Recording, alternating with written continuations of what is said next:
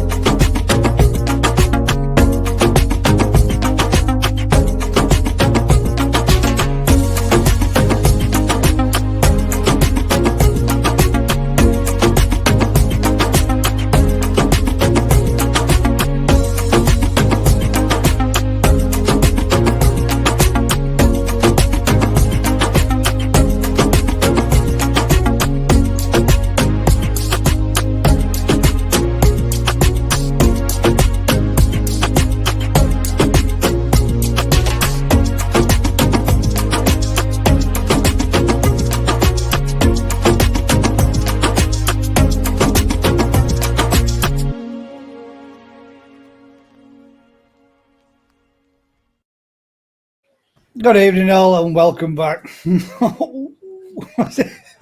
Looking a bit shocked there. Good evening. Thank you for joining us.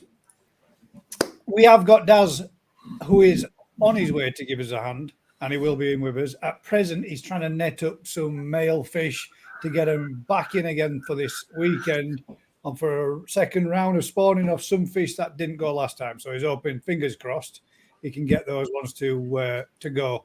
Good evening, Bevday.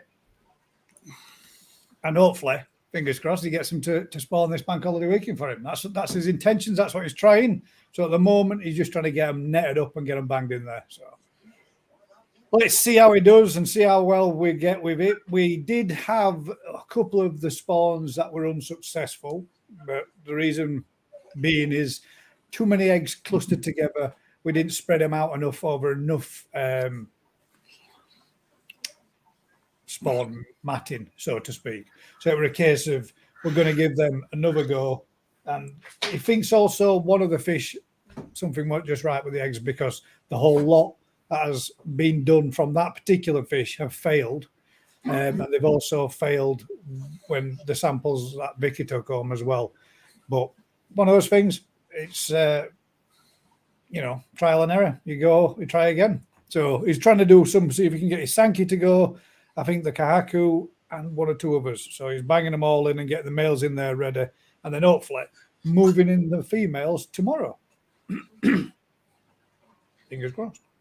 All goes well. Rick will be joining us. He says he'll be running a little bit late, which I imagine, obviously, with all the spawning and everything that he's got going on as well this evening, these last few weeks, he's probably rushed off his feet and probably don't get time to sit down or fart for 5 minutes with everything that he's on with. So all understandable at this time of year for those that are all in the industry working through it. We've got a heck of a lot of single-coloured fish to look at.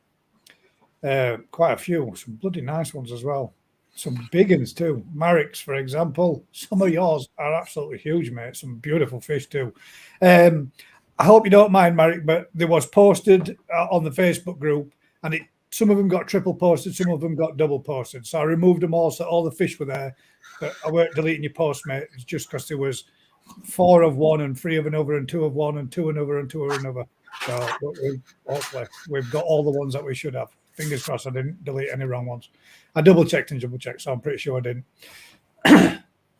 We've got the Autistic Koi Keeper says, evening, beautiful people. How is everyone doing this week? All right, mate. Hope you're good. Daz has changed. He has, yeah. Hopefully better looking version. Good evening, everyone. And can stay awake. We're absolutely worn out last week, wasn't it? His head were going. I thought any time now he's going. But I've got sweets, Cal. Like when I was nodding dogs. Mark says, good evening, everybody. Good evening, bud. Mr. Taylor has joined us, Graham Taylor. AC, Marcus and Cody's Koi says, evening all. And Living Jules Koi says, good evening all. Thanks for joining us, mate. Cy from up north Koi Pond says, good evening. And Dave Bradley says, evening all. George Murdoch says, evening, Koi friends. And we've got Family Carp Fishing. Evening all. Thank you very much for joining us. Ronnie Deakin says, evening everyone. Have you watched Telford Koi Pond's new video? Oh no. There's 2. Is that bad? Is it a good video, or are we talking about a bad video? Oh, thank God it's not another bad video and another YouTuber having problems or another pond keeper having problems. I think he's just had one of the easy ponds delivered to his house, but he put a new one up today. But I ain't seen right, sweet. So that sounds a positive thing. Good. Thank God for that. I'll have to have it, check it out. Ruth says, good evening, everyone. Thank you very much for joining us, Ruth. Tony Barker says, good evening, all. Storyteller says, evening, all. Hope all is well. And you? Same to you, mate. Graham Taylor says, the only thing my fish are spawning are flukes. Oh, Graham. Yeah, I tell you what, mate, they really have. The last 2 years for me, I never had any trouble at all, but the last 2 years with flukes has been an absolute nightmare. But no, I'm not even going to say it. I'm not going to say it. I'm not going to say it, then I'm not going to juke myself.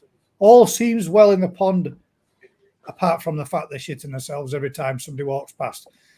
Shadows casted over pond are a bit nervous, but I've left them for now. They've had 2 days with clay treatment, which kept the pond nice and opaque and cleared out. And then they've gone in for 2 days with, 3 days, because it's still a little bit, with a real good dose of blanket answer, because I got blanket weed, and that stuff's been doing my titting, man. I hate blanket weed. It's a nightmare. Clogs your filter system up and just end up with pipe work overflowing. It's a pain in the backside, but flukes are even worse, mate, so I feel for you, bud. The only way I managed to get rid of them was doing a double dose PP, and that seems to, up to press, hit the nail on the head and doing all right. So fingers crossed you can get on top of yours too, mate. Which I did. I did do a double dose PP, 2 days consecutive, and then followed up with Fluke P, and up to press, everything looks good. Ronnie Deakin says, good video. He has been to a new shop, 5 Towns Koi. Oh, there we go. Sweet. That's all. I'll have to have a look at that one. Not heard of that place before. Have a look. Koi's perspective. Joe says, good evening. Thanks for joining us, bud. Hope you're well. ANC says, congrats on the 2K, guys. Thank you very much. We've officially hit the 2K mark as of midnight-ish, roughly last night. And then we we went down one, we went up one, we went down one, we went up one, we went down one for about 15 minutes till I realised that my son's girlfriend kept subscribing and unsubscribing and subscribing and unsubscribing, going, check it again, oh, you little cow. Just winding me up. But yeah, that'll do me stats some good. But yeah, thank you very much, ANC. Appreciate it. What I am going to do, Aaron Mooney says evening all. What I am going to do is I'm going to give it a little bit, because as soon as this kind of thing gets announced, you have an influx of people unsubscribing. And I don't want to do we've hit the 2K mark and then get it out there and put it out and then go, oh, well, I'm not actually at the 2K mark.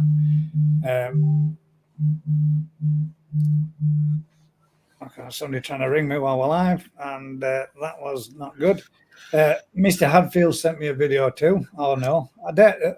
Y'all lot are sending me videos. I don't actually look. Oh, there we go. It's a single coloured fish, so it's at least it's a safe one. Cheers, it's the only one he's got. It is the only one. Actually, isn't it? It is the only single coloured fish he's got. But one hell of a belter and all, though. And that was a fluke. Yes. The only person I know that can go for a Ginrin shag and end up with a yellow monkey. Yeah. Koi Water Plants and Rant says, bonsoir, everyone. Hope everyone is having one's well. Congrats on the 2K, guys. Thank you very much. Oh, we're getting a double picture in there from Lee. Cheers, bud. But yeah, that's what we're going to be on with. We actually missed out one of the 2 questions from last week's live. So I will be going over them and just to send you the 73 cm. Is that what it is now? He can grow, can't he? He can grow. Half tempted to send him some fish if he would rather some inferior fish in his pond and just say, hey, grow them a little bit for us. So yeah, we'll bring up some of the community posts from last week, and we'll set to with a few of the little questions that we got asked that I missed off last week. It ended turn into a complete madness, didn't it? So let's see if we can find the first one.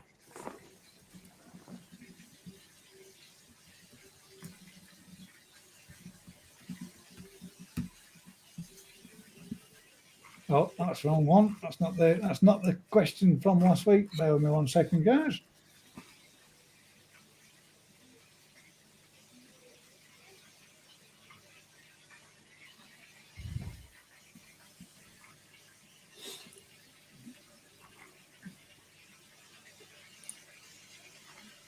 Where the hell has it gone?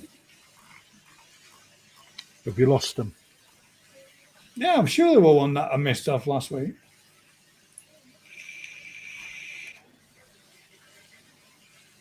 Do we have any questions in Facebook? We've got some in Facebook, yeah. I just thought I would try. Maybe it's in the post from last week in Facebook where I missed them off, but we have got a few of them. Roof Rotten has asked, hi guys and guys, a question regarding chlorine. With the ideal reading being 0, what is an acceptable level for a chlorine reading? Are Koi able to adjust to lower levels of chlorine? My tap water runs through a 3-stage filter cartridge, regular, and I dose with sodium thiosulfate. There was a time when I couldn't say that one.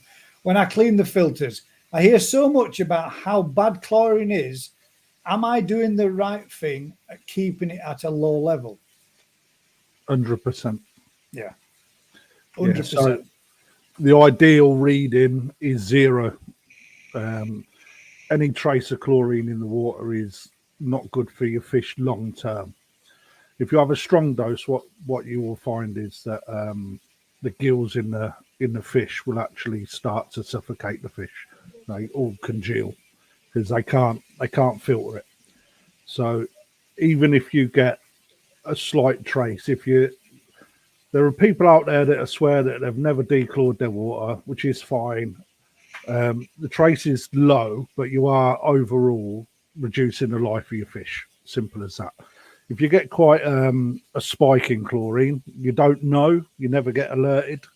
You know, what you could do is you could actually find that by doing a considerable water change that you can turn your pond over. Also, it can really provide a bad reaction to the skin. You'll get a lot of redness on the skin, and then that obviously leads to flashing, and then you then come on to even more things: high stress, damaged fish, and then potentially ulcers, parasites, etc., etc. So it's very good practice not to do it. So ideally, when the lady said, when Rue says she actually adds sodium thiosulfate actually reduces or removes it regardless. So technically, you could do the one or the other. But if a free stage filter is not removing everything, whatever it might be missing, any trace elements, then the sodium will be removing it afterwards anyway, won't it? I mean, it would. I mean, everyone's got their own way, hasn't they? Really what you should be doing is if your cartridges aren't doing the business, then it's always just best to check a sample through there. Make sure a lot of people run it far too quick through the filter system as well. Yeah. When it comes through on the free stages or the big blues, it's to come through slow, and if you force it through fast, they tend to track through, don't they? Then rather than they do a direct route, especially on the carbon ones. Yeah, totally. So I've lost my trail of thought. What I would do is test a sample of the water on your chlorine to make sure that it's doing the job. However, if it's not, then you potentially need to change your cartridge or reduce your flow rate. Okay, so because there's no point in spending money on adding additives into the pond if there's no requirement. I personally would do one or the other. That's how I would go. Where a lot of people go wrong with adding like tap safe and stuff like that into their pond, they'll fill their pond up and then add it afterwards. Always put any sort of measure in the pond prior to filling it. So it's not called tap after safe, is it? So technically, you've already exposed them to it before you're removing it. So you want to be removing it before or once it's going in. So it's getting neutralized the second it hits the water. Yes. Yeah. So, evening, Matt. Morning, buddy. How you doing? Is that your pond? Evening, bud. No, I can't tell. You just sat in a customer's garden. I can't tell if that's birds whistling in my garden or birds whistling through the sound coming through the speakers from your garden. Give your lens a wipe, Matt. My lens? Yeah. That's not a euphemism. Oh, that made it so much better. That fun. It might be me that's not I've done that on purpose. It just must be foggy down here. Well, I was going to say, who does this remind you of from a couple of weeks ago? Kelly Nob says, having koi must be stressful. All three of you vaping. Goddamn is. I will say that, yeah. You've only got one pond to worry about. I know. Well, actually, I've got two, but one's more of a puddle than a pond. Two ponds. No, a pond's a pond. Two puddles. I got a real small puddle. But yeah, Roof, with the answer that was given to you by sorry, I forgot the gentleman's name. Graham Taylor, who was in the chat in the comments here. He gave you the bang on answer. The other thing which he also added, which Si from Up North Koi has also mentioned, and Joe's mentioned, you really need to be checking to make sure that your tap water doesn't contain chloramines as well as chlorine. That way, that one is the one that's a lot more difficult, because even if you put in sodium thiosulfate, that doesn't remove it, because now then, let me make sure I get this right. Chloramines is ammonia atom with chlorine, ammonia with a chlorine atom attached to it, a chlorine molecule attached to it, which is put in by the water company to do the same job, really, pretty much. But not all water companies, for example, Yorkshire Water, they don't add it. They only add chlorine. So I don't have to worry about that one. You can find out by going onto your local water authority and actually going on their system and having a look, and it tells you the ingredients that they add at the plant before it comes to you. Providing that is true, I guess you could also have it tested as well to find out and check for yourselves. But the majority of people are saying they're 0, 0, 0. Up North Coy Pond says, Sid Mitchell said, gave a maximum tolerable level as 0.03 if measured with a hanometer. So, and if people with it's good as 0 though, isn't it? 0.03. Bloody hell. In Southwest Coy, you probably get more than chlorine and chloramines. Yeah, because at the moment they're all on bottled water. It's a nice Shiro, mate. Hey, look, somebody else has not rendered the pond. Oh, yeah. Actually, I had one of my customers today to phone me to say that one of the golden corns he bought, he went out this morning to find that a heron stood on the pond trying to rip the golden corn through the net. Oh, God damn it. Well, I've got some for sale, Matt. So have I found. Saying. I knew you had as well, mate. Koi Perspective says, sorry. Koi Waterplants and Rants replied back to the Koi Perspective. Cheers, mate. I wouldn't say I'm Dorset's most sexy individual. North Dorset, maybe. And he was talking about you, was Joe. Said, Dorset's most sexiest fish keeper just joined us. But yeah, there you go. There's a bit where he was saying there about to check for chlorine and chloramines. Makes a difference, as I have found. Yeah. Crafty, in your shop, if somebody came in and they had a pond that was really green, would your staff be selling them packets of Daphnia to resolve the problem of green water? Absolutely not. It's like I was saying to you earlier on, Gary, went to a customer that's bought a filter that was recommended by the shop and it was way under power. It was just a single sold shop locally. And for the last year, he's been struggling with green water, dirty water, etc., etc. And they sold him 10 packets of Daphne and said that would resolve the problem. Well, to be it will. To be fair it to him, a bloody long time, but he's not allowed to do anything. It doesn't take as long as you think. It does. A good number of them. I mean, I'm talking millions. Can clear a paddling pool. You know those pools of dazzers. They can clear that in about a week. But there's nothing else in there and nothing else eating the Daphnia, which is obviously going to be the case when you start dropping them in with a pond full of fish. They're just going to get nailed. But they do clear it because Rick did say the other day on one of his lives that he were doing, I need to grab some Daphnia from the main pond up there. We need to go get some and bring a big scoop of them because I need to bring this the green water down a little bit so we don't got any pH flux. And they'll help do that in preparation for the next stage of fry going in. So that's, again, an environment that's empty. That's huge quantities. You imagine. Oh, yeah, we're talking one of their little packets. Yeah. I mean, 10 out of 10 for effort. But it ain't going to do a great deal. I mean, I could put when I used to have my tropical fish tank, I'd put 3 or 4 packets in my tank, in a community tank, and they'd be gone in 3 or 4 minutes. The lot, they'd be nailed. Yeah, absolutely. Especially them trop fish, man. They're like on They go steroids. mad for it, don't they? Yeah.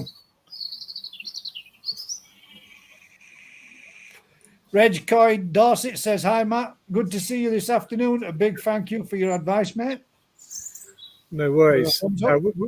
We were talking about quarantining fish and bringing in the trigger fish from the existing pond over to his pond. Alex, this is something else. You guys need to invest a bunch of mouse traps to place around the pond for the heron to step on. Clive makes a good point. 50 traps attached to its feet. Did you get your fish all right, Clive? Didn't hear from you, mate. And Clive says, don't do that. Herons are protected, obviously. Yeah. But it would be fun. But it's still a funny aspect if you try to imagine especially if they're flying off with it still attached to their foot. But you were only trying to catch a mouse. Yeah. Well, that's true, yeah. Arguable, yeah. Non-lethal deterrent. Well, yeah, Fair point as well. smart a bit though for him, wouldn't it, if it did? Right, let's see if we could got any more. I'm sure there was some. There's so many. Thank you very much to everybody that sent in all the pictures of the fish. We've got a hell of a lot. There is going to be a lot of fish to look at tonight. There's going to be quite a great deal of them. You've only got one fish in there, Matt. Yeah, you imagine what it's like. It takes them an hour to come up from the bottom. How deep is it? 6 foot? 8 8 foot? feet. There's so many, man. Are you doing the show this year, Matt? Are you coming up to the show? I'm tempted to come up for the weekend for the show. Yeah, you should. The problem is with us sole traders, and not when we got a load of staff working for us, is if I take a weekend away, that's the shop shut. You should be supporting the hobby, Matt. I know. That's why I'm on about coming up. I try to support in every way I do. See you then, mate. What do you two guys think of this stuff? Learnex Pro Food. Have you heard about it? Do you know anything about it? Cheers, my darling. Get that on there. Learnex Pro Food for keeping flukes at bay. I'm guessing it must be some form of treatment food that deters flukes. How do they actually quantify Dave that? Pickthorpe found it. Well, look at this new. Any thoughts on whether this product could be any good? Ideas, guys? I've never I've seen not it. seen that. Well, that was a new one to me. I've never ever seen that one. Certainly haven't been sold or marketed to us. I've not even seen any pre-marketing or anything to push it. So no, it'd be nice to have a bit of feedback if anyone does. What price is it? Do we know? No. There's someone up on my roof chucking bricks on top of it. Little shits, man. I've no idea, mate. It's just a product that David's spotted and put up. What are the ingredients? Absolutely no idea, mate. Cyanide. I'd love to know how they think that's going to resolve or keep under bay the flukes. I'm going to have a look now. See if you can find out. But yeah, just one that was shared, and anybody. I was just wondering if anybody in the audience, there's 133 of you watching, have any of you given it a go, or has any of you actually seen it on a shelf for sale as of yet? Because I've not seen that anywhere.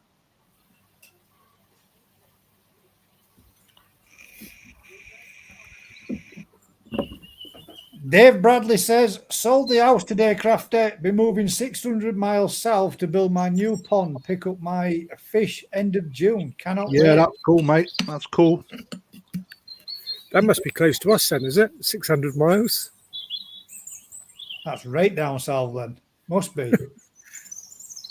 Where is he, Crafty? Good evening, Joe. He's up north, mate. Uh, You hear me? Have you seen that stuff, Joe, that Learnex food? I have, yeah. I was just, whilst I was watching, it actually does say that it kills the flukes, like it does what Learning Pro says it does on the tin. But I've yet to see anyone or any like real claims made by it other than it saying that it's for flukes. That's interesting, though, if we can feed them an additional food to keep flukes at bay and keep banging that into them throughout the seasons. So I've just looked, and it's no longer available. £63.99 a tub. Budget Pond Keepers just Googled it and it says. Yeah, but it's Why is it no longer available as the no longer. adverse side effects of killing koi too? So the guy that does all my orders at the shop, he's just texted me to say the food is no longer available anymore, and it's not in any of the books where we buy from. is Colombo a UK company? It's Orna fish. Yeah. So it may be something that they've got in there as the ingredients. It's not licensed in the UK. Yeah, could possibly be. Yeah, weird that. Like Oh, I say, gee, I like the idea of it, but then at the same time, I bet you that Learnex Pro says on the packet, "Do not feed whilst treating with Learnex Pro." Yeah. You know, and then so to like launch a food brand, it'd be interesting to like know, you know, whether or not there's what the difference is. And also, like, if the fish is digesting it, like, is the ingredient actually even gonna? I mean, the gills are on the outside of the fish, not on the inside, are they? So unless it's releasing something into the water when you feed it, But how much do you have to feed? yeah, that's it. There's so many What variables. dose? What happens if they don't like it? They go fucking hungry. Until they eat it. You will get rid of your food. Not like me, mate. I'm shoveling it in because I'm fat. I'm waiting for them to make something like spot on, so you can just put a drop at back of head. Job done. Spot on. Resistant flukes, mate. Everyone's worst nightmare. Yeah. Apparently, though, from what's been said, Paula Reynolds, that there is a more, it's like a super strain that's more resistant to most of the treatments out there now, and they're not having effect. But there was a treatment, and I've forgotten which one it was. That's supposed to be the only one that's been made around targeting those specific types. Isn't that the sheep wormer? No. It's, it's one of the conventional ones. The sheep worming ones is not a good idea, man. Not from what I've been hearing. Not a good idea at all. Although it does kill the flukes, it also messes your fish up and messes around with their neurological system and end up with fish going. That's what's happened then, Joe. You've been bathing in it. Joe, were you sat in a hole? Yes. Maybe I've just lost about a foot of height. Foot off your legs. It's when you lean back, you end up looking smaller because you're further away, mate. That's all it is. Do you know, I have used the sheep wormer personally, and it was the only thing that worked for me. Like, you have used it? You've had a go? Yeah, I used it, yeah. Find your fish now swimming into walls instead of stopping and turning around. What I will say is they don't like it, but at the same time they don't like anything if you got flukes. You know, you put anything in, the flukes go crazy. And but yeah, I'd used the Fluke Solve Plus. I'd used the Learnex Pro. I tried everything. I tried the Cloverleaf Parasite Plus, and nothing was working. And that Fluke, the Pig Dip, was the only one that worked for me. And the other thing is, you can't use it if you've got goldfish as well, because I think it supposedly just like melts goldfish. Yeah, but there has been. Sorry, and goldfish are normally double hard bastards that can go through out and all that. Yeah, you've got to be careful with it though, because if you get that dose slightly out, your fish will turn really quickly. Yeah, that's the problem with it. Yeah, it's definitely like people have done studies that you can read up on it online if you Google it, and it's one of the only things I know that also kills the eggs before they've hatched as well, which I don't think there's anything out there that claims to do that. That's why you have to retreat on day 1, 5, 10 and 14 or whatever. You know, depends on. They're a pain in the ass, aren't they? They have become more and more problematic as the couple of last season before, and for a lot of people beginning of this season are all struggling with them. Yeah, you got to catch them early. That's the key. Yeah. Jig says, Joe, if they get cotton wool skin, it's not fungus. At least I'll know now. all his fish start turning into fluffy. We got a question there from where is it? Where's it gone? From Eric. No, it was. Do you guys have to deal with snakes? No, mate, we don't. Not over here. Not well. I mean, we do have a few snakes, but none of them that would ever be an issue or a problem for us. We're both like pond wise or. We have cork snakes, grass snakes, and one other type. Is it the adder? The adder is the only venomous snake that we have in the UK, which can kill a dog and can give you a nasty bite if you're allergic to it. As a human, you'd be in a heap load of trouble. But very rare that I think, unless it was, a captive one that had escaped or whatever. I have to deal with a snake every day, mate. You've seen one. You've seen one today. Fucking trouser snake, mate. It's a beast. Oh yeah. Every night. This is when you have to lean forward and crafty, is it? Yeah. Sometimes backwards. You got a groove in the shoulder where you whip over it.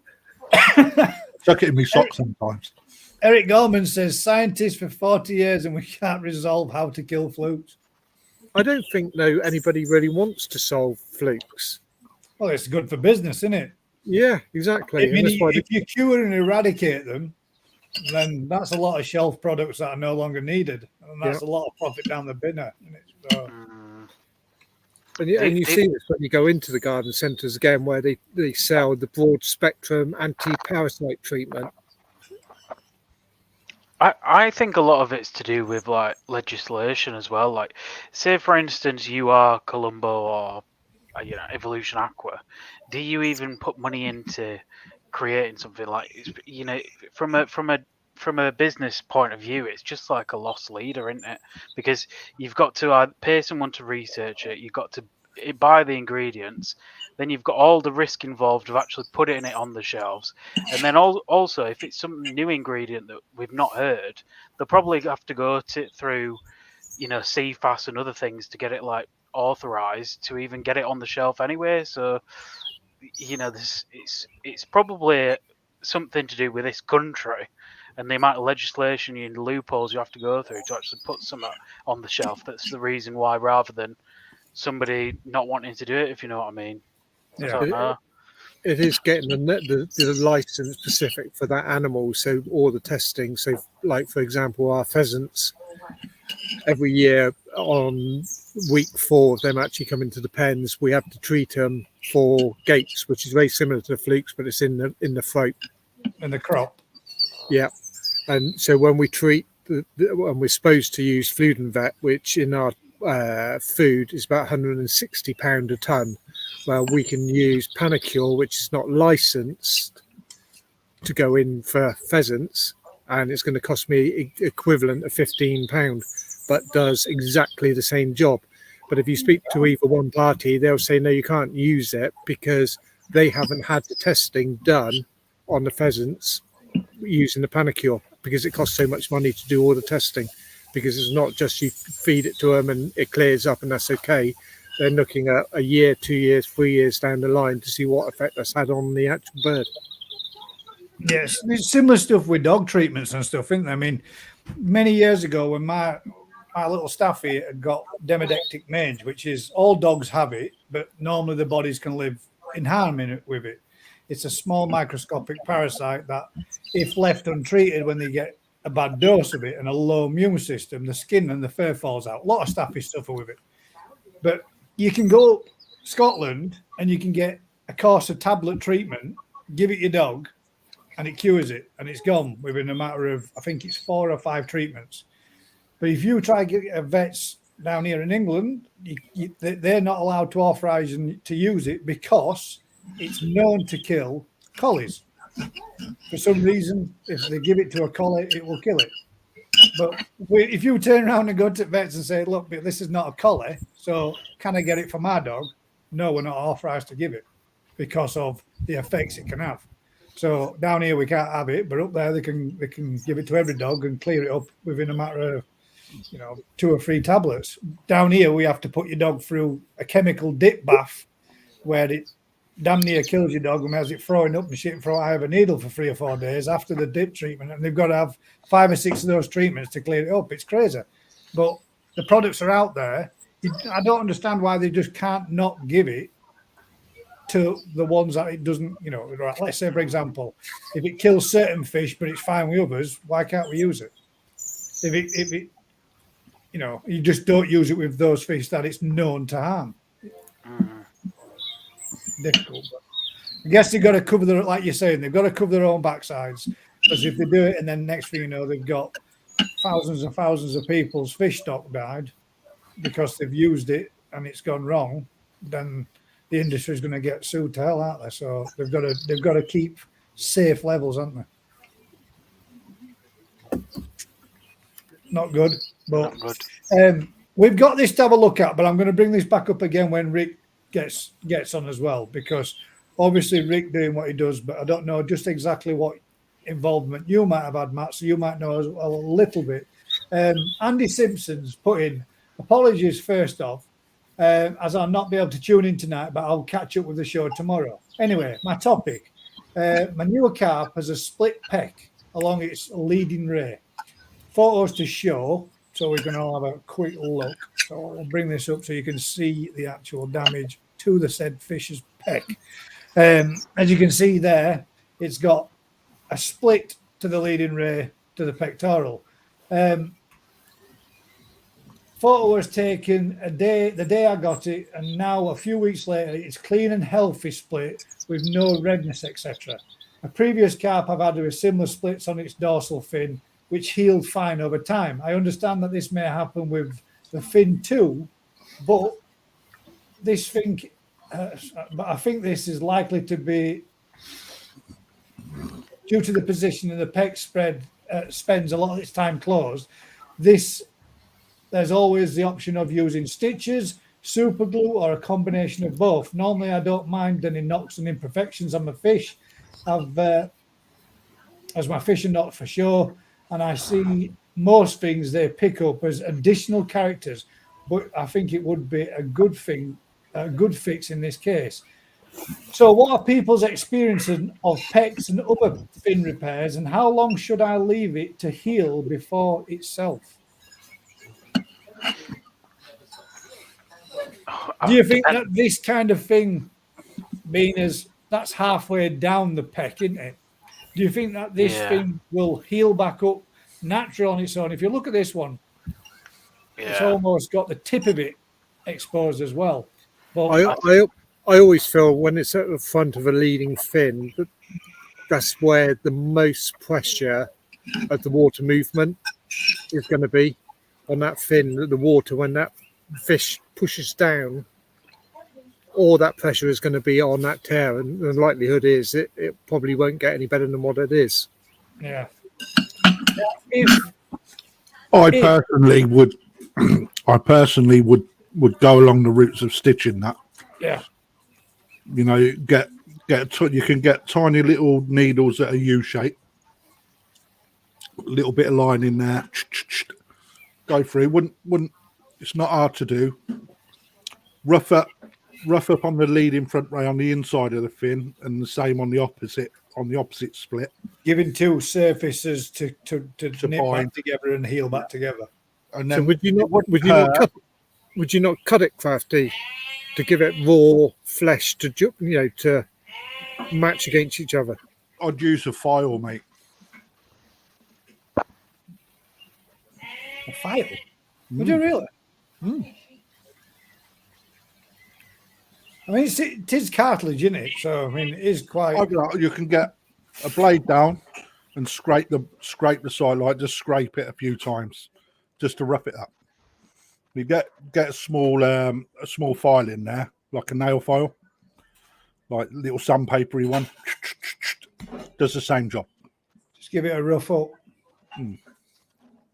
Basically, you're making two raw open places to re-knit back together with the healing process, because that technically on one part of the leading ray and the other part of the pectoral has already healed, hasn't it? Yeah, so areas, it won't actually heal back up unless they're exposed again. People get a little bit worried when they administer this sort of first aid on a fish. You don't need to, honest to God, you don't need to worry. If it doesn't work, you're not going to hurt your fish. It's just going to heal back up. If it don't work, it don't work. But if you don't try, you're never going to know. I've seen one on. Well, I'll be honest. I've seen one on one of Daz's where that particular leading ray had done the same sort of thing. By the time we managed to be able to catch the fish and get it out, it snapped and it had bent right out. So it snapped the cartilage. So we just trimmed it off, and that has healed up perfect. But obviously, it's got the half, maybe 3/4 of the leading rays there, but the last part of it is now missing. Doesn't do the fish any harm. Looks perfectly normal. Now it's all healed up and everything, but we just nipped that off with a little bit of nips. some like little surgical snips.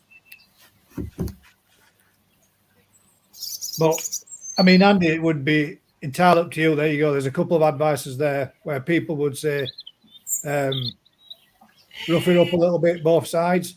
Nice. The surgical, the one that you're on about, Crafty, they come with a cotton already attached to them, don't they? In a proper foil pack that you open up. Yeah, you just Now, they're really, really, really fine tipped. the stitching skin, mate. Yeah, exactly. Yeah. But on that, it looks to me that split's gone far too far down for it to ever come back. Yeah, it's almost to the radial, isn't it? No. But yeah. Good picture, though. I like that picture. It's a good picture. It's a smart picture. Yeah. He is very good at doing his filming and his editing, is always Andy. If anybody's wondering, that's the ginger pond keeper. Oh, okay. Beautiful fish as well. There are a couple of conversations going on in there. Rumours are going around that may be the case with potassium here in the next few years, as in making it unavailable, I'm guessing. That won't happen. Ozone could help with parasites? Yes. Does it really? I didn't know Yeah. that. I thought it just did bacterial side of things, ozone. So Joe last week came and did a filming session on a couple of ponds of ours down here. And we went over to a guy that's got ozone in there, and the water clarity was next to perfect. And he's had Is that your missus, Matt? I'll show you. You see him? He cut at a perfect time as well. Got a few on the go. Yeah. But I will bring that back up anyway, that fish, when Rick gets on too. And the guy's had no issues whatsoever with any form of parasite ever since he's put the ozone in. So that's weird because I've got a customer. He has spent a lot of money on his pond and he's got an ozone and it doesn't do anything. See, that was the bit that's got me confused.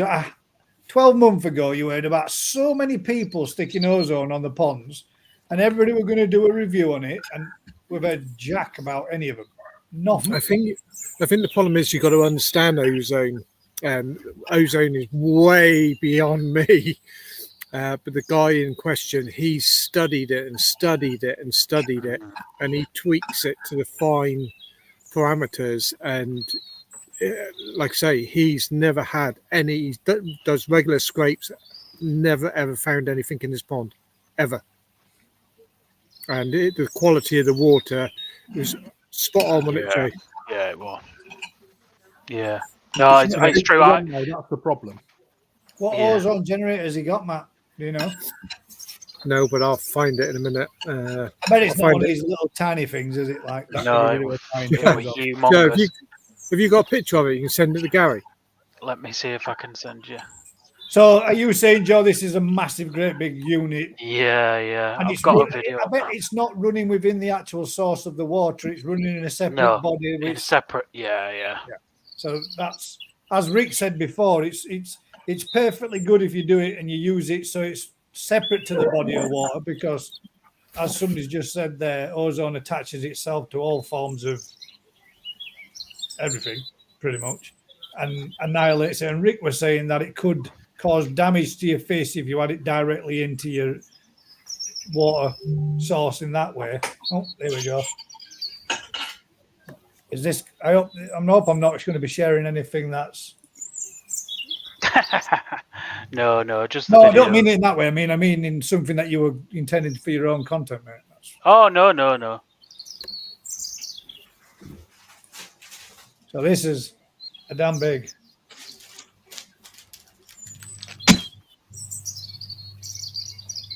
And it's the central section here. Yeah. Well, that's actually, no. That is the protein skimmer, but the ozone is connected to it. As you can see up on the above tube it, on the top. This bit on the top. Yeah, you can see that bit on the left-hand side with the pipe coming out of it. That bit, yeah. I don't know enough about it. But he swears by it, doesn't he? And he's, like I say, his water quality is astounding. It's flipping humongous, that. To be fair, that's a fucking beast of a filter system, full stop, isn't it? He's a tinkerer, and if you could see what he does, well, you will see later on with when Joe puts it all together. He's a tinkerer, and he loves playing around and reading, analysing, and building. And even the smallest little thing that he does, he sits there and works it out for hours and hours and hours. But his fish that are actually moving around the pond, unless if he turns the air off, the fish look like they're actually flying rather than swimming. It's just, it is insane. The brand I just looked up, it was a Sander Ozone. There you go. It's a beast of a pond. It's quite deep in it, like 6-7 foot as well. The shame he's got Volkswagen Campers. Oh, mate. Those are you worth don't a even know fortune. the Those are worth tons. Them, especially He if is you've got the split UK. He's the UK leading restorer of Volkswagen campers. Yeah.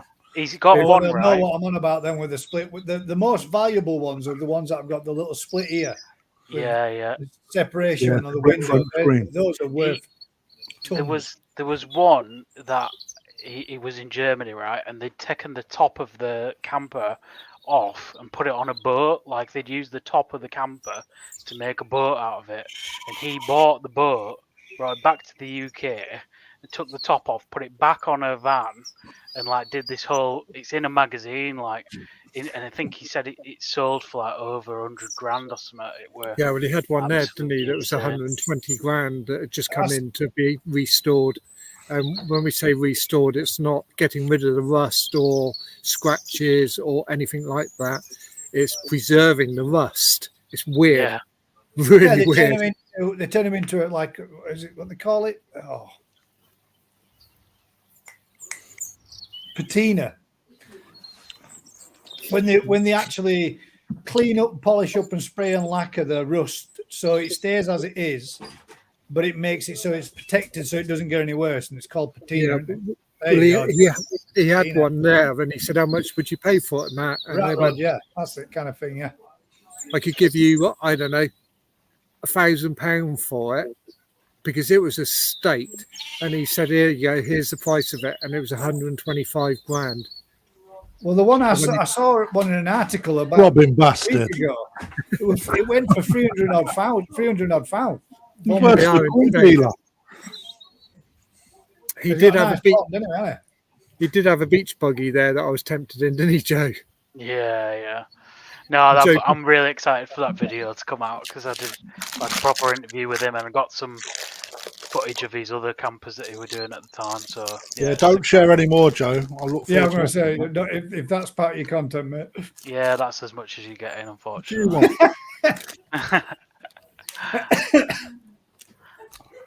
What colour is the best wine gum? Green. 100%. 100% green. Do you know why? My dad were an ass when I was a kid.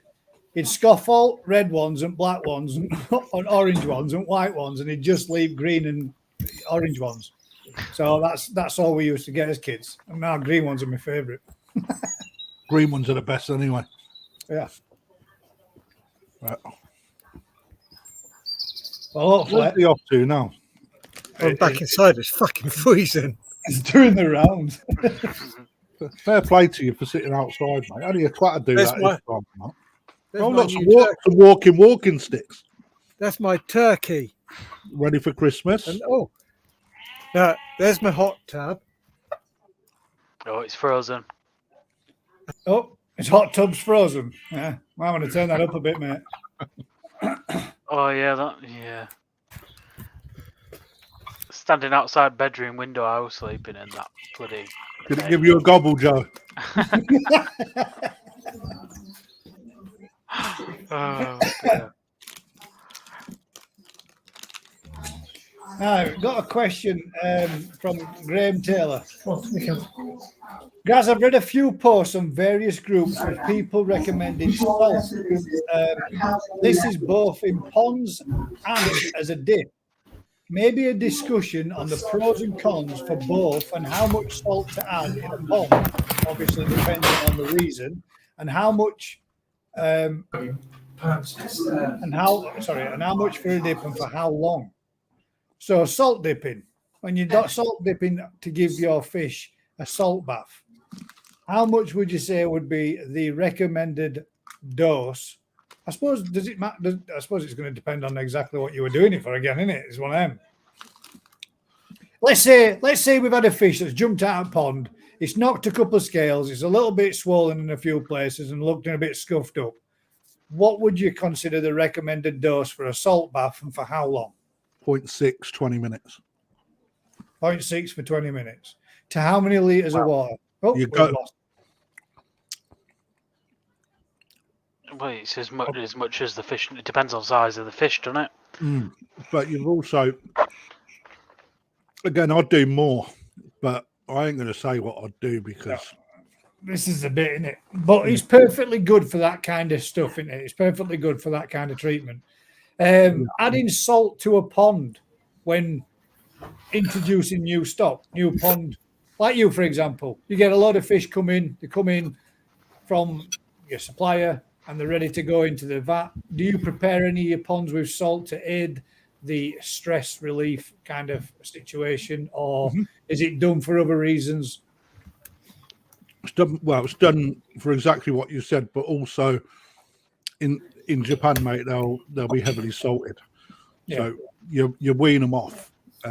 However, all ponds when I get stock in from Japan are dosed to 0.3. All ponds, and 16 degrees. So I don't go in warm; I go in at nice ambient 16 degrees. And then you have to have a look how they cope during the QT period. Then, if you get a bout of sleeping sickness, then you need to up your salt to 0.6. 0.9 is a little bit high. So if it's bad, yeah, it was a bit high. But 0.6, unless there's something generally super stressful, 0.9 is. Is it the case if it's not 0.9, if you go to 0.9, it should be for no more than a week and then water changed out to reduce it? I'd never go to 0.9, personally. Never do it. It's a bit too much on the edge. I mean, I don't know what Matt does, but 0.3 and 0.6, thereabouts. You don't have to be spot on. Right, you get it around that sort of level. All my ponds are all maintained at 0.3. Yeah, every single one of them. Matt, I used to always keep my pond at 0.3, and I stopped doing it. Not last season. Not last season. The season before, but last time I put it in, and I never had parasites before it ever. And I used to keep them at 0.3 all the time. I'd go and have my water checked. My local place, they'd test me for free. And they'd just turn around and say, whatever it was, do me a quick calculation and then say, right, that's how much you need to add. And I used to top it back up. And then I'd go back again in a couple of weeks, after I'd done a normal couple of water changes and what have you, with normal filter cleans. And they always used to just turn around and say, keep it at 0.3, you'll never have any problems. And I didn't. And I stopped doing it because they stopped supplying salt. They stopped being able to get it in.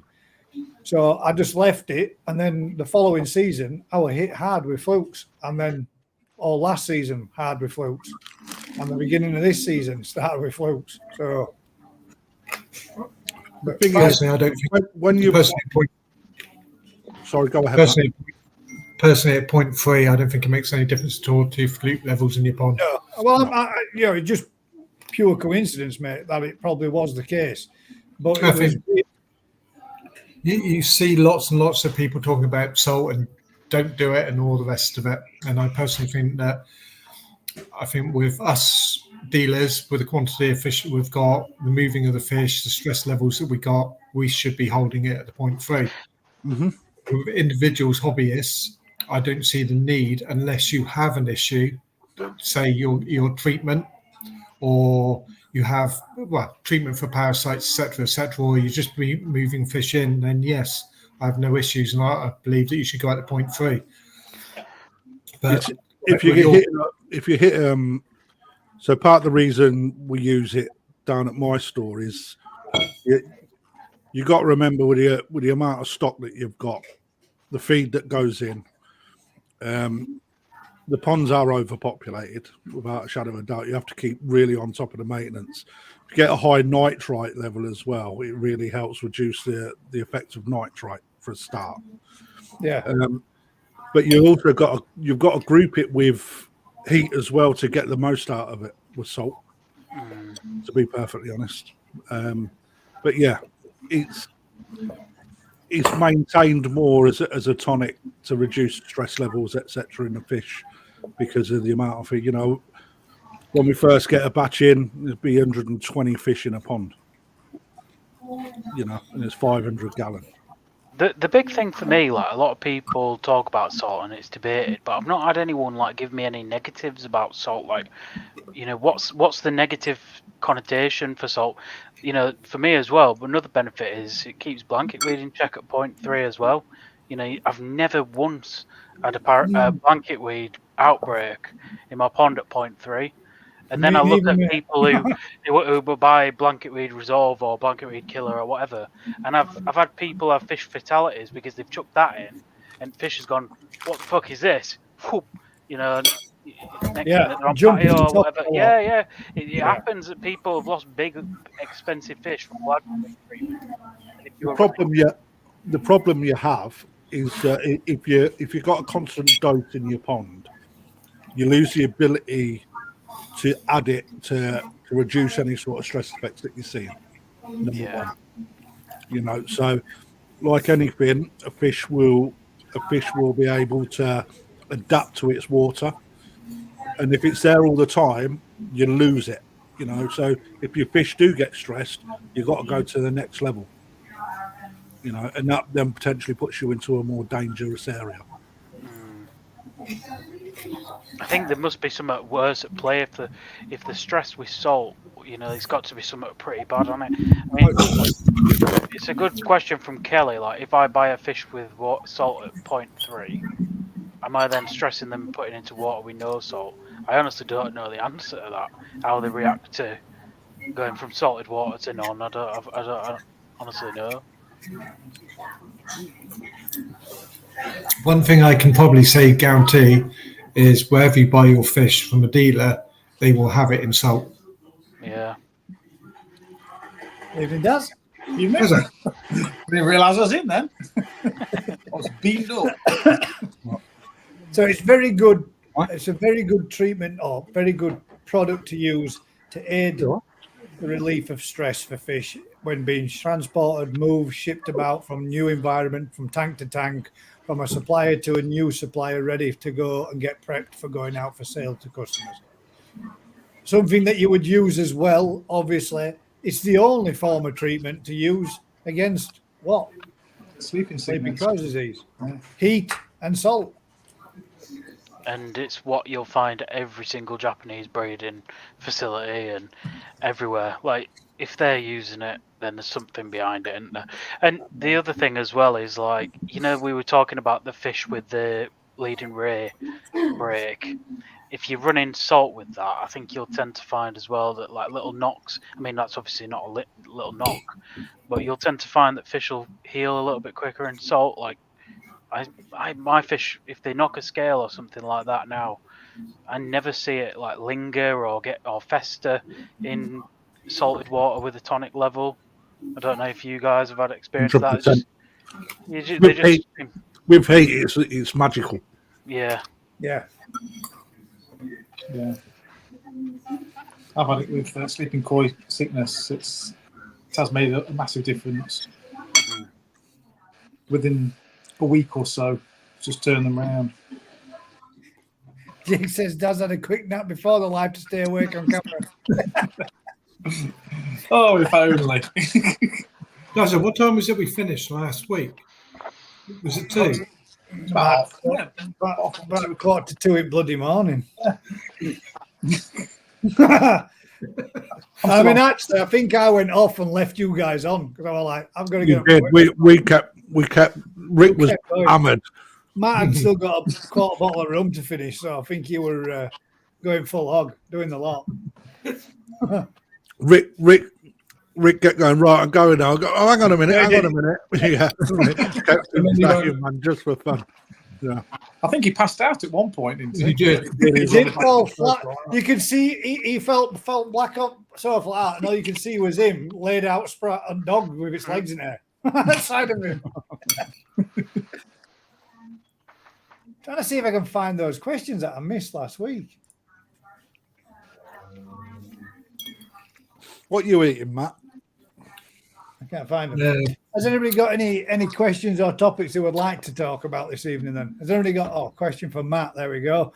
If I buy fish from you then at 0.3, am I stressing them? No, you're just the one that you just read out and got down. Sorry. But there was somebody was saying there though, there was one further up that said something about fry. So salt in a pond in preparation for new fry to be put into. Yeah, I don't know about that. Don't do fry. There's obviously a lot more that delicate. one we want. We'll come back to that one because the ANC never used I've salt. never tried it for fry. That's the bit I don't understand about it. The vast majority of main koi keepers fish come from Japan. Japan chuck it in by the truckload. And I'm not talking about fine powdered salt.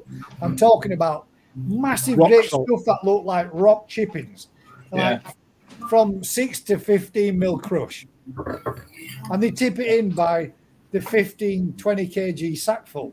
Mate, I've seen Tipping them them in. with a skid loader sort of truck, scoop it, drive it to the pond, tip it in. Just tip it straight in. Yeah. Now then, Rick, quick question. Bring on. Evening. On. Just because it's been put in quite recently right now, and somebody's asking, what about using salt to prepare a new tank for a new fry? What would be your advice on that? Because obviously, mate, you're dealing with fry every day a week. You're banging them out. You're sending them out there. Is it advisable to salt a new tank in preparation for new fry to be sent out and be put in there to 0.3? Rick, hang on. Rick, hang on a minute. Put the boy on. Put the boy on. I want S. He's hiding in the corner. Peace, brother. Peace, brother. Like your Hey, jumper. Matt's been on the peace pipe. Frying salt. We don't recommend it for the young ones, and not so much either for older ones. But anything. So if the fry are being harvested from mud ponds or whatever, so if you buy them fry from Cuttlebrook or Adam Bay or whatever, then yeah, they generally recommend it. And with our older ones, when you're mixing batches, we'd recommend it. So as a settling in process, but yeah, you want to be up to about 0.6 if you're going to do it. Kind of 0.3 is like it's not really anything. Yeah. So if you're going to do would it aid the stress, keeping the stress down for the fresh fry coming in? it helps them settle in. So the main issues are bacterial problems that aren't. Everyone hears the word bacteria and freaks out, but there's lots of bacteria that will kill fry that are just generally no bother to most fish. Yeah. So if the fish are being mixed or come from a stressful environment, then by having the salt up at 0.6, you're giving them a much better chance. As in, same with temperature. If you've got the temperature up, you will have a much better success rate than if you're trying to do them at colder temperatures. So, yes, if you don't know where the fry are coming from or the fry are being mixed, or if you're unsure, 0.6, 23 degrees, and you should pretty much be able to deal with anything. But yeah, the young ones we do out of the hatchery, they're coming out. There's no salt. They're coming. We call them sterile. They're not sterile, but they are as close as you're going to get. And if they're going on their own, then there's no need to be putting them under salt. Yeah. Does that help? Quick question for you, Daz. Yeah, it does, mate. Just because somebody put it in as a quick question there, as talking about use of salts. Simon Shear I says, think- Daz, or Gaz, is Daz's mum keeping you fry well? Yeah. Feeding twice a day with Daphne at the minute. There we That's go. massive. Thank you Have very you much, not got Mr. Daphne to Whitehead. clean your pond up? What's that? That's what we said. Oh, yeah. Matt had a customer that was sold 10 bags, was it? 10 bags of Daphnia to help clean the green water out of his pond. Yeah, they were sold an undersized filter. So basically, what the filter they were supplied was, say, like it was a 30,000 litre, and they'd cross-related 30,000 to 30,000 litre pond, and they didn't allow for the fact of the sun, koi, or even fish. They've been running it for the last year, and it was still green. And they recommended putting Daphnia into the pond. 10 bags, the little capsules that they would give the tropical fish. 10 bags of that. Did I change their UV fit? Did I change their UV at all? No, Did I even No. get mentioned? no, none of it whatsoever. It was down to the environment. They weren't cleaning it enough. They weren't giving it enough fresh water. There was nothing wrong with what they supplied whatsoever. And paid the privilege £900 for it. Yeah. I know this is probably going to be a sore, You're going to do so much. sore subject, Rick, but there are a lot of people that are already putting it in, mate. Sorry to hear about the loss of Salem, mate. I think that goes for us all. Kelly's put it in there. We've got Dave has added it in there. Yeah, lovely dog, mate. Surely to be missed by a lot of people, and I'm guessing the family's going to miss her as well. Thank you, everyone. It's yeah. Oh, and the Yeah, other way, she's old. welcome to the show, mate. Sorry, I just literally jumped straight at you with a question and didn't even say hiya. Thanks for joining us. Even Even everyone, say even hello to Joe, me. even the Crafty, even the You didn't Mal. even say hello to No me. one Gaz. does. I did say hello to you offline. I'm gonna have to watch it back. I'm afraid. I didn't know. I didn't. I tell you what, then. Evening, Joe. Evening, Matt. Evening, Daz. Evening, Anthony. And evening, Rick. Thank you very much. Most welcome. Too Manners. late. Mate. Too late now. I mean, resignation's in. Where did he get that one? Gaz, it would be interesting to know how many new members the BKKS has had in the last month since you lads and Lee have been pushing it. 16. None. Yeah. Well, he has. No, actually, Lee's just refreshed his membership, hasn't he? So, I I'll tell you what. Plus one. I'll message to see if I can find out. There we go. And then tell them We we'll all got have a a membership. live rolling data. But yeah, it'd be interesting to know, mate, if it's made a difference for him. We should all get a free entrance. That kind of defeats the object. I like the cough at the end of that comment. 6 of Dick them. says there's 36 likes and 150 in the chat. Come on, guys, hit the thumbs up, mate. It's one of them, 150. it's one of them things. Actually, the more you look into it, the more you look into the algorithms and all the rest of it, the thumbs up does very little, which is the reason why they removed the thumbs down, because it no longer has any real true effect on the sharing and the caring of each They other. removed that. I didn't Yeah, even they removed the thumbs down. As a YouTuber, you can still look in to see how many people are still sad enough to give you a thumbs down, even though the function's gone. But My boy made me laugh because I always give you one on your videos, Crafty. I mean, I can't give two fucks. But he said to me, "Who's the sad twat that puts a thumbs down on your video?" I mean, Me, I just told you. oh, yeah, fair play. But it makes the point. It's like, why are you watching it and putting the thumbs down? Oh, Yeah, mate. that's the bit, mate. I mean, Oh, the thumbs up shows it to me. If I watch a video and I enjoy it, I'll give it a thumbs up, and if I really enjoy it, I'll recommend it to somebody else. And Listen to Joe. I've got right. When I'm uploading my videos, before they've even gone live, I'm getting like 2 or 3 dislikes on all of my videos. Immediately. Before they've Yeah, even- you always do. immediately. So yeah, it's just fun and games, isn't it? Keep me motivated. You know something, Joe? It means absolutely fuck all. I actually smile if Wano says smile. That's right, isn't it? All of us subscribers make us smile. Some when they join, others when they leave. Yes, kill them with kindness. You can't be everybody's cup of tea all the time, can you? You ain't got nothing wouldn't be, would you? That'd be boring, wouldn't it? Yeah, exactly. What would you talk about if there's no one to have a go at, slag off, or? Everyone loves bitching about something or other. Just koi. That's all we talk about. just koi. Just we shit, breathe, and sleep koi. The whole koi scene.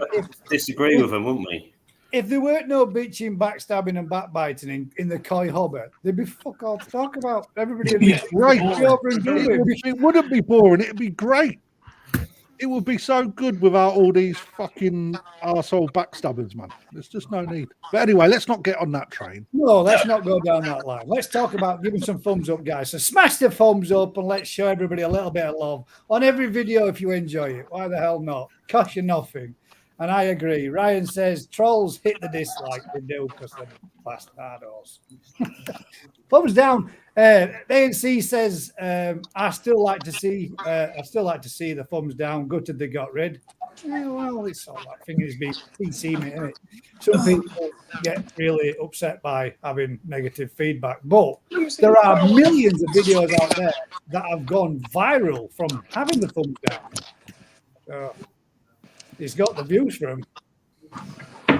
Yeah, we used to look at when we go traveling to places, and you look for the bad reviews about a place, and a hotel, and someone goes, "Oh, this hotel's so disgusting. They didn't have clean flannels," and you're like, "If that's the only bad thing you've got to say, I'm going there. It's cheap.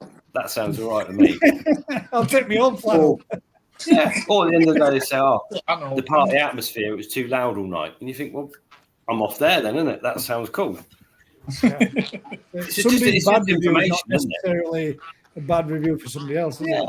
It's one person's bad reviews, the next person's, well, that's exactly what I want, so I'm heading there. Dirty flannels and noise. Hey, what else do you want? Sounds like a dream I love weekend. responding to some of the bad reviews. It's great fun.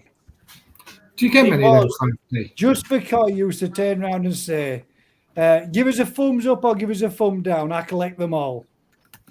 Yeah, we get a lot of malicious bullshit reviews, and it is malicious bullshit as well.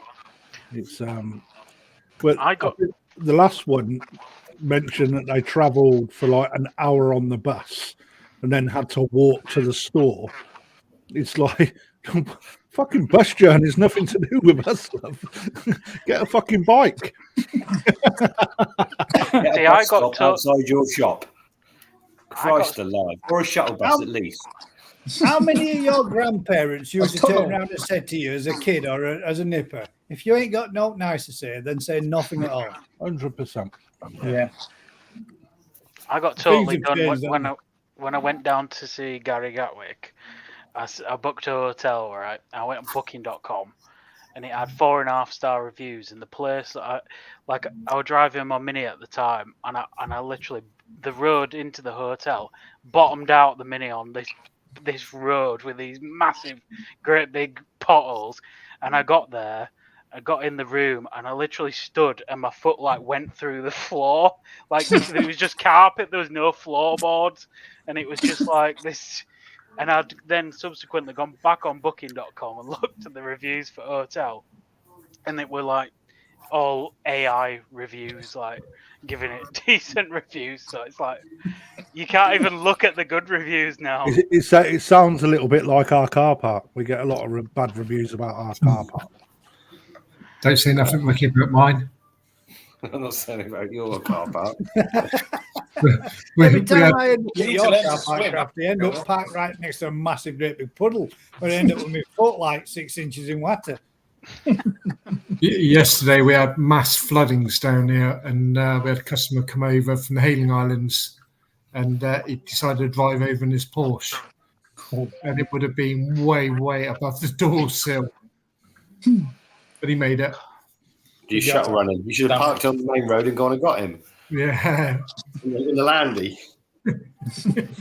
We've just bought a mobile bar for the shop. A mobile bar. That's it the other day. Mate, What for? So you can wheel out a little bar into the shop and start doing cocktails. Mate, and I'll send you a picture, guys. It's fucking funny. Literally, we had no more than 20 mil each side of the wheel arches. The boss went out. I'll tell you what. I'll share what we're doing because it'd be good for everyone when we come. Is this out. for the golf course nights though? When you're No, having it's not. It's part of the development that we've been planning. But I'll share some. when you open a nightclub, you all get a stamp when you come in. Don't give him any more ideas. Mate. I'm going to ring him tomorrow. I reckon we should have a nightclub getting it in there. Let me share it, man, because it's. What would you call it though? Crafties or perfect? That's not bad. Crafties. The crafties, wouldn't it? Crafties after hours. Happy crafties. Crafty cocktails.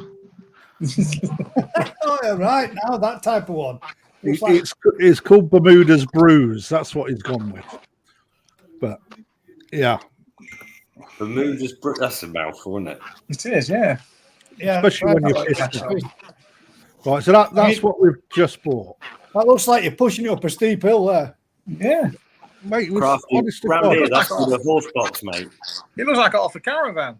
it's a mobile bar, like I said, right? So we're putting that in just to start generating a bit of interest and getting it going. But the video I sent before that, Gaz. So this is the plans for right. So in the bottom left corner is the koi pond, outdoor koi pond. So this is what our plans are anyway. See, So- we put like a massive great big polytunnel over there, and then we'd all just be like loads of lighting. Yeah, but that's going out the back. So Damn, how much land you got? Is there a lot more to the building behind it then? oh yeah, it's loads, mate, and It's that just near their car park. don't include. We're extending the cafe as well. So Oh, cool. they're going to be little entertainment areas or something. We're going to maybe putting barbecues in and things like that. I mean, it's just like that's the first planning sketch that we've put in. Little tiki bar. What's the arch in the far corner for weddings? This one. Yeah. I don't know. I have it here today. That's where we're going to put you, Rick, when you come down, mate.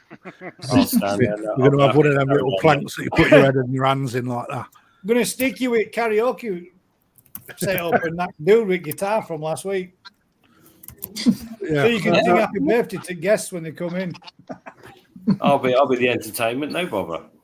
Let's remove that ticker so we can see you.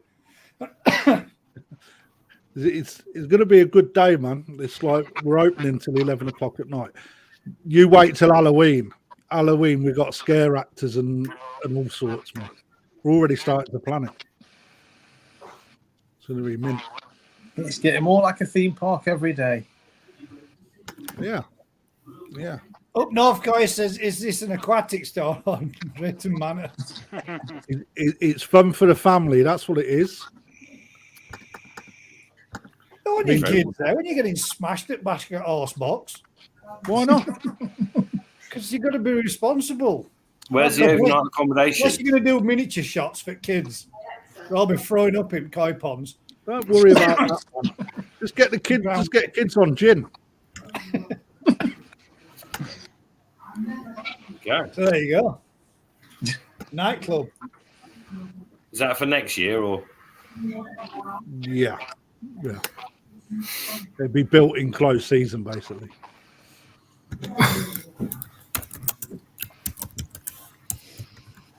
Yep. There we go. Right. We ain't got no more questions or topics this evening because the vast majority of people. Rick, if you want any more food, in the single colours. you want any more food, I'm about to put an order in for September. For September's delivery. I will want a couple more, yeah. Yeah, let me know what you want and I'll add them to the order, mate. I want some as well, crafters. Ricky forgot to ask me. Okay. Oh, shut up, I asked you. You're a nightmare. Matt, just drop what you want in, mate, and I'll do you the same as I've done for Rick. There you go. Thank you, bud. Night, Night, Ayers. See you later, mate. Good night, mate. Right, let's go. Yeah, I want a couple more. I reckon I'll do 4 sacks through that. 4. For that, well, just for the minute I got. So I need 2 more soon, and 2 more in September. Okay. So that's for that order. If that makes sense. Yeah. Rick, could I show you a picture of a common carp's pectoral and ask you if you can give Andy an opinion on what would be the best procedure with this, leaving it to do natural or going into super gluing or stitching? We've had everybody else's opinion, but obviously I know you guys specialize in breeding carp as well as koi down at yours. So it'd be nice to get your input on it as well. This fish has got a split, as you can see there, on the leading ray on the peck. Now, these guys said that they would probably file it back a bit, rough it up a bit between both surface areas and go with a stitch and stitch it back to hopefully allow it to knit back together. What would you say? On that, to be honest, yeah, the front ray's short anyway, and on both sides. Yeah. So you're never going to get it back tidy. It's not worth stitching. To be honest, I'd let it either. Is it an old fish? No. This is one of his new ones that he's recently purchased. It came with it like that. In warm water, that'll probably grow out pretty quick. But yeah, I wouldn't worry too much about it. But the problem is because the front rays are short on both sides, it's always going to be a bit prone to it. Yeah, as you can see there, that one's almost like a little barb sticking out, isn't it? Yeah. So the front bone is not the full length of the fin. Is that common in? It's common in all fish, isn't it? It's something you'd look for with koi to sort of avoid if you looking at the pecks and whatever. With carp, it's pretty common. It's not a major issue, is it? But I had a karashigoi. Well, I have a karashigoi that had that right peck where the leading ray is halfway down, and I've had mine heel over, and you can't see it at all. Can't see that the leading ray is short anymore. It's like it's kind of just gone flat, but it doesn't look short anymore. I don't know how to explain it. Let me see if I've got a video. Yeah, that's the trouble. That's how you miss it, because they're growing. So it looks just like a normal fin, but actually on closer inspection, the bone just stops short. And it's just one of those things. It's quite common. Whether they're sometimes they get damaged when they're little and the bone snaps and that's why they're short, or whether it's genetic. Why it's short in first place. Yeah. But it looks generic, doesn't it? Because it's both sides, doesn't it? Yeah. Yeah, it's pretty common. I mean, if you look at a lot of bigger fish, it's quite a common fault, isn't it? For the bones to run the way out. Netting damage as well. When you net them, they get caught in the net. And yeah, the anal fin's a nightmare for that. oh yeah, yeah, just going through the net and then you end up with a serrated spike. Yeah, but yeah, it's kind of been bred out of koi a bit more. Carp are worse. The leading ray of the dorsal fin and the anal fin are both really serrated on normal carp. It's like little barbs, like teeth, and it just catches on the net. Terrible. They are supposed to be that, though, aren't they? They're actually there for the fish's predatory defense, aren't they? So that they can stick them up so that they don't get swallowed. Yeah, I think it's kind of been bred out. A lot of koi it's bred out of almost to the point the fins are not as strong, not as bony. But yeah, you get some. Yeah. It's just isn't it? But yeah, you guarantee you put a nice fish in the net and it either puts its anal fin through the net and hangs up, or yeah. But I wouldn't worry too much. I mean, it's damaged on the end of it as well, so you might need to. Yeah, it almost looks like it's snapped here, doesn't it? Yeah, you might need to just take if that looks rough, because the trouble is if it heals that, it's going to be a funny shape. Yeah. Would you reckon the better solution might be to remove it? No, only maybe that tip. This bit where tip. it's Possibly, looks, if you look at it, it looks like it's split in two sections, doesn't it? It looks like it's split from there and there. It's like a little stop there, isn't it? It looks like the bone snapped at the end. Yeah. And then obviously the fins come away from the leading ray. That's what we had. I was saying earlier. Daz had one on a sandkit, on a shower, and that one had clean snapped, and it was sticking out, protruding, and we just snipped that off. Yeah, if the bone snapped, it's never going to heal right. Yeah, I tried gluing it, but it didn't last 2 minutes. It pinged open again the following day. Yeah. There we go. Hopefully that helps, Andy. The decision is yours. Cut them both off. Yeah. Like the fins, all the fins. So Yeah, so it just looks like a torpedo. yeah. It was a joke, by the way. Yeah, obviously. For everybody. Got to put a warning in. Don't joke. Disclaimer. Only joking. Matt, is your dam holding up, Matt? Oh, No, it just happens to be a single coloured fish as well. It was when I left it, but I seem to have got a problem with my toe. I forgot to take my boots, my waders down, so I put my old boots on that had a split in them, and they've been sat in the back of the car since the end of the season. And my toe started to hurt, and it's gone black. I can't show you, but it's horrendous. So I think I got Drop a drop on it.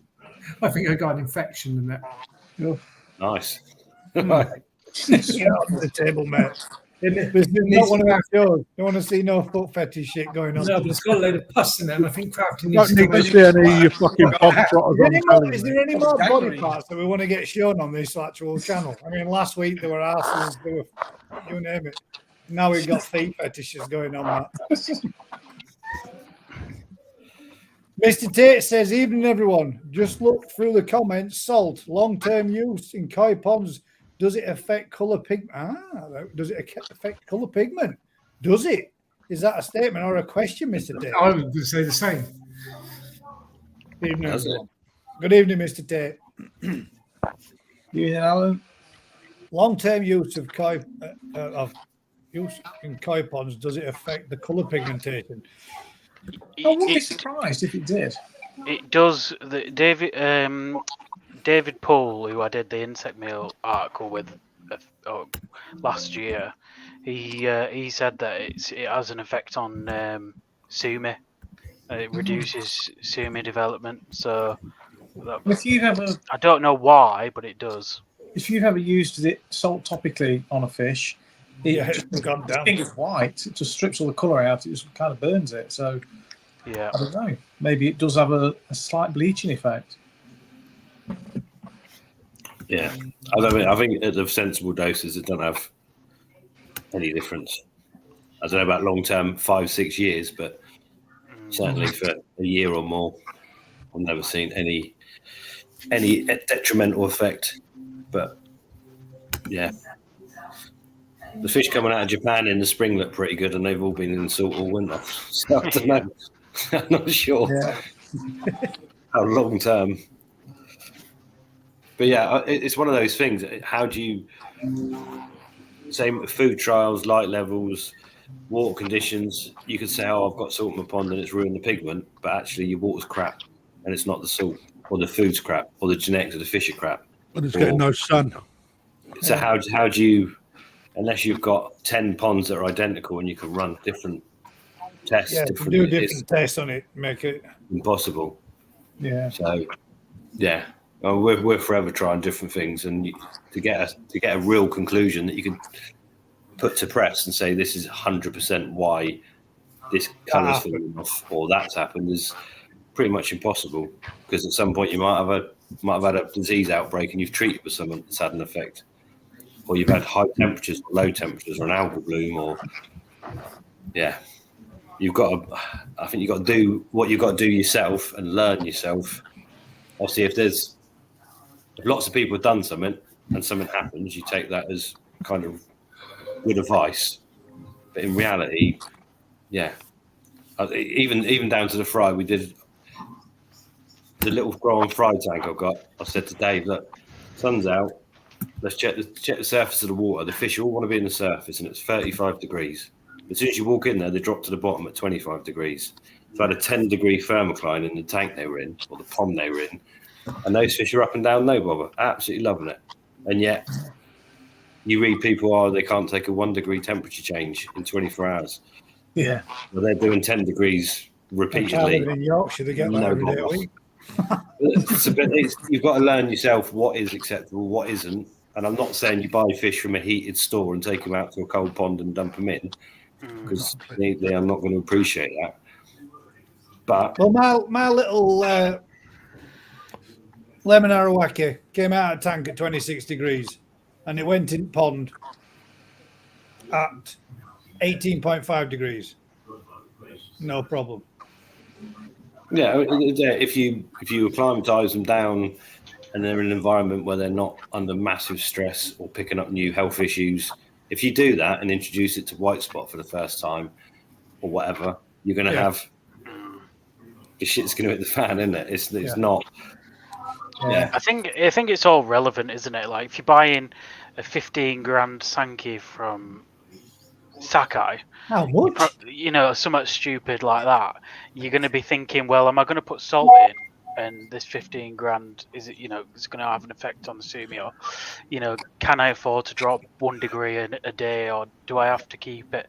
It's all people take it to different. It's all relative. It is all relative. Yeah. To be fair, and you could understand someone thinking, I've just spent 15 grand on this. I'm going to do everything by the textbook and make sure I go down a degree each day till that fish settles in nicely, and I can plop it out there at New Pond and think, sweet, no to worry about. You won't think. You would not just literally go take that out straight out and go, there you go, mate. Whoosh, in you go. I say that though, you never know. I mean, if you can afford to spend 15 grand on a fish, that's just as much as me going out and spending 150 quid on a fish, isn't it? So it's all relative to how deep the pocket is, isn't it? Yeah. To be fair, there are some hobbyists who just it is their yearly purchase to like spend that kind of money on one fish, and they'll live the rest of the year on nothing as well. So they're the kind of hobbyists that I love because they're so invested. They're willing to like sacrifice on holidays throughout the year because they want to buy that one fish a year. And you do see them on the show circuit. Like some people, absolutely, that is all they do. They just save the money all year and they'll get 2 fish and that's it. And then some of them, like you say, Gaz, they get 15 grand and they're just like, oh, we'll have 5 at that price. And then they'll be. I've seen it myself, mate, in my local years ago, where a bloke walked in and spent 160 odd grand on fish like it were nothing. And I were running an iron over one for like 20 odd quid, thinking, should I get that one? And watching this bloke just bag up these fish, going, sod it, I'll take that one as well. I'll have that one as well. I like that one. I'm thinking, Jesus Christ, man, that's a 50 grand fish. You're just buying it like it's chump change. Yeah. Yeah, but wouldn't you if you had the money? I would, mate. Yeah, that's what I mean. That's what I was saying. It really is all relative to how much that kind of money is to you at its value, isn't it, really? But then again, there's the opposite side of it, like you said, Joe, where people would go out there and buy a fish, and that would be their only fish that they might have all season and not do anything else other than that one fish. And that one fish is then going to be for next year's show scene. Yeah. There's one of the things, like when I'm spending time with like Rick and stuff, is that I think sometimes like I fall into this trap of like I treat my koi like pets. That's the thing, and it's so hard because when I lose a koi, I get so like emotionally down with it. Like, do they have names, Joe? Oh yeah, they've all got names. I mean, I don't name them, but yes, don't lie. You don't have. You're amongst friends. There's nobody watching. You can tell us which first one you got and what did you name it. To be fair, my wife always names them, and I think the first one we got was like a Hiyotsu with like the black on one side of the head, red on the other. So we called it like Half Face from Batman. But no, they've all got names. But I don't know. Like when you're around a farm and you see them in that kind of environment, you go, oh, they are actually livestock, aren't they? They're not pets. Yeah, it changes your perception on it because you can just lose them from time to time. But yeah. They kind of become desensitized when they're doing it on a commercial level as opposed to the hobbyist. Yeah. You've got to be, haven't you? I suppose, like for Rick, You've got to be, haven't you? I mean, they might see a fish that you think at the beginning of the season where you think, "Ooh, that little cracker's got potential," and then you watch it go through, and then halfway through the grading, you think, "Well, that looks crap now," and all of a sudden that fish is just cast, gone, whatever. It's difficult with koi because you've got a responsibility of well-being for all of them, but you're also culling fish, and you do get attached to certain brood stock or certain fish that you watch and become. And you know, sod's law, that one fish you watch is the one the heron's going to eat, or it jumps out. Or you literally just took the words out of my mouth, mate. That's one thing I did notice. You could genuinely see last season with the amount of fish that you was looking with, you know, there's going to be some good fish in here, the good potential fish. These fish are going to be really nice. And every time you pull one out and you were another one with a heron mark on it, you could see the genuine disappointment in your face. Obviously, business-wise, and you know, there were fish that you were expecting to see do well and be potentially good fish, which were ruined from a bit of a scarring on a mark or damage from another attack. Yeah, it's like one of those things, isn't it? It's one man. So there's a particular Gimrin Matsukawa Baki, which we netted out of a pond. It was mint. We bowled and Vince let it jump out in the pond. He didn't really let it jump out. It jumped out. I blamed him just for the crap. And that's the one that you pulled out. So it got damaged like a few days later when we finished harvesting the pond. It had now been damaged. Ended up, I gave it to Vince. It healed up a bit, a month later or whatever, and that's turned into a banging. So he's ended up doing well out of it. But that's just one of those freak occurrences, isn't it? Tactical remove there, really. Mr. Vince. So he's got a banging fish for, you know, it wouldn't, if it had gone to anyone, it would have gone cheap because it's got this boom. It's now completely healed up, and actually, it's back to where it was. So yeah, it's just fish, isn't it? It's livestock. You just cannot. Yeah, you can't count them. You can't rely on them. You hope for the best. You know, Matt's a gamekeeper. He looks after them for someone else to shoot them. That's just like, yeah, I suppose that's it. It's mad, you know. But it's a similar. Rear them up, all those months, and then turn them out and turn them loose, and then somebody comes along, boom. Farmers the same. Farmers care for their animals massively. Yet they're going to be killed and eaten or whatever. But that welfare thing, you look after those. It's quality of life while they are in your. Generally, yeah, across the board. So, it's called margins. Margins. What it is, you know, you lose a sheep and you got to sell 10 sheep to make the profit you just lost in the whole one. It's the same in the koi world, mate. Yeah, exactly. You know? So, yeah, it's just, yeah. I don't even know where we were talking about, to be honest. I had something in my head previous to that about the whole what water parameter do people think? You know, you're talking about moving fish temperature wise, but when you buy a new fish, when you buy a fish and you take it home, you float it on, you put, I got to float on my pond for half an hour, get the temperature the same. We were talking about this the other day. Does anyone ever check the dealer's salt levels, pH levels, KH levels? Nope. We had this exact same conversation the other day. Me and Vicky and Dad were talking about it. The amount of times that you turn around and you think, right, yeah, we've got to make sure that you acclimate your fish up to temperature. But yet when you put that fish in, it starts bombing around everywhere and you think, oh, what's up with you? What you are so skittish for? You've no idea what the parameters of the water that it's come from are compared to your pond. Yeah, a lot of people don't even know the parameters of their pond, Gus. Yeah. No, not a lot of people don't, mate. No, you're right. No, it come to mind today because I was releasing some fry and it was like some of them started going a bit funny. I was like, that's a bit odd. pH. Like, pH, mate. Of course, I always do it and I forget. And pH is like 10. It's like, oh, mate. I'm like, that's standard. When the ponds are really green, that's quite a normal. But go back, what they're coming from, 10. But the other batch, so it depends on the water clarity of the pond. So even in my tunnel, I can have ponds from 8 to 10. So yeah, it's one of those. Just me moving fish all the time, and you just get sort of blasé. So I'm moving fish same pH to same pH, but suddenly I've moved. I think I'll move some of them, but actually their pond's been cleared up by Daphnia. Going back to the Daphnia clearing ponds, yes, it does. Yeah, see, Matt. Not when you got a pump and filter, it doesn't. But no, suddenly I'm moving fish from that pond and they've reacted badly. And it's like, of course they have. That pond's actually only got a pH of 8 because it's the algae's gone and it's settled back down. And I'm now trying to put them back to a green pond. And it's just, but then you start thinking, actually, how many times do we move fish in the shop where you got salt at 0.6 in one tank? You move them to someone else where you've got no salt. To customers. So you're always trying to balance up, there's so many water parameters that people don't even, should I float my bag when I get home for half an hour? You can do, but it's not going to change the salt level or the hardness or anything else, is it?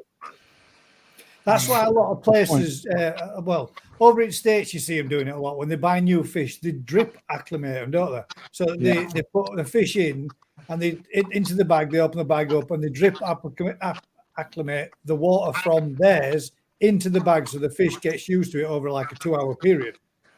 So it's just got a slow little trickle, drip, drip, drip, drip, drip, drip of your water going in. So it's not just a massive shock to them.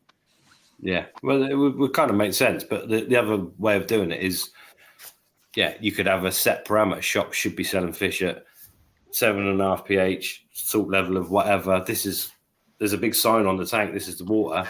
What's your water? It doesn't happen. It's just sprung to mind.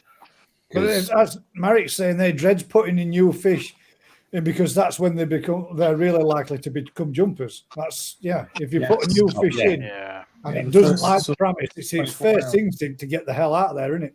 Yeah. They jump anyway. It's not so much the different, and square ponds are a lot worse than round ponds because they just get to the corner and then up they go. If you've got a waterfall, whatever, anything agitating the water, they'll jump out. Or a window. Standard.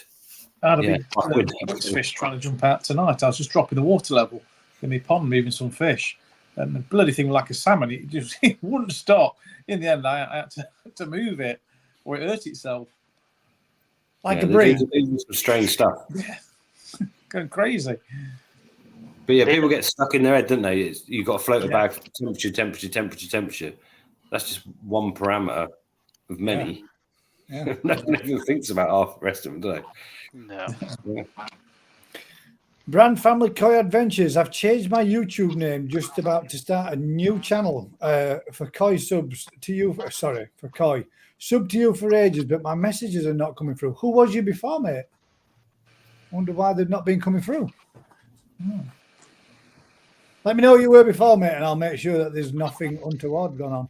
Because you banned him. Never know. Could be. Doubt it, though. There's only a select few knobheads that got banned. AC says just put them in. Put them in.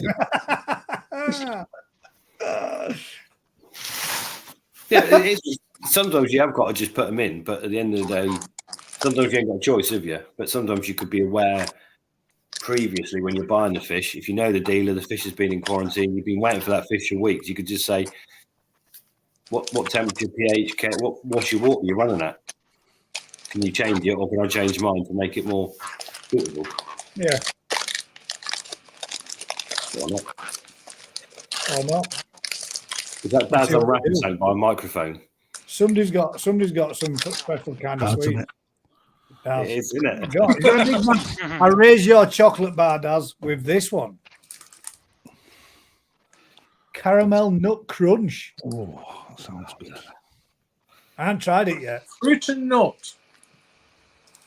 Do you two plan this before you come on the live? Who can have the best chocolate bar? I've got another one here on go. I haven't opened this one yet. Whole nut. You've got a fucking sweet shop under your desk. What do you want?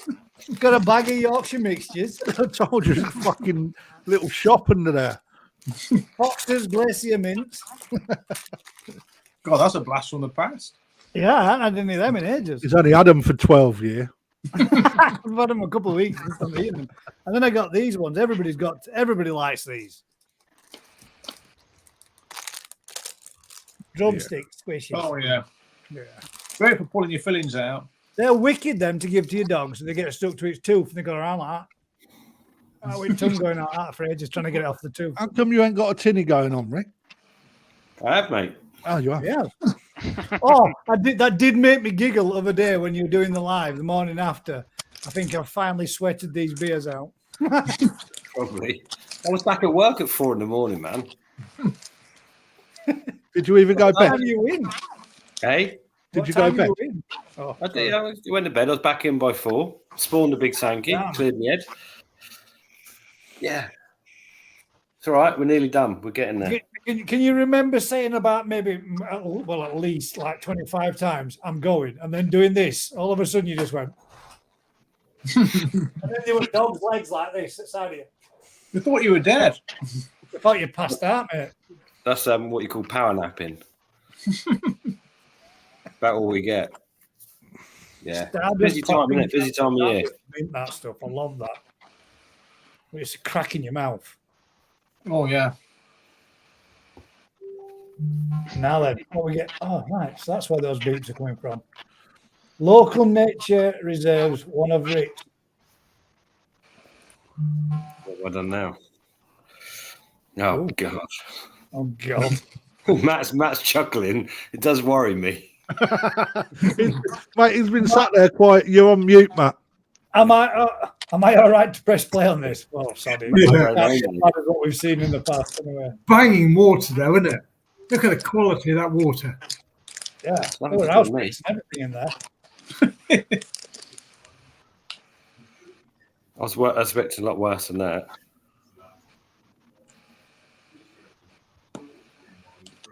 God, it's crystal clear, isn't it? It's quality. What's weird, though, that's one patch is clear. The rest of the whole place is just dirty green water. So it almost like he must have an underwater spring coming up in it. Coming up out through a Probably got ball. a lot of Daphnia in that bit. Yeah.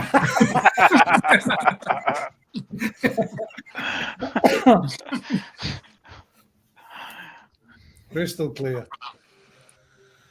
What was the next one? The one before it? So there's Oh, no yeah. water, no water going downstream. They basically stopped the water going any further. Oh, is this your one that you cleared out? Yeah. You ain't cleared all the weed for me yet, have you? No, it's still there. I think that What's weed that killer black is hole working. for? mate. You reckon Hey. it's working? Yeah. Taking a long time What, in the pond or on the outsides? in the pond. Oh, right. Everywhere. Yeah. Come on then. What's And the the fish way? are- That looks like it stinks like fuck, that water. It does. It's like quicksand. The water going in's lovely. It's all spring water. I'm Just on have to about divert the whole solid spring. lake. The What's entire weird- spring. But that water's going in there 4-inch, and you could probably put another 4-inch pipe on it. But the actual stream is only being collected as such from about a quarter of a mile, and then it So dries you up. just started filling that back up then, Matt? Yeah, today. What's your How long closest do you reckon river? Is it the that'll take Wensum? to refill? Sorry. How long do you think it'll take to refill? Well, if the sandbags hold up, I reckon it'd be full. Yeah, it'd be full in the morning. So I was only there for an hour, and the whole of the bottom had water over it, the whole lot.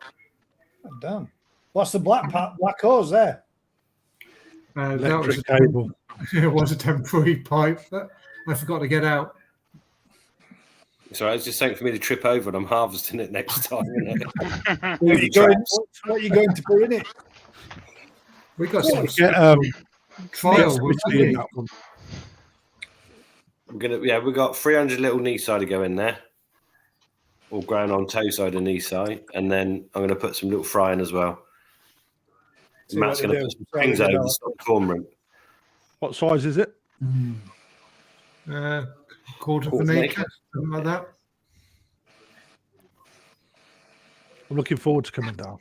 100,000 gallons. That one, I should think. 101. 101,000 gallons, is it? Yeah, you got 20 bags of Daphnia, mate. That's where you're right. But it's funny because the conversation with the Daphnia is right, because that pond goes green, and then all of a sudden the Daphnia arrive and it's crystal.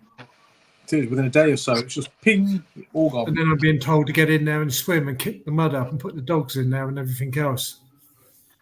I reckon you should have dug it down a foot. Knock Well, it down. It's deep enough, mate. The digger quoted that he was going to be in there for 2 days at the most, and he ended up having 2 diggers in there on one big dumper for 10 days. What would you do in silting? Yeah, just desilting and going back down to the clay layer. So that was spotless 2 years ago. Literally, all it was clay on the bottom, and now already you've got in places probably 12 inches of silt. It's a good pond. Get it right. It works well, doesn't it? Top Jaggers asked a question there, Rick. Evening, guys. Don't know if it's been asked yet, but question for Rick. Why do you cull the yellow fry? What type of koi would they become if not culled? Depends on what parents they're from. So we only cull the yellow fry. Shearet Syria, the main ones. So basically they hatch. We say black and white, dark and light. So the light ones are just Shiramujis. Literally, there is nothing else but plain white koi. So yeah, they're no use to man or beast, but they grow. The worst thing is they grow faster than the black ones.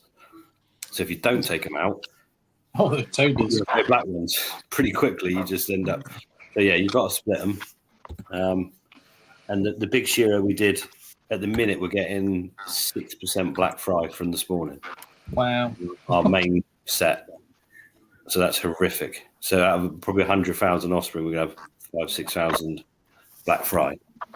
But all the yellow fry are going in to feed the 6-week-old ones for next week for everyone's orders. So they're doing really well. Right. So if you were doing a go Sankey spawn, i.e. shower to shower, and you were going to cull those, would you be culling out the yellow fry then, which would probably be... You do the shower, yeah. Would be Yeah. So what you get is basically, it's like anything. So if you've got all three colours involved, you'll get the bulk of the orange ones from a shower spawn and just end up plain orange, red and white, or plain white. But they are quite often, you get a lot of pattern ones, but the quality is really bad. So they're just not worth growing on. The Shiros are worse by a long shot, and then Heat series are the same. You get the plain orange of Benigoi. They are just plain orange, which, okay, some people will sell plain orange ones, the odd one, nice fish, whatever. But in reality, when you've got 100,000 plain orange fish, the quicker you haven't got them, the better. And then, like last year, when they became a big thing and everybody wanted one, you kind of kick yourself because you hold them all. Yeah, but it's just one of they are the waste products. And occasionally you get waste products worth money one way or another. But it goes both ways. Our Yunatos, Yamatanishkis, they're the waste product from the Benikikuru. So normally you keep the black ones and cull the yellow ones, but all the yellow ones actually turned out better than the black ones. So it does. You do get some weird. Depends on the spawn, but yeah, some spawners you just have to do it. The Shirat series are the worst because a plain non-metallic off-white koi is bad. Yeah. Hey, not that guy. It is bad. Yeah. The odd ones are right, and you can get a good example that you could grow big or whatever. But in reality, if you're selling 95% of your production as small fish, a plain Shiramuji is just not what you want. No. Every pond should have a Shiramuji, shouldn't it, Daz? If it's getting rain, it's not so bad. Call water button and just put one in over a metre. A metre? Well, Shiramuji. Yeah. Yeah, there is some big ones about. And When they get to a good size, they do look like it. They're an impressive single-coloured fish. Everything big looks impressive, though, doesn't it? Like every That's what variety. she said. yeah. Crafty, here you go. That's a trouser snake. Yeah. The difference is a meat little Shiramujis can have a decent body and it's a decent fish, and it's not coming from the waste product from a Shira or whatever, because the chances are they're never growing that big. Yeah, it'll different. be a Kahaku that's lost its Benny. That's what it'll be. Yeah. Possibly, but at the end of the day, yeah. So our main objective is to produce fish that have got the most patterns that we can sell as a sensible size, pretty little fish. So there's some varieties we concentrate on, and some, if I could get away with it, I mean, Shiratsuri, the good ones are good, but the work involved is a bit of a nightmare, especially from that parent set. Whereas the other parent set, we're getting 45% black fry. That's a lot better. Which is, it's a different world, isn't it? So from the same amount of eggs, I'll get a lot more offspring. It's a different world. But have you experienced what these fry look like at toe side, knee side? Well, the big time form with them yet.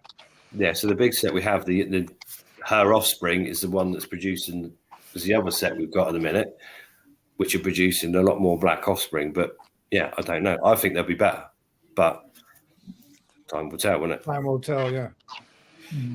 Ryan's asking a question there. Is it worth me making a polytunnel over my fry tank? How big is your fry tank? If it's a 3-foot aquarium, I'm not sure. I don't know. That's exactly what I was thinking. Depending on the size of the fry tank, mate. How big is it? Jess has asked, who is everyone's favourite breeder and who does everyone think is the best breeder? Well, it's just me and me, isn't it? Yeah. Well, for me, I don't really have a favourite breeder. And I honestly don't know, genuinely don't know who is the best breeder. I know a lot of people would say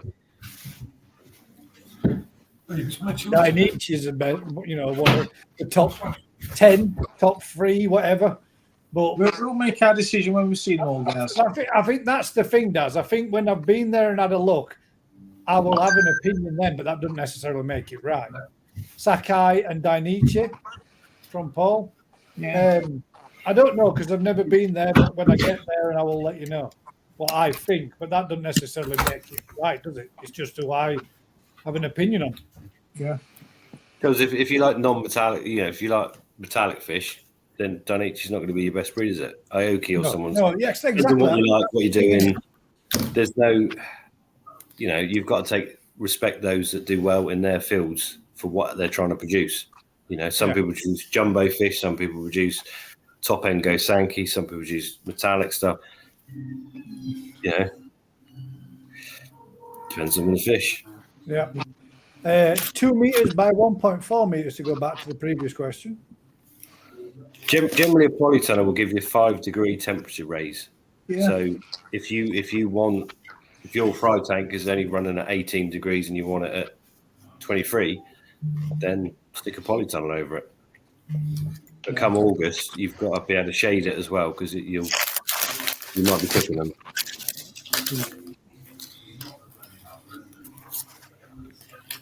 That was spot on, Rick. I tested my temperatures today. There's 5-degree difference inside and out. I know what I'm talking about. Look at that. Hey. Should be right. A question personally from who was it? About the best breeder and that. Who put that Best out? breeder. Jess Wright. Yes, yeah. Who is everyone's favourite breeder? So your favourite breeder, Crafter? Taniguchi. Joe? I'm quite liking Beppu, Ginrin Sankey. The Sakai off card. I was going to say Sakai. But the Beppu are the only ones that I know that are like focusing on Ginrin Sankey, like as a Gin. How often do you see Ginrin Sankey nowadays? I think you're going to see more of them this year. Yeah, Momotaro is the boy. Yeah, I'd go with Momotaro.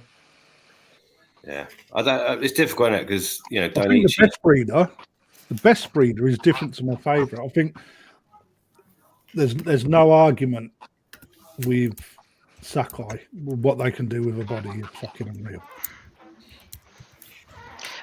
I were having this discussion with somebody the other day. I can't remember who it was, but I said to him, how long is it going to take for someone to now catch up to Sakai? And I'm even talking about Dainichi in this as well now, because how far behind are these? Because they're just so far beyond now. But the thing is, if it does take, if anyone does catch up to where Sakai are now, Sakai are already in development of the next best thing. Yeah. So they're always going to be playing catch up, I think. They're doing Showa now, from what I hear. Like the Showa's what they're focusing on. I think they've basically said we've completed Kahaku. But it's different, isn't it? Because you have different breeders. So, someone would have said that about Dainichi 15 years ago. They were just the best. Then they had a spell when they weren't, obviously changing the hat, sun's taken over, whatever. That was down period. Then they've come back super strong, haven't they? But at the end of it's monster. Sakai is okay. They are at the minute the best, biggest, and best. Rather than they go down with a monster problem or change of ownership, so things change, don't they? Yeah, definitely. So, or someone actually does create something the next step different. At the minute, everyone's using their parents to chase them, so you'll never catch them. But this is the problem, innit? If they get into a place now where they've said, right, we've done Kahaku, we've done Sankey, now we're doing Showa, like everyone else has to just unless they're like taking their eye off the ball or moving to Showa, and someone else catches them up on the other stuff that they're doing. But like Rick says, if say like Momotaro, Dainichi are all saying, right, we need to diversify as parent sets, and then they're going, right, we'll buy Sakai parent sets. That's a fish that Sakai have said, we're happy to let this go. And that's just like a crazy position to be in, isn't it? Like, and also the infrastructure at Sakai, is way bigger than everywhere else. Why are they happy to let it go, Joe? Because they produce something better. Yeah. It's not their number one, mate, is it? Exactly. So that's what I mean. Each time they let something go, they're still taking another 6 runs up the ladder, aren't they? Yeah. Yeah. It's one of those until you can't. Everyone takes parents. So if Sakai are going into Showa, then they're buying their Showa from Dainichi. But Dainichi bought some of their new Showa from Momotaro. So they're only going round to each other. It's only 50% of the parent set, though, isn't it? Yeah. It's what they're going to mix with as well. They don't necessarily know what they're going to get. They'll have a good idea, but whether it works or not. Well, I mean, the amount of failed spawnings at where was I? Kobayashi's. He netted a pond up, mate, and it was a failed spawning. Loads of short body koi in there. He said failed. We took the piss out of him for having little shabumpkins, but it's just one of them. You don't know how it's going to. Like you've just said, Rick, you're getting 6% black fry against the rest. They're going to find themselves in the same position, aren't they? So it all depends on how successful they are with their spawns. It's an expensive mistake, isn't it? So if we were all to put his neck on the line, then when do we think that we'll see another breeder win, like the All Japan? How many years do we think it's going to go now? 2 years. 2 years. Because you'll be surprised. Yeah, there's still stuff pops up, isn't there? That's the thing. It does. It's not. The thing is, though, when somebody does produce, how long has Sakai won on the bounce now? I think it's is this the 4th year on the bounce? 4 years or whatever. Yeah. The difference between them, though, when somebody like them, like you say, Rick, somebody comes along, somebody else out there produces a little bit of something, and it's somewhat special, and it takes that prize. The big players just come along and give them such an offer that they can't refuse it, and then they've got that bloodline, and then that guy goes away with a big lump in his back pocket, and he's back down to where he was again. Yeah, but it's not really. We've seen it firsthand, haven't we? Where they'll offer good money for a fish. If they want that bloodline, they will get it.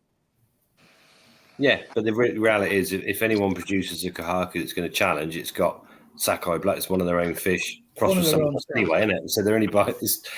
It's just.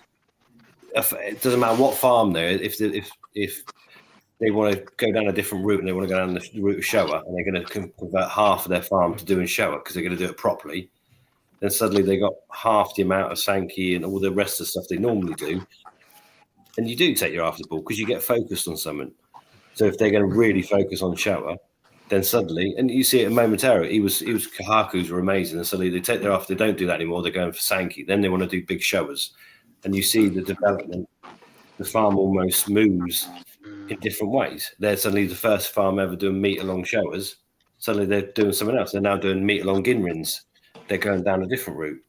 And they'll be known in 3 years' time, if you want to buy a Ginrin, Kahaka or Sankey that's going to do a meter, there's only one place to go. It'll be Momenteros. But if you want to buy the best bodied Sankey, you'll be going to Sakai. If you want to buy the best body, so each farm has its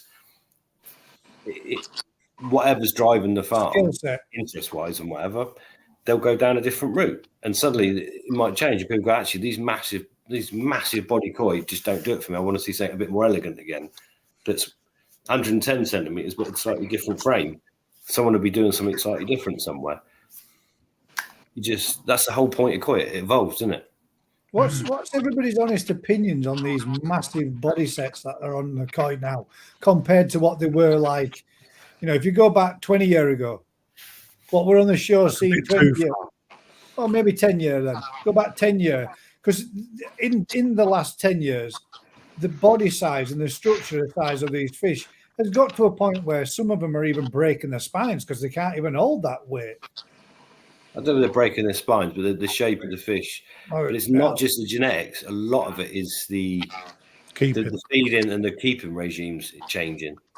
What people can and will do to create the volumes on the fish. And so, yeah, they do look better with the volume. And if the quality's right, they look amazing. But sometimes they can look like the head can look a pimple on a pig's ass because it's gone a bit too far, isn't it? Yeah.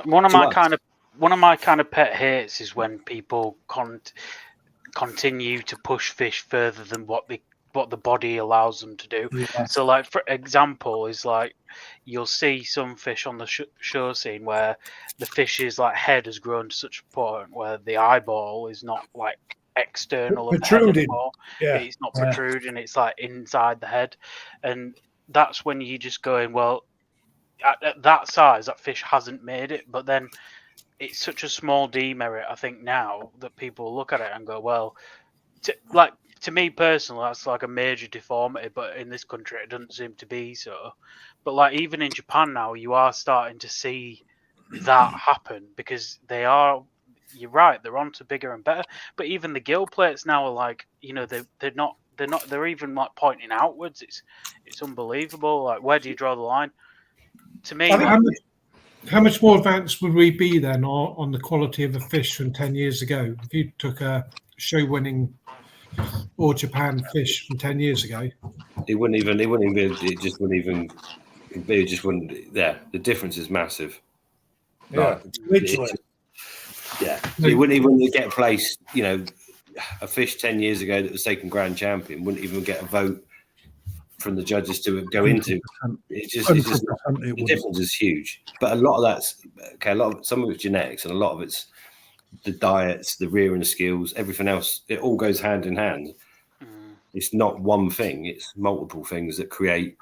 And some of those fish with the massive bodies, if you put them in a less than perfect environment, the body would shrink down. They'd probably look more appealing to some people because the body would shrink and it would look more proportional to Joe Bloggs like us, rather than going for this fish that's this monster. To get bodies on it like that is hard. But it's not just the body, is it? It's not just the body. It's the quality of the skin. Yeah, the whole thing. It's getting all the colours popping at the right time. It's the proportion. Even if it's big, it's still got to be proportionate.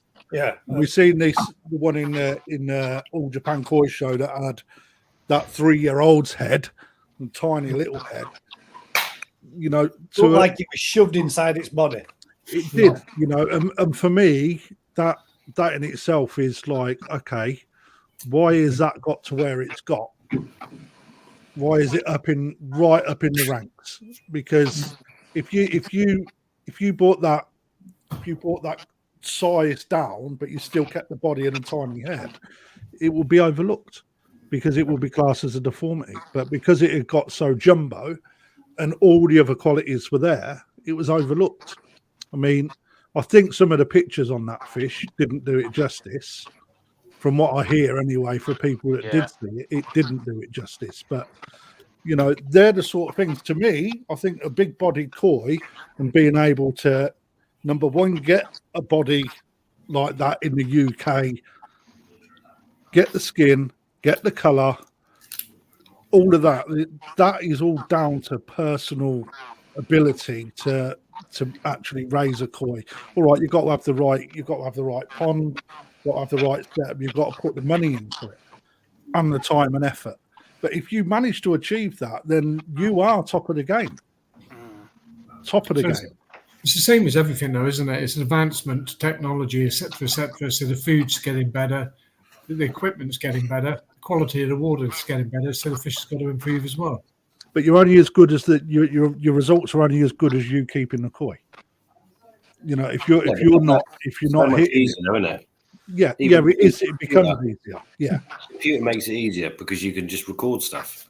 This fish, this temperature, hang on, I fed that. Its body improved. Rather than it's in here all the time. For most breeders, it's in here, but that's old school. And when you're dealing with 1 million fish a year, this doesn't work so well. But actually, when you've got digital photographs and computers, you can go, wow, that's the parent. This has done that. This is the food. This is the conditions. Yeah, totally true. And you learn. A lot more they can look back on, aren't they? A lot more easier than what they've been able to do in the past. Yeah. Do you reckon in the next 10 years, looking at what we've seen from fish back then to now, in the next 10 years forward, do you reckon we could be looking at fish potentially pushing 130 cm? One what? 130 cm. Not go Sankey, but you'll see. Well, they're already doing it with Crashikoi and other varieties. So yeah, you will see it because they'll cross them in. You get that, so you'll see fish up to that size. But the quality, that's the trouble. It's getting the refinement and the quality. If you can do it at a meter, that's mind-boggling.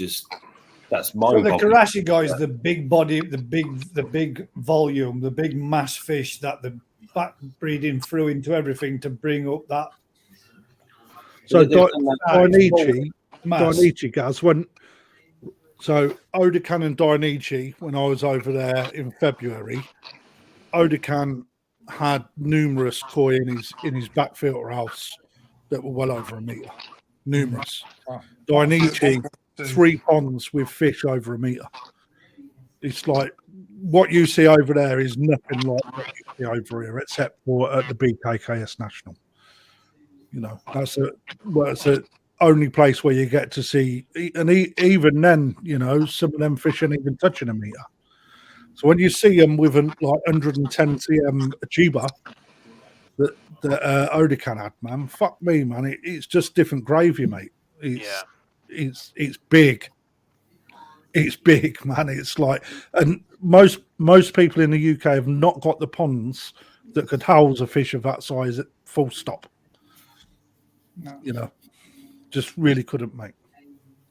You know, my pond's 4 meters long, right? A fish of 120 cm. Yeah, I know you. That's what I mean. 4 times the length, isn't it? It's nothing, is it? When you put it in the scheme of things, you know. Yeah. Quick message for Rick: can you feed mosquito larvae to small fry and will it harm them? No, feed them all the time, mate. I love them. Bloodworm, mate. Midge larvae, that's their natural diet. That is their natural food. Yeah. I think your phone's just buzzing a bit, Daz, making a little bit of a feedback buzz. It might be the hamster. I'm using the hamster to charge it up. Is he running around in a wheel, powering it back up for you? How's your hatching then, anyway, Daz? All your little bags. You did loads of bags of eggs the other day. I saw something. Literally, I've never seen it like it. You have bags left, right, and centre. Yeah, they're sticking everywhere, mate. Oh, there's fish everywhere. There's bloody tubs and boxes and God knows what. Did it work all right for you doing it? Just stripping them and messing with that? It worked fantastic, thanks, Rick. And your advice was absolutely spot on, mate. It was, mate. With the temperatures and everything and doing what you said. The first time we did it, I chatted with you morning, didn't I, to say when you said, try it again next week, but get it from this temp to that temp. Yeah. And it was textbook, mate. Bang on. Yeah. We didn't, honestly, your ears must have been burning. I was like, Rick, well, come on, man. We've done it. We're doing it exactly, and they're not doing enough all. And we all went like, there's some secret ingredients. Thinking, God damn it, it's not going to happen. We got up 1:30, walked in and had a look. and you could just tell, mate, they're just totally different. The fish were what we thought was, well, what I thought was signs last time, and then when we saw it on the night, the females were acting so much more different. Whereas the others, the time before, they were swimming up to all the, you know, the spawning material. They were just cruising through it. And this time they were all going up to it, and the females were going up and they were mouthing at it all. Acting They clean it. It's natural. Yeah. Basically, they're taking off all the midge larvae, mosquito larvae, cleaning it ready for the eggs. And they just, the brain, I showed Joe, the brain, you can just pick up fish that are scared of you. Suddenly, you can just pick them up. They're like, they weren't bothered at all. That was one thing that really surprised me. I thought if we went in, we'd be disturbing them. And they couldn't have cared less. We could have just, like, you could have just literally picked them up, took them out. We weren't bothered at all. Pick them up, knock them out, strip the eggs, put them back, and they don't bother. Yeah, that was surprising and all. What happened?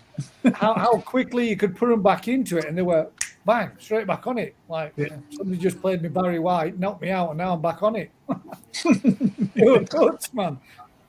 Yeah, it is for like a 4-hour window. They just that Sankey that you stripped the other day. I couldn't believe that you turned that fish over. And they literally just cascaded out of it, didn't they? Just poured straight out before you even got them to pop. Yeah. Like somebody just turned the tap on. She was ready to go. She was pretty plump, though, wasn't she? Not anymore. Getting the spine around. The little Tosai Kahaku that you wanted to try, did that not produce no milk for you? Yeah, the Dainichi Kahaku did that. They've hatched all right, and her own offspring I put have hatched all right. But the Dragon Ball Sankey's milk, no good. Was that the one that was a bit watery that you said is a bit watery? No, the watery one's fine. That's hatched. They hatched all right. All right. But yeah, so there was 4 different males, and weirdly, 2 lots hatched fine, 2 lots didn't. So, but the trouble is, you wouldn't even when you're watching spawn. If you let them spawn themselves. There was 3 fish in one of the spawnings that went through all the. They were bang on it, males, feel rough, doing all the business, get them out. Not a speck of milk between them. Yeah, 2 otters and a shishu it was, wasn't it, Joe? Something like that. He was there. Blame him. Yeah, we noticed that there were fish. There were fish in there that were all geared up for it, and then there were 2 or 3 that males that just definitely old enough for spawning. Yeah, not interested at all. Couldn't have been any further away from. You know, they were just swimming around, just swimming about, not even interested, not driving the females, not even going anywhere near them. Didn't care at all. No care or interest. The thing is, they weren't duds because they produced milk, but they weren't milk. Yeah. But sometimes they produce milk, and other times they won't. Yeah. You think, well. Why? Well, that's the thing. Unless you actually take the fish out and do it, it's kind of like you don't. Some fish produce milk. The milk's no good. Some fish, sometimes the eggs are no good. You know, you get fish that are well into it. You think they're the most randy males in the world. They've got nothing. But unless you actually take them out and do anything with them, you don't necessarily know. That's it. Just go through the motions. We learn year by year by year. Well, I'm randy and I fire blanks. You've got more kids than I know about. Well, that's one thing we found out, Rick, from this time of being in there and around it and staying with them all the time. We actually realised that Randy is blind in one eye. Yeah, he's got one eye he can't see nothing out of. He was swimming around in circles to the right constantly, going round and round and round and round. And whenever he picked up on a female, boom, he were there. Followed her. As soon as she turned left, he was screwed. That was it. Gone. Going round in circles on his own. She'd gone and he'd lost her. But he's never had a successful spawning. And the reason being why is he couldn't see what he's doing to get involved in it. But we used it.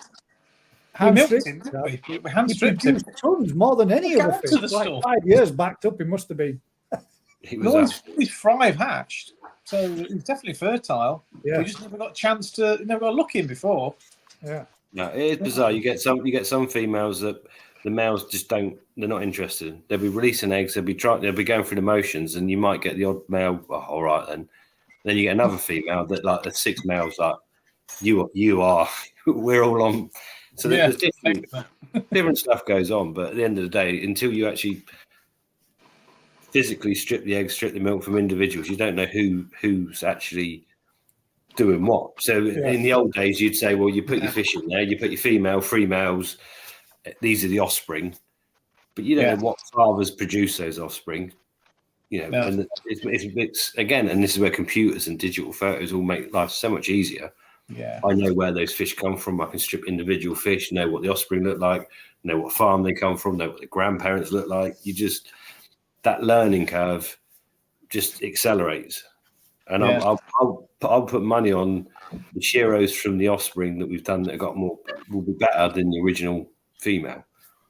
Just going to put it out there, but I can't guarantee that for 5 years because that's really how long I've got to grow them for to realistically say these are better than those. Yeah. By which time I'll probably kill one or other of the parents, and that's the end of the line. That's the end of it. But yeah. But it's a massive proving ground. The hand spawning compared to random. It was mad to see one fish start. One fish just kicked it off, and then all of a sudden, it were happening everywhere, even in the separate pool. Yeah, it just went like that. Like somebody just switched on a tap and just gone. That's it. You're getting it tonight, Josephine. And then everything else were in on it, apart from the odd one or two males that just weren't interested. But that was it. Then the opposite tank started, didn't it? Does within an hour of the first one starting there, the opposite tank started. They all started gearing up for it, and that were it. Then we were like, "Shit! If this don't, we're gonna be struggling here for a minute, aren't we?" But it was mint to watching them spawning naturally as well afterwards and seeing it all.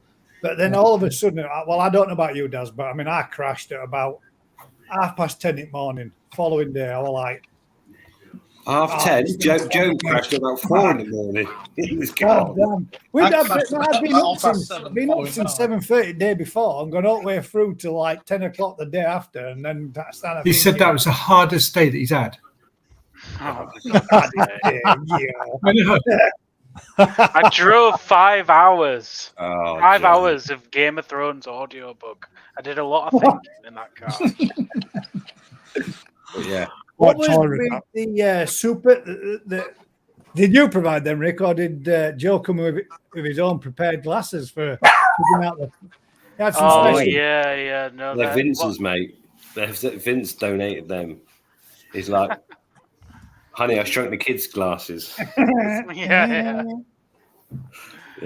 No, they're good. Them glasses, you can see everything under them. Were you vacuum sucking up the yellow fry out? Just like little pan nets, weren't there? Oh, you were just. That's what I've been doing. That's what I've been doing the last 2 days. Because I kind of just forgot that Sankey have blue eyes. They were like, "Oh, they all have blue eyes. What fish has blue eyes?" And they were like, "Sankey." I was like, "Sankey don't have blue eyes." Oh yeah, they do. Yeah. And you just forget about it. Yeah. There you go. But yeah, to be fair, Joe turned up. He helped me get the broodstock out.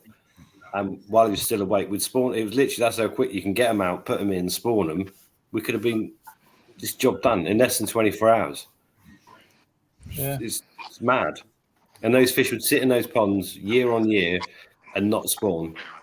I was going to say, I've never had them spawn in any of the ponds apart from 1 year where I had a malfunction and lost 50% of the water and topped up the tap water, and they all spawned immediately. Apart from that, they've never spawned in any of the ponds. But I could take one of your females out your big pond within 24 hours, spawn it and put it back. You never know. She go, "Cool, she's lost weight." Okay, she's a bit battered. Yeah, that change of environments, and that's one of the things about the show scene. That time of year, I know there was quite a lot at the National, but I'm surprised there's not even more. You're taking those fish from a steady environment and putting them into little shallow vats. I'm surprised it's just not like monster mass spawning all around. Yeah. It's literally all I do to spawn our fish, isn't it? It's like I just put them in a show vat and off they go. Yeah. I think a lot of people try and keep females and males separate for that reason. Like the more experienced people, the less It won't experienced. stop them. You can put That makes no females. odds, does it? Females Last year at the show, all the bloody females spawned. There was no males in Really? them. Wow. We've got a serious question that We have. How much of the sankey developed throughout Japan is derived from Matsunosuke? Is that right? Matsunosuke. What? Matsunosuke. So Matsunosuke blood. a lot of it. Most of it. A lot of it, yeah. Matsunosuke is using a lot of sankey, isn't it? The question is now how much Matsunosuke bloodline is in koi. Because they've been crossbred so often now. It's like they've pretty much lost a lot of the genetical bloodlines all the way back there. It gets lost. Yeah. So, I mean, it's all in there, isn't it? Like Crafty says, it's probably just diluted to such a low proportion of the genetic makeup. But then there are some breeders, like I know Shintaro breeds quite a lot of Matsunosuke stuff.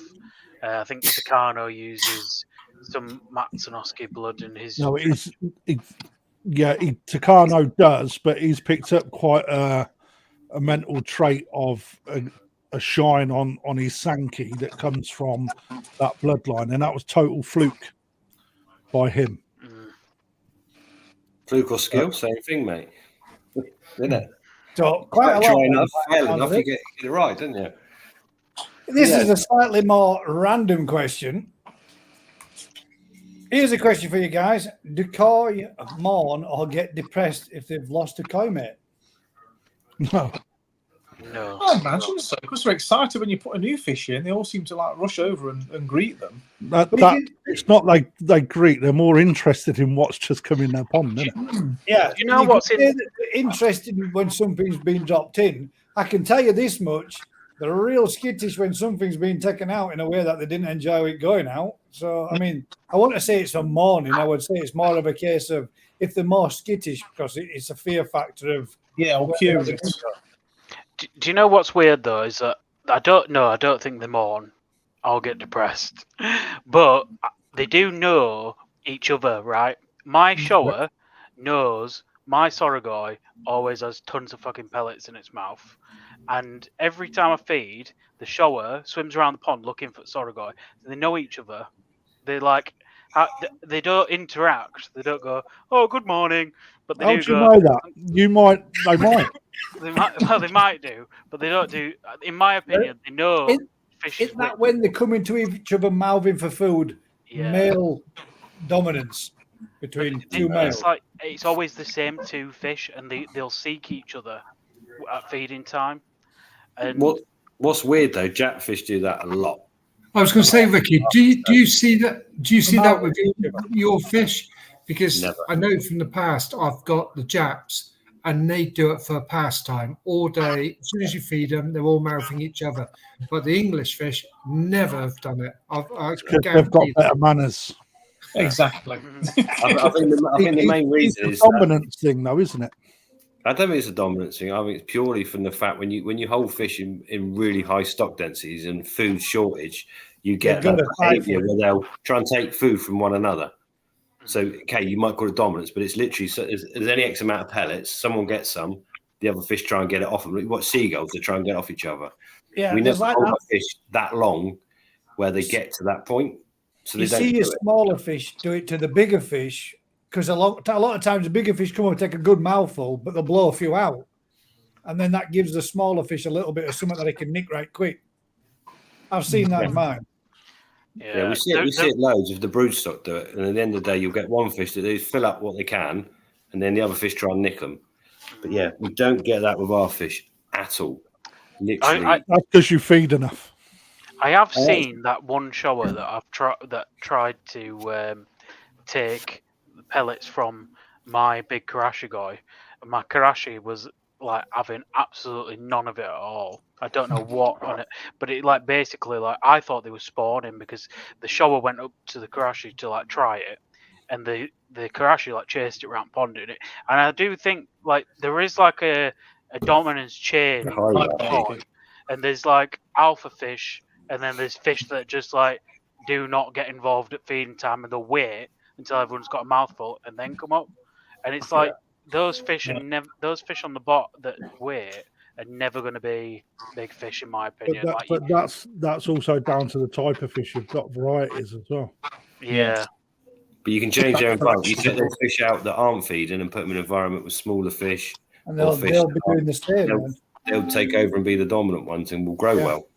And that's what you have to do as a breeder. A lot of the time, you're moving fish on size and dominance, taking fish off a feeder from one pond and putting them in a pond with bigger fish, where they then suddenly aren't the kings of the pond and the little ones get a chance. If a koi doesn't spawn, what happens to the eggs? We will have fried breakfast. They hold their eggs. They hold their eggs for years and years and years. All those big females you see at the shows probably never spawn. They've still got technically the same eggs they've had for the last 5-6 years. Do they still hold quality if they're held for like 5-6 years? Yeah, doesn't seem to make any difference. I mean, it's crazy. Isn't it? They're live cells, aren't they? So if cells die, they're replenished. You get new cells. You just get a constant. So technically, you might find the eggs they've had for 6 years have all been replaced, but they're kind of still the same. It's not eggs, as it were. They're not replaced at the same time. I don't absorbed and then remade. We had a kajaku we bought from Chewing Mill 30 years ago, and it was one of our best fish for for maybe 10 years. It was one of our best kajakus. We then stopped using it, stored it, and it had probably been a decade sat there. Happy fish, lovely, nothing wrong with it. And then we tried to use it, and it just spawned like that. Move it, spawn it, eggs fine. And that's been carrying those eggs for 10 years. No problem. This is what frustrates me. Sorry, Matt, go on. When you see the comments about egg-bound fish. Sorry, I was just going to say, this is what you touched on last week. Fish being egg-bound is, if they're egg-bound, it's normally something else going on rather than the fish actually being egg-bound. Because my female, she got quite plump last year, and we could definitely see that she was holding, but she never spawned. And she's plumping up again this year and all now. Yeah. Still we had somebody last year that bought a fish over. I couldn't get out to him, so he bought it to us. And I looked at it, and it was just, you could tell it was a tumour or something underlining there, and it was water retention, blah, blah, blah. And he said, what's the best thing to do? And without even thinking, I said, sedate it, put it out of its misery. So he decided, let's do that. We did it. And then immediately afterwards, he said, oh, Matt, do you mind opening it up and let's have a nut?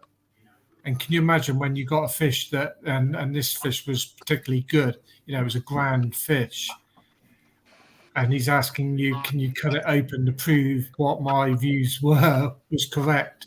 And luckily, it was right. It was just, it exploded. So literally I went to cut, and as soon as I nicked it, it just spat everywhere. But that could have been a bit of a disaster if I'd told him to and he's full of spawn. Full of eggs. It would have been a good one. Top Chagger said, so the 3 to 4 inch koi that I got from New Forest Koi Rig, what should I realistically size come, or should be my realistic size come autumn in unheated, just so when the time comes I know if I've done a good job. 3 to 4 inch from now through till autumn. Unheated in a decent pond, they should be 10-inch fish. Just through that should be your standard. So from 4-inch to 10-inch to 16-inch, whatever. That's your kind of, because they're only going to grow in an unheated pond for 3 to 4 months, and they're not growing flat out for that period. That's just a growing-ish period. But you stick some heat or whatever, or probably it's just a different world. So. They should be comfortable 10-inch fish, and if they're not, he's not done a good enough job. So when you talk about Top Jagger with the growth of the fish, then I know what I normally say to my customers when I talk about how much food to feed them. What do you normally say, like Crafty and Rich? What do you say to your customers about how much food to give to your fish if you want to put on the growth? As much as they'll take, sort of 4 times a day. But it's all temperature related, isn't it? So you feed them. We get a lot of people that want to buy growth food, but you say, well, what temperature is your pond? Don't know. Well, our ambient temperature is 14 degrees in our ponds, and you're not heating, so you've got 14-degree water. You want to feed growth food. At best, they're going to get fat. At worst, you're just wasting. So that's the problem. Temperature is everything. Literally, genetics are massive, but without temperature, genetics can't do anything. And then you can go into water quality and food quality and everything else. I think one of the comments I always say is it depends on your filtration and what your filtration can actually take. Again, yeah, if you've only got a little tiny box filter, you're in trouble, aren't you? So, yeah, it's the trouble is everyone's pond is different. One person's pond will be sat in the sun and it'll be quite warm. Another person's pond will be deep, sat in a corner and absolutely freezing. You know, a chaggle is going to grow differently to a goshki. You've just got so many variants. All you can do is give the fish good water quality and the right food for the temperature, and they will grow as they can.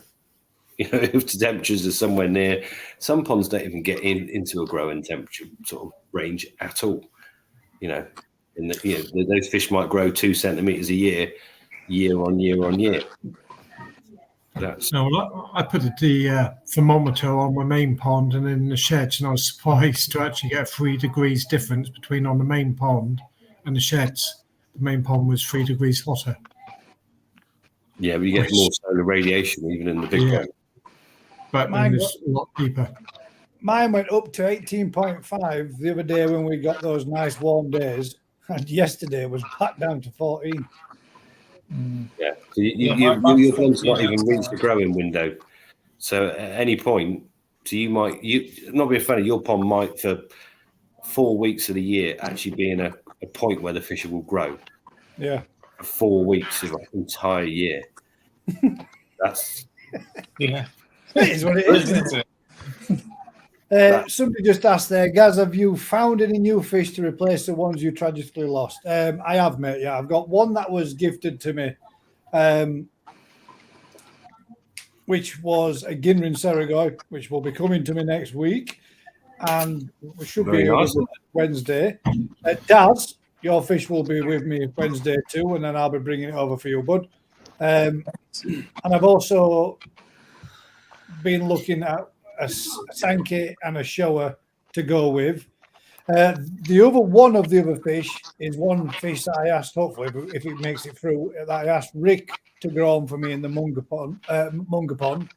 And the other one that I was going to ask Rick is if you've got some decent size or some nice. I want a nice, good sized Deutsch. God damn it, Karashigoi, yeah. A nice, good Deutsch Karashigoi, looking at about 40 cm ish. That's what I'm thinking, mate. If you've got when the time comes. Yeah, to be fair, actually, your bloody fish is in the one that's on the Saki Hikari. Yes, I might do that, mightn't I? I know it. Don't do that. I flipped a coin of which pond to feed, which food to, because I was like, I've split the fish. It's as equal as I can make it, and I was like, well, whatever I do, it's going to seem. So I just flipped a coin. So it's the Sakai Hikari. Right pond, that's the pond nearest the door coming in. Yeah, your fish is in there, and it's being fed posh food. So I charge you for the food, which is slightly discounted because Crafty's done me a deal, but it's still eating a lot, mate. I reckon 500 quid's worth at least. At least, mate. Yeah, definitely. What? Just that one fish? It'll be the only 60 cm fish I'll be expecting this year, then. Yeah. How well do you think it's going to do a difference, Rick? How much of a difference? Are you feeding the Munger mix with your normal stuff to the other pond? I will be, yeah. And then the whole just price Sakai to that. on the whole thing. To be honest, I don't think the difference will be that great. I'm hoping it's going to be that great. I think it will. I think it will. I'm really hoping that it's not, because if that's the case, everybody buys your Munger mix from you and your feed and just feed that, and they get the same results as Sakai Hikari for half the price. I mean, there's no doubt Sakai Hikari is going to be it's a better food, but my issue is it's coming out of the factory at the same price as the food I'm using from Coppens. It just goes through, it crosses so many people's hands that it's best part of 300 quid a sack by the time you buy it. That's And the mental. prices have increased. It's mental. That food's from the factory at 40 quid. This is the thing. We were talking about this, me and Aaron, the other day, and we were saying, like, right, you get a 20 kg food, even of the best dog food, a 20 kg sack of dog food, 50, 60 quid max. Yeah. You get 20 kg of koi food, 280 quid. Yeah. Makes no Where, sense. where It's is more than where, that. what?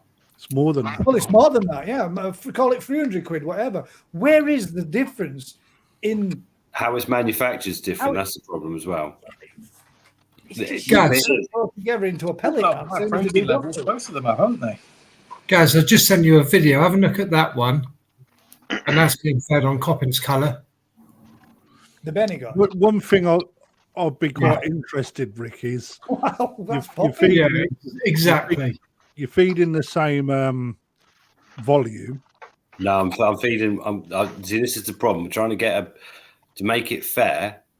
Is how do you go about to make it fair? So the way I'm doing it is basically is going to feed as much as the pond will take. Got you. So What because I it's would not be fair, interested in is the waste. that's going to be almost impossible because the ponds, to make it fair, I've had to link the ponds so they're in the same water. Okay. Because otherwise it's not fair because obviously the temperatures will fluctuate. So in the water, so they're in exactly the same water. So the filtration from one feeds the other and back through. So when the heat pumps running, so they're the same temperature, same pH, same water, everything's identical. Okay. But I won't be able to judge the waste from food to food Wow. because yeah. That was one thing I was looking forward to. Okay. I can't.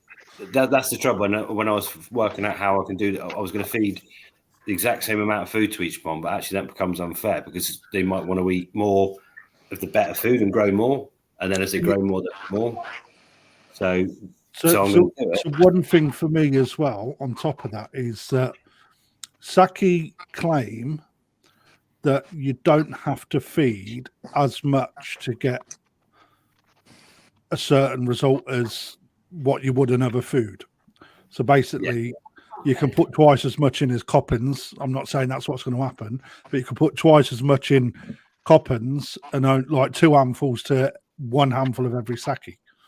Yeah, but that's the thing. So that's the only way I can gauge it is literally by feeding to the max that those 100 fish will take in each pond for 100 days. Yeah, and then see work what out you're left with. the sacks. So one might go through 4 sacks, one might go through 8 sacks. Yeah. And when I get them out, if they're the same weight gain, saying I'm expecting better skin quality, better body shape, better all round from the Saki. That's what it claims. But at the end of the day, I'm kind of on one hand I'm dreading it because if they are that much better, then you've got to be thinking, well, but it's also about so I can show the fish and price up the food, recommended retail for the amount of food, and I reckon I'm going to go through at least 4 sacks of Saki in that. Just judging by what they're eating already, I'm going to do 4 sacks in 100 days easy in that pond. Yeah. And I might well do more than that in the other pond with the Coppins, but we'll see. And at the end of the day, if I can tell and say, well, this 100 fish have grown this much, they look like this, and they've eaten 400 quid's worth of food to get there, and this pond's eaten this much, and it's cost 1,200 quid to get there. Here's the examples. Would you pay that difference for that difference? That's, and at the end of the day, I'm expecting a difference, but until you actually do it on that value, and then the problem is, like I say, you can then turn and say, well, the waste from the Saki is less waste, and the water would be better, but I can't. If I split the ponds, then the ponds become different. Yeah, and that makes, no, it's a good experiment to do. It's an interesting one. And I can't. I'm not going to turn around. It's not scientific to the point of I'm taking the fish out and weighing them every day, and this is the waste. And it is literally basic. These are ponds running at 28 degrees with 100 tosi, this many different varieties. Let's just see a general gauge. One of the things that, like, from where I previously worked, one of the guys that worked there, not the main man, he said that when they switched over from Coppins to Saki, he saw that in the brush chambers, when he was cleaning them, like with Saki Kari, there would be like muck and dirt, but when he moved to Saki Kari, they'd be less dirty, but he also found that like loads of snails and other larvae and stuff like lived in the brush chambers after they moved to Saki. So like my worry about the experiment you've got potentially is all of the leftover nutrients from like the waste or when you Traps, feed things you is don't going necessarily want. through both ponds. So like that's the, you know, in terms of like it's almost what the fish digest and then also get rid of, but then what remains in the water after that. Because the other thing that I've also heard is that I'm going down the reverse osmosis route at the moment with my pond, and obviously you don't get the same minerals and nutrients from your tap water if you're doing reverse osmosis because you're stripping it like right back down to like H2O. And a lot of people say, well, you've got to be then careful with what you feed in because, like for instance, if the fish have got no nutrients in the water, but then you feed in a high quality food, they get all the nutrients through the water from the food and not just what's going in the mouth and coming out of them. It's what's remaining in the water throughout and after as well. Yeah. Well, that's the problem. You can't test. You can't do everything. But No. the fact you got snails and invertebrates in the filters got nothing to do with the food. That would just be standard. We get that in the filters, so we get gammarus and snails, and you've got to introduce it to a filter for it to be there. So we do that naturally anyway because it eats detritus. A change of diet is not going to change the invertebrate levels. You might get different levels of waste. I wondered if it was like coppens, everyone says coppens, but they do a range. So we're using the spirulina diet. That's the only one we really recommend. The ones we use, that is one specific diet. It's got less fish meal in than sake. It's got more insect meal in than sake, but they've both got clays. They've both got calcium. They've got all the stuff added that a carp needs. But I'll also be adding to the water across the board. Clays, dolomite, the whole shebang to make sure that it's stable. I can't do a fair. That's the problem. If you split the systems, it's almost impossible then to do.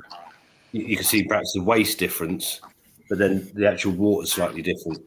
You know, the heat levels, the light levels. So by combining them, I'm making the water the same, and it's just relying on who goes in. Yeah, You're basing it on the food, aren't you? Yeah, I mean, basically whatever they eat. So what I'm going to add to the water is to maintain the water quality where I see it to be fit. Like I say, the snails and gammarus in the filters will be there naturally. I'll put them there myself because the filters work much better. That's just period. And yeah, you might say in one place where they're cleaning the brush chambers out, when they're feeding this, it wasn't that. And then 6 months later, you change food. But that whole system's matured, and now the snails and stuff's got in there, and it's a better system. That again, so that's not fair necessarily. But I just wondered if it was a case of. I wondered if it was like the leftover nutrients that was like enabling the brush chambers to become this like colony of almost like some other, breeding ground. We get that. So depending on the system, they'll all do that. But obviously, depends on what treatments you use, temperatures you run at. So like the gammarus and snails will tolerate certain conditions, but if you use a certain treatment, you'll just wipe out all snails in that system anyway. Can you buy gammarus live? Yeah, you can. I think, and you can buy it dried for food as well. I'm pretty sure. I had them in the pond. They were brilliant. But They're then amazing. I was supposed to be something and wiped them all out. Yeah, they won't tolerate a lot of like crustacean treatments. We'll just wipe them out. They're really sensitive. Probably PP or something that did them. But yeah, so basically, the gammarus they eat detritus, so they're cleaning your filters for you. Anyway, but like wood lice in the water, aren't they? Yeah. So the trouble is, all I can do is do an experiment and it is for my own personal to see the difference. And I'm expecting the sake to be better, but the problem is the price of sake doesn't reflect the true manufacturing costs because you're buying through so many people from the other side of the world. Yeah. Rather than, And I'm not saying around saying Coppins is amazing, because they do so many foods, and they try and do something at a price point that's, and again, we get so many people coming. I use Coppins and my water went crap, but you've used growth food at 14 degrees. Of course, your water's going crap. Coppins do food that's designed to be, it's like buying sake colour and whatever. And you've got to use it at the right point. So all I'm doing is 2 colour foods against each other for my own peace of mind to know. Yeah. And at the end of the day, if sake works out better, you can guarantee that we'll be using it to some degree. And if it doesn't, it won't. I can't say too much. I really can't, because it was told to me in confidence. But there's some exciting developments in the UK that I've heard about for koi foods, and that's all I can say at the moment. No. But as and when it'll be in the magazine. That's the point, though. There's scope for it. There's a place in Wales that approached us that were doing foods, and they were like looking into different. And at the end of the day, that's got to be a bonus. Takasumi is another one in Holland, a smaller company that are doing different foods. The more. Well, surely to God, somebody can take away some sake akari and analyse it and then produce it. They've got it's not a secret what's in it. I know you're going to say they've got a patent on it, but yeah, they have in China, but you can still see cars that look just like a Land Rover, but they're called a Gypsover. Yeah, but they still look just like, as long as they change something so it's not identical, it's still going to be as good, just not the same. I'm excited for what could come. That's all I'm going to say. As in when it'll be in the magazine. So if we could have someone in this country manufacturing a food that is equivalent to sake, and you can buy it direct from the manufacturer, it'll be £100 a sack. Yeah. Because you're not greasing, and that's the problem. It's going through so many hands. 3. And if it was to me to get it, I've had to get it off of Crafty, so I can't just buy a little bit, set up an account with Pedigree to buy it trade. It's just not. It doesn't work. It's crazy. Yeah. But especially for a farm. Yeah. Especially for somebody like yourself that's got a koi farm. If it's difficult for you to get.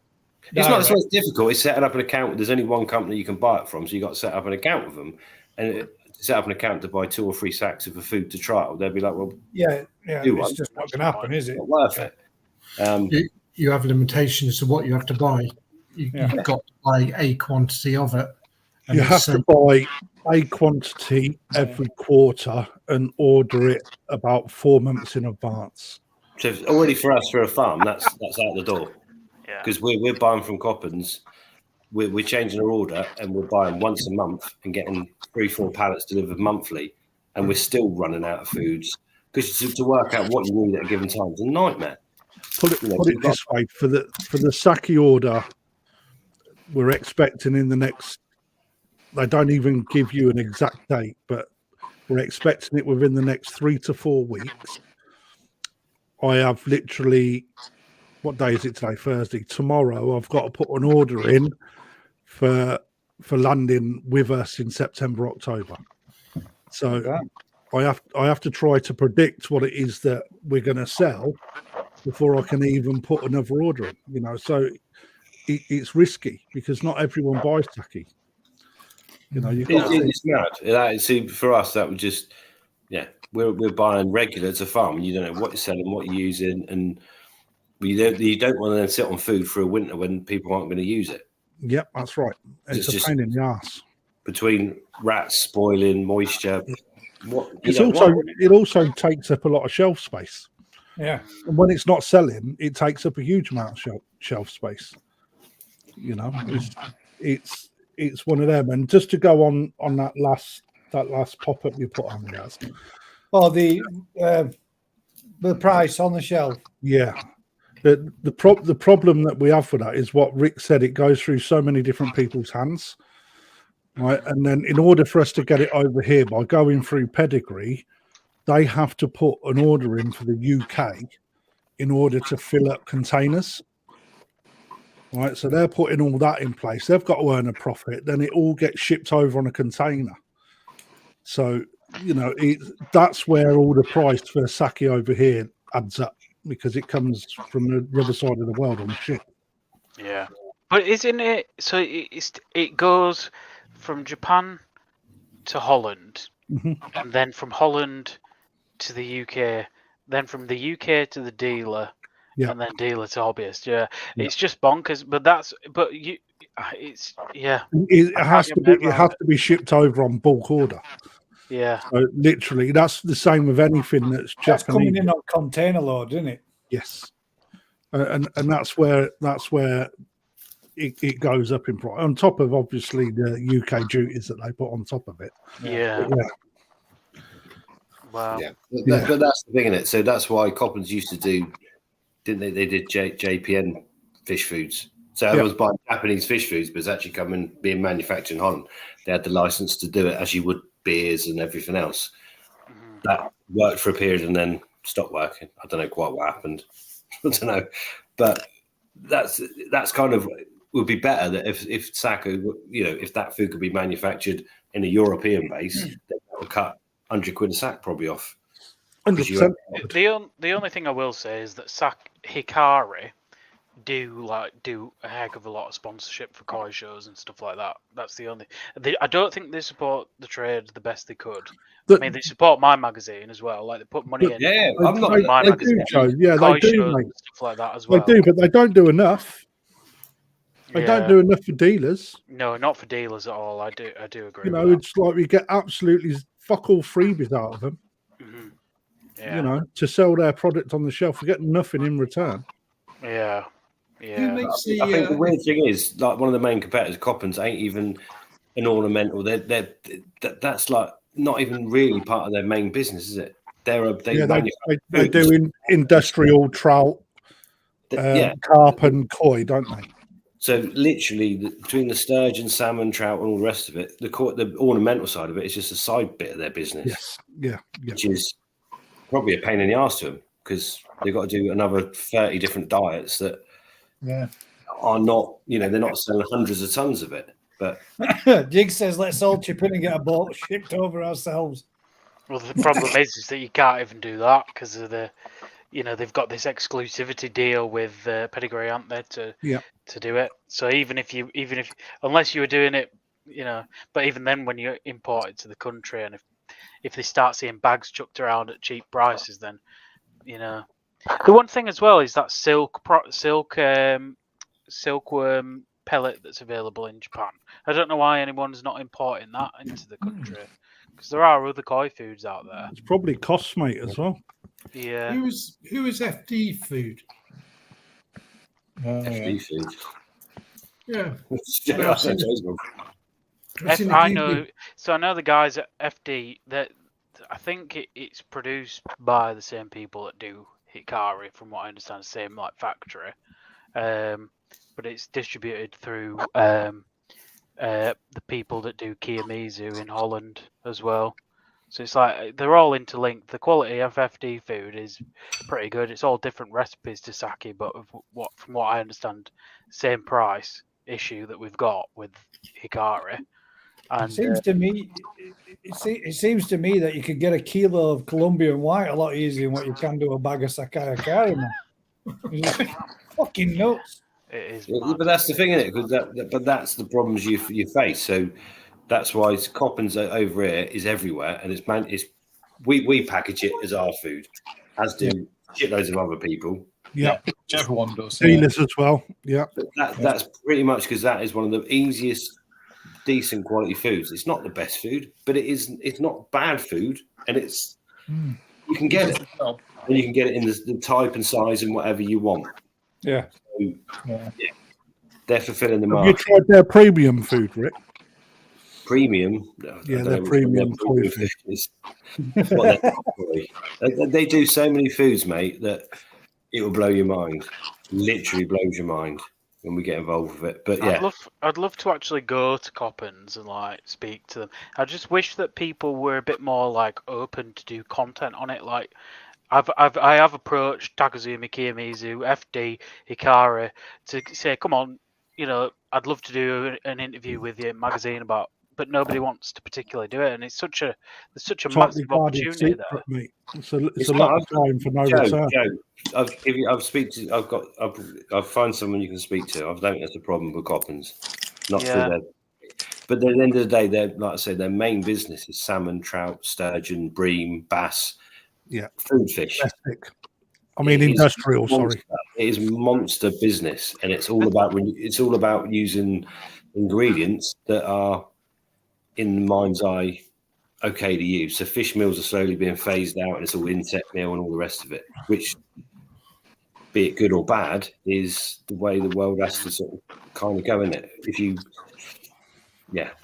From what I understand, though, like we can all sit here and wax lyrical about sake kari. Like I am using it in my pond, but then I speak to certain people in Japan, and I say like, what are they actually putting in the auto feeders?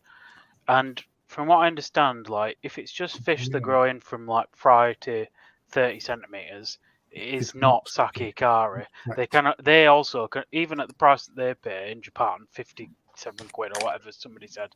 I think that's even too expensive for them to raise to jumbo tosai. If say they're growing from tosai to nisai, I guess that's where they start to go. Right, let's get them on the good stuff because this fish is showing potential. Yeah, but they'll use a cocktail, won't they, as well? You know, when I was over there and talking to the breeders, mate, you're so right. They have a different, like all of them have different brands for their smaller fish. But when they get Coppins over there, probably Coppins, isn't it? Yeah. But when you start getting into the more pricier market, it's sake, and Odekan does his own food, which tends to be part of a mix with sake.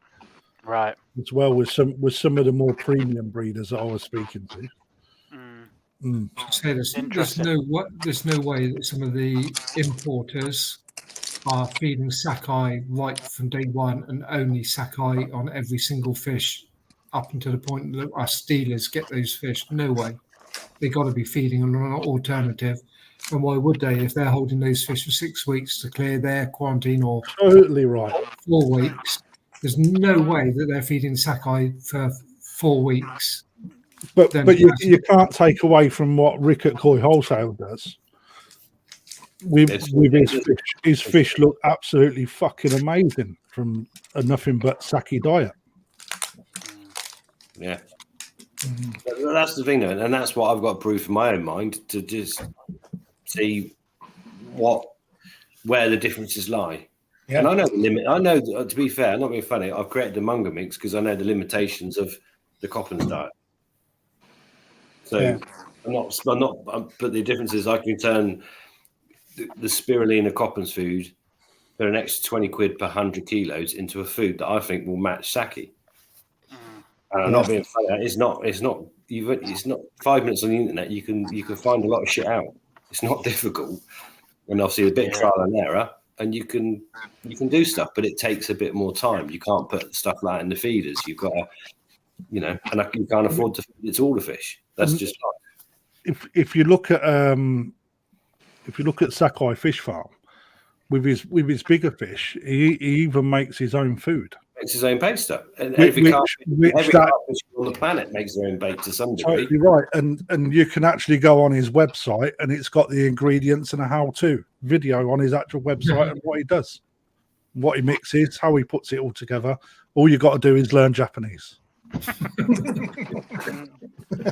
thing is, it doesn't matter what fish food you buy. You read the ingredients on the back, and the top 2 ingredients in every fish food will be basically wheat flour and soy meal.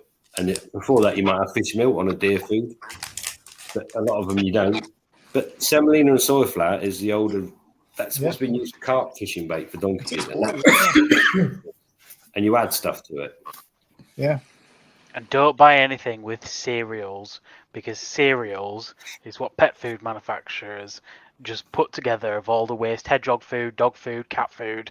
They just grind it all into this thing, and they go, "Oh, it's cereals." It's just. But that's the problem. You get cereals, but cereals. What are cereals? Wheat. What do you have for your breakfast, Joe? That's exactly that is what goes into these foods. Yeah. But if you class it as cereal, and next thing you'll get proteins from chicken food, or chicken feathers, or chicken meal. Okay, that's not necessarily what you might want to be putting in your fish food. But if that is a byproduct, brewer's yeast is one of the best ones. But most people think, well, the shit that they dump at breweries, they're now paying to put into sake curry. We've been using brewer's yeast for years. It's good stuff. It goes into most foods. And it's a waste product from another industry that goes down a drain. So one thing from using it in the shop, Rick, so I think we're doing 15 kg every 3 days at the moment. And the waste product in our filters has been massively reduced, which is why I was interested to see what you would get. I mean, I won't be able to tell you the difference, but I will tell you that the spirulina diet, the waste is negligible. It's not an issue. Okay. But the difference is it's not designed for growth, and yet they do grow in the Munger tunnel as quick as the centimetre a week is pretty. You ain't going to get much better than that, whatever you're feeding. But the difference. No, that's about the standard, isn't it? But then you get the point is what the body structure and bone structure, and that's what I need to see. Between a centimetre a week's fine, but if they're like tadpoles with heads or built like a brick shit house on the same amount of food, I think you'll find the skin quality will really impress you. Mate, we'll all find out, won't we? Well, we won't, because I won't tell you. I think that's what you will find. I think you'll find the skin quality is fucking immense. I'm pretty honest, mate. I want to see it for my own fact, and I'll record it, and it will be there. And that will be that. This is better by this much. It costs this much. It costs that much. Make your choice. That's the problem with it. For me, that's the problem. 15 kg is too much. And on this note now, we're going to slip into some single colour koi appreciation.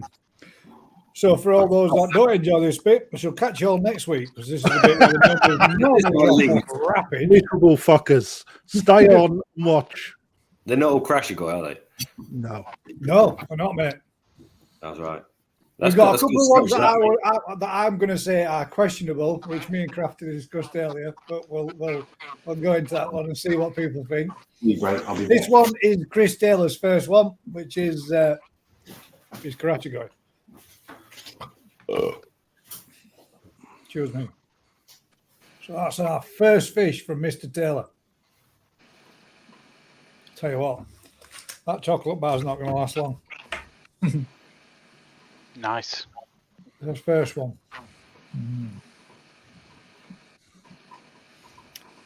Nice. Stevens. I've seen this earlier, man. I love this fish. This has got some nice. That's unique. Yeah. Beautiful, mate.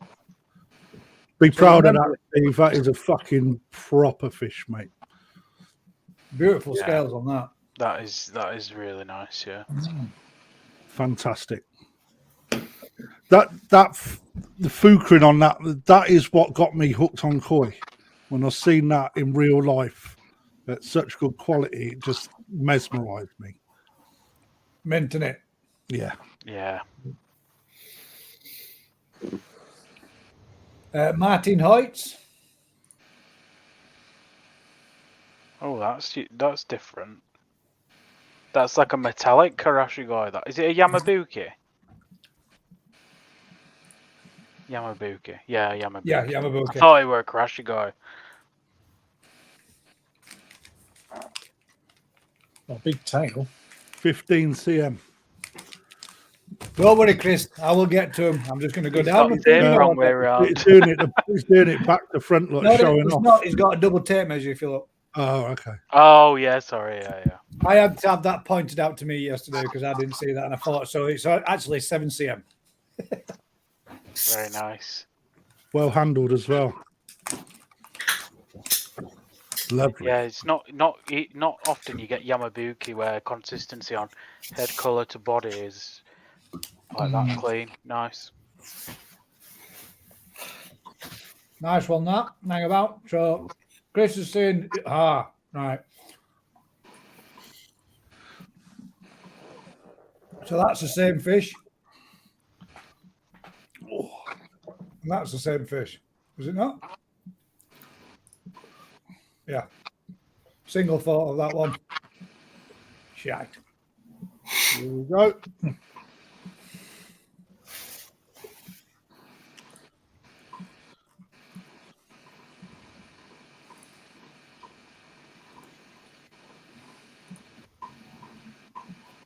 That same fish again? Nope. Got some serious body on it.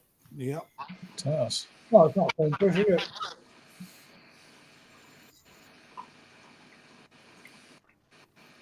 A chunk. Now, it's going to look, when I show Marek's fish, it's going to look like we're looking at the same fish, but it's just the thumbnail that is sent us. There are links to his channel ones from his measure up. So they are. It'll Still got say. plenty to do as well, innit? Fuck me. I should big bit of that. Be another one with a little head. Yeah. It's a good fish, that. Whose is that? That's Chris not bad. Taylor's. Chris. It's got serious volume in it. I can't work. Is this going to do it? Yeah, piece of. That's a still, innit? Yeah. Yeah. The Chris Taylor as well. Jesus. Yeah. There's a lot of fish. Not a lot, not loads, but there is quite a fair few. He had about 80 fish, I think, in his pond. Yeah. Mr. Taylor's got lots.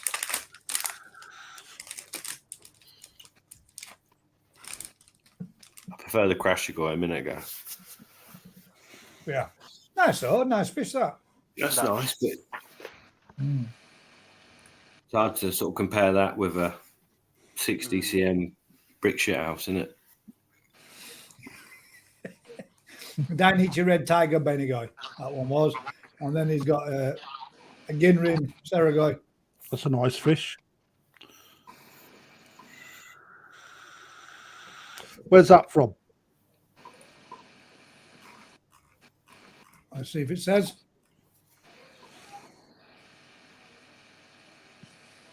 That's the guy. Yeah. And that one we've seen. Martin's we've seen. And that's it in the pond.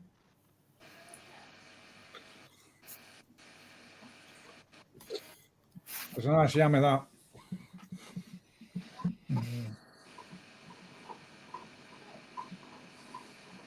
Yeah, nice.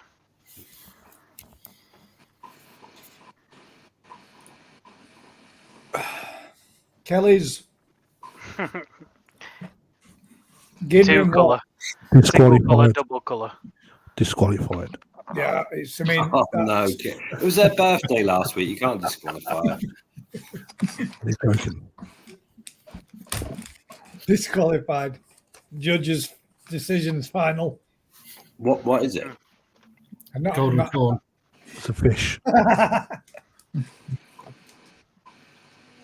You even got red in the pecs in it. yeah. Okay. It's starting. It's starting. What is it? It's got Golden black in corn. it as well. What is it? It's There's a golden corn. is it? Uh-huh. It's not golden. The Shiramuji corn. Kelly, you got a fish underneath it that's more like a single colour fish. I'm going to use that one. And the other one. Maybe that's what you were photographing. It's just hiding under the other fish. Is that really, honestly, Matt, is that a golden corn? You sold it to her. Yeah, it is golden corn. So I'd be They're interested. beautiful. I've just got some new brood stock for them, haven't I, Crafty? They're beautiful. I've got to big them up now. Mate, Liam's? you got a deal on that, mate. There we go. He likes his Beckos, doesn't he? That's like an Renji Ogon, that, isn't it? Rather than a Yamabuki. That's a Ginrin Yamabuki being fed Sakai Akari colour. That was actually a Shiramuji until they started feeding colour. I've never seen that's three quite good Beckos swim around there, isn't it? That's bizarre. Yeah. That I one, see decent Beckos very that one often. under the tail's all right. Yeah. They're not such a common fish, are they, the Becco? No, No, because I prefer them to Shiros, to be honest. no, you don't. I bloody do. Matt, Shit, that is. Yamabuki getting rid. Fucking shit fish. It's fucking shocking, isn't it? Nice. I knew you were going to say that. That's nice, mate. It's a golden corn. Another golden corn. No, Jim and Yambuki. The That's fuck's scary. a golden corn? It's not. It's a fucking another golden corn, mate. It's more golden corn than the one you sold Kelly.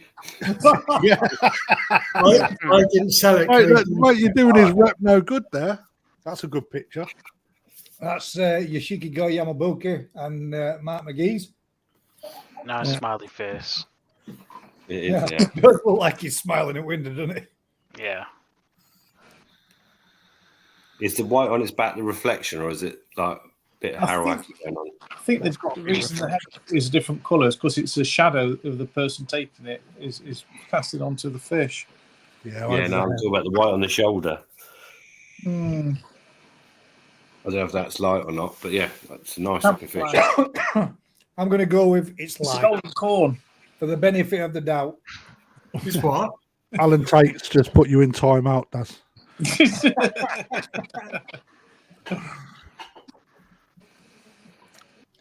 This one's a bit different. It's very different. I'm not think quite it- sure what that is. Metallic chagoy, eh? It looks like it could fly. Oh, Well, what is it? metallic Nice. chagoy, isn't it? Yeah. Metallic Yeah, shag. tag, innit? It looks a bit greeny colour, doesn't it? Nice gold bar. That'd look banging in a pond, swimming about with the sun coming off it. Yep. I didn't. Joe was going to say, "Oh, that's mine." No, it's not.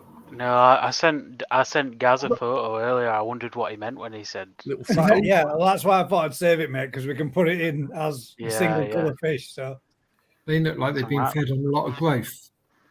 That's two they look like goldfish. they've got a fortnight at Tony's from Far More Coys. Yeah, there is 2 goldfish in there. Two goldfish. Is it? Them 2 aren't right, and then that's like a. The white goldfish. They're not gold, but they're definitely goldfish. Did you sell them, Matt? No, fuck You off. told them there's fucking Yamabuki and a platinum Ozone. These will do great in your pond, Sal. I'll have them. They've both got barbels. They can't be goldfish. Yeah, no, they're goldfish.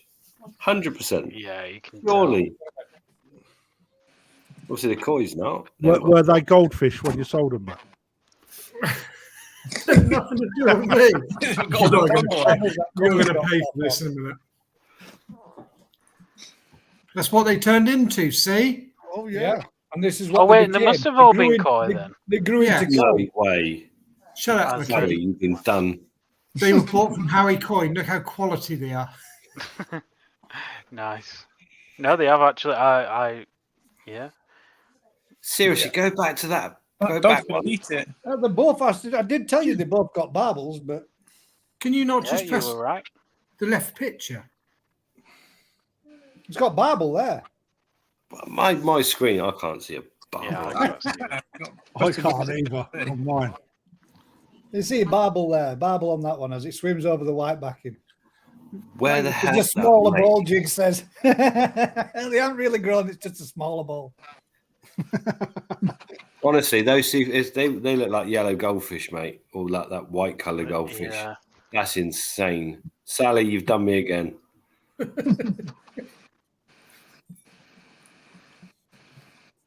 Yeah, what are you gonna- Jesus. I think my screen's too small. I need a magnifying glass. Yeah. Or just a bigger screen. Or that, yeah.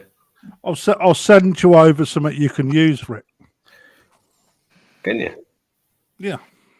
15 quid off of Amazon, mate. What big magnifying glass that they use for It's a knitting. That's not the same fish. No, it's not the same fish. Because that's a Deutz and the other one's They're scale. different colours as well, mate. We've been We've been done it. We've been had.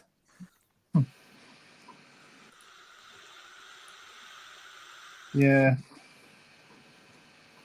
That chag's nice. Yeah, that chug is Hirasawa. Hirasawa. Rick chips Vince's glasses off the farm. Mate. Chunky. Yeah, they are chunky then. Yeah. That chug's lovely. Yeah, it's nice and clean. No shimmies. Now then, this is the one. That's not single coloured. That's cheating. Yes. Oh, Thank It's you a very single much. coloured fish. Rick, do you disqualified. have a jumper? Is it disqualified because it's not a single coloured fish? Have I got a jumper? This That is what me and Crafty had a conversation about before, and he said, "Well, no, because it should be classed as a single coloured fish It's a because single coloured fish, I'm telling you. Dude, that's orange and black, mate. That's definitely two colours. Yeah, that's exactly what I said. I'm But not to be sure fair- it's classed as a single colour fish. Hang on a minute. Let me get my Bible. Mr. Tate, would that be classed as a single coloured fish? Put Daz in a timeout. Again, Yeah, I know, Matt. I did it. One of them jumped out, mate. I want a refund. What, dead? Well, it wasn't until it died a few days later. You're a nightmare. No, it jumped- it literally jumped out the day after put it in there. all fish from the first video are from New Forest Koi.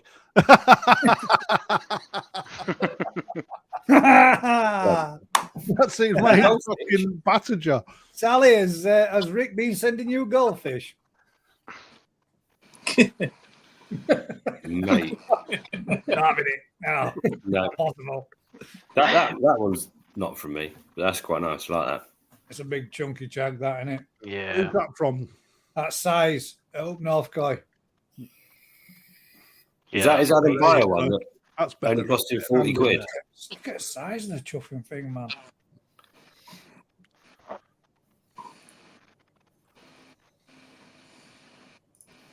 Well worth that £1,400 electric bill.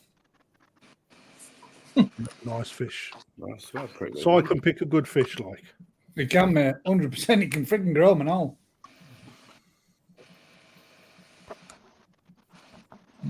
Scalation on that's beautiful, isn't it? Yeah. It's that Cracking lovely tea green colour. I wish I had a better resolution. Is that, hang about. Does it say, is that the before and after? Is that No. Yeah, that's it says fine. it's twisted fry chagoy? It is. That one's And here. 55 That'd cm. be an Adam buyer then, wouldn't it? God damn. AC, big chug. ANC, where did you get your bowl from? It's a bathtub. Looking at the size of it. yeah. That's what Need to eat the next fish. That's one of the bowls we use, isn't it, Ricky? No, that's the fiberglass one we got. It's got the steps in the ends. Where did you get where'd you get yours from, Rick? Obvious. I don't know, mate. I don't know where you got it from. Old like. It is nice, Old that. school, yeah. Nice chug. That's a good shag, that, mate. Yeah, very nice.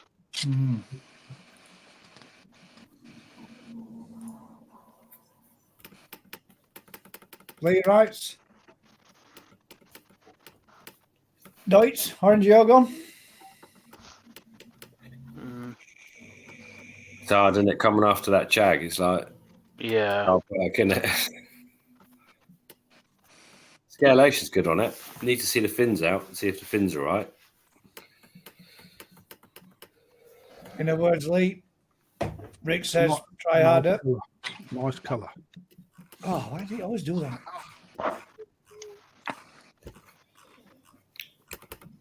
Right. Jess's chagoy.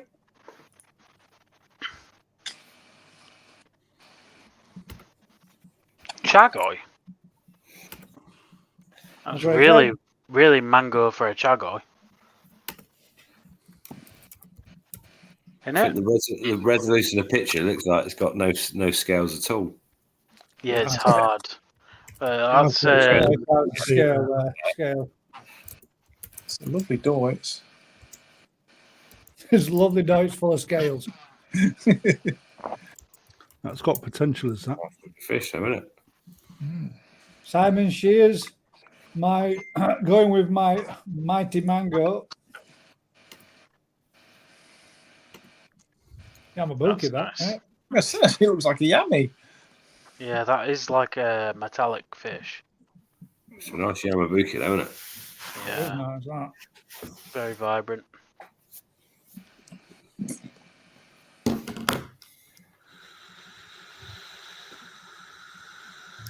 Yeah. nice. Right.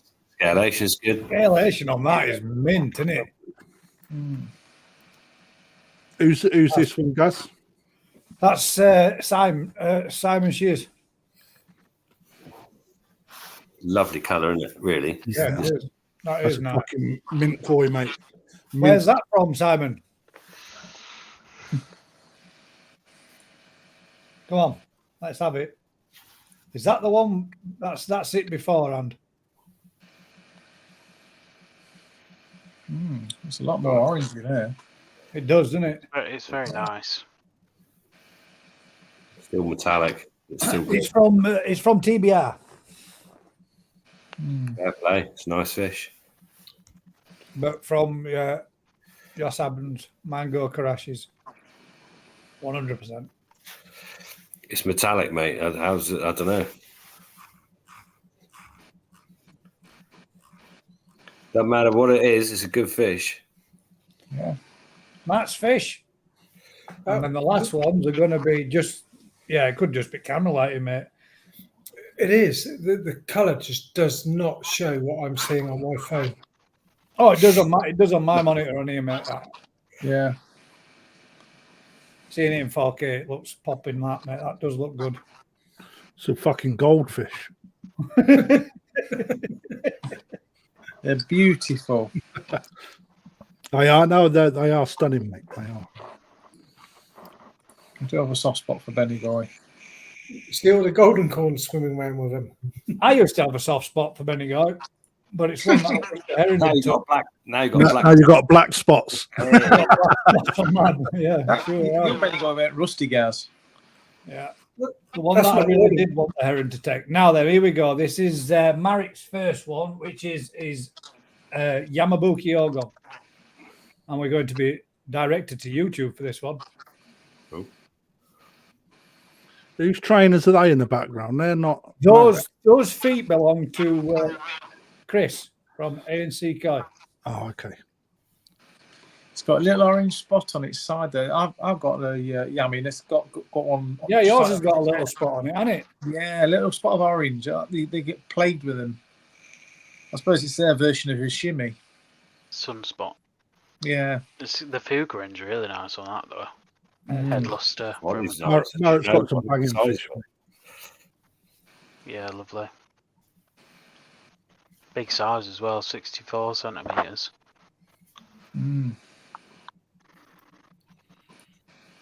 Marik has got some, and this one is the yellow monkey. Marritt's yellow monkey, yeah. Yellow monkey. Oh, yeah. Oh, damn. Fucking hell, Fucking that's beast, chunky. mate. Now tell me that Isn't it? yellow monkeys, mate, you crashes. It's only 6 months old, that. How old is that? That's 3 weeks. weeks. How old's that? 6 weeks. What size is it? Let's watch. Look at the body 50 structure. centimeters. Fucking body structure on him is fucked up. Yeah, 51 cm. And that's 6 months ago. It was 6 months ago. It says there. That's his measure up from 6 months ago. Wow. The next one is Bendigo.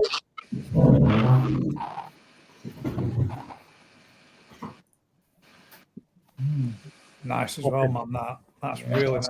I like that. Mate. Hard to keep these clean and shimmy free. These. Tell me about it. And that's 42, I think. That's mint. The only thing I would say, if with Benigoi, like you've got to get the fins like completely like that Red. orange color. Like you could make an argument to say this is an Akahajiro, with the white and the fins. Yes. But the color is absolutely stunning. It's just whether or not you class it as a Benigoi. Oh, Joe's getting a bit controversial. That's banned. That one. Got white fins. It's very, very, very nice fish. I love them, He mate. stole my thunder, to be fair, because I've got something coming up that I was going to drop something in the comments in a minute. But Saragoi, let's have a look at this. This is a beast.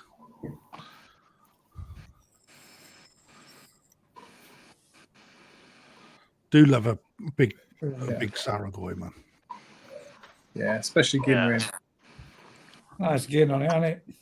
Clean as well, isn't it? Well done, Matt. It's got the odd little shimmy on it. Yeah, trying to find a spotless one, mate. It's fucking. I don't mean it's one of them things, isn't it? With them, that's what they get, don't they? It's when they get shimmies on the head that it pisses you off, mate. Yeah, nice. I think you're missing some, Gaz, from the original post. Now look at 81 p.m. Now.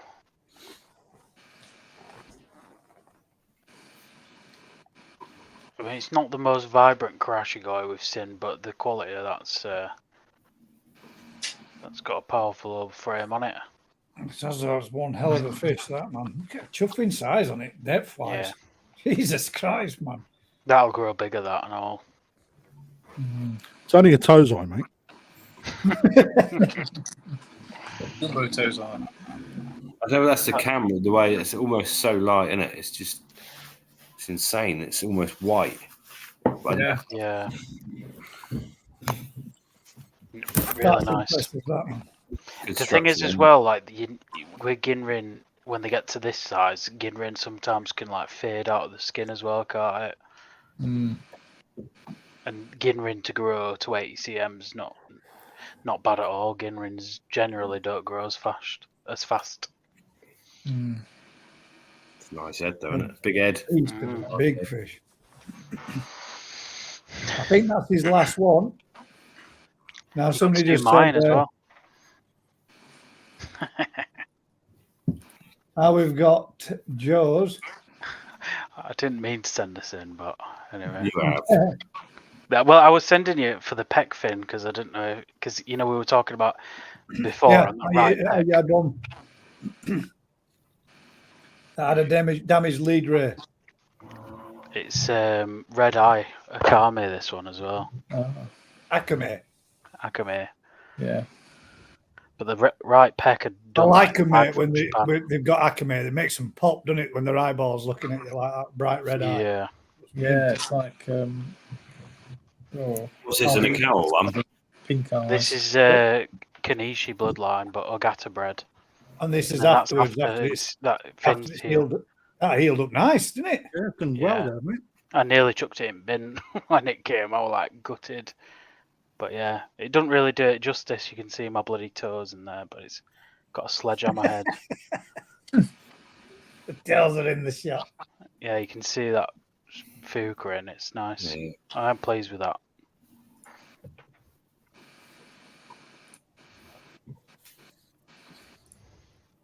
Mister, that feels yellow monkey. Shit, that's terrible fish.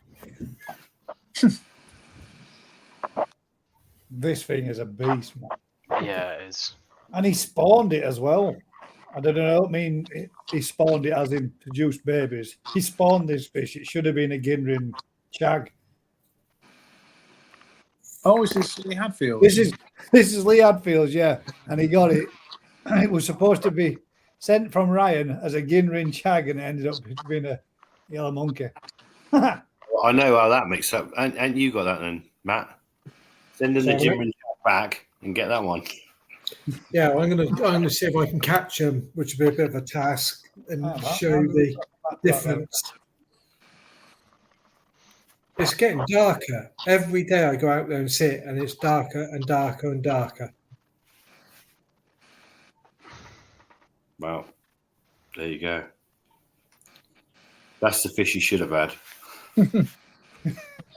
This is what you get from Mr. Hadfield when you send him a link thing. He sends you 4 kisses back.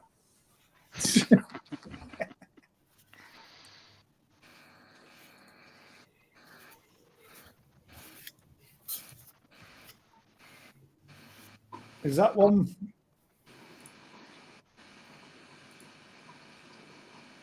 No one from Matt?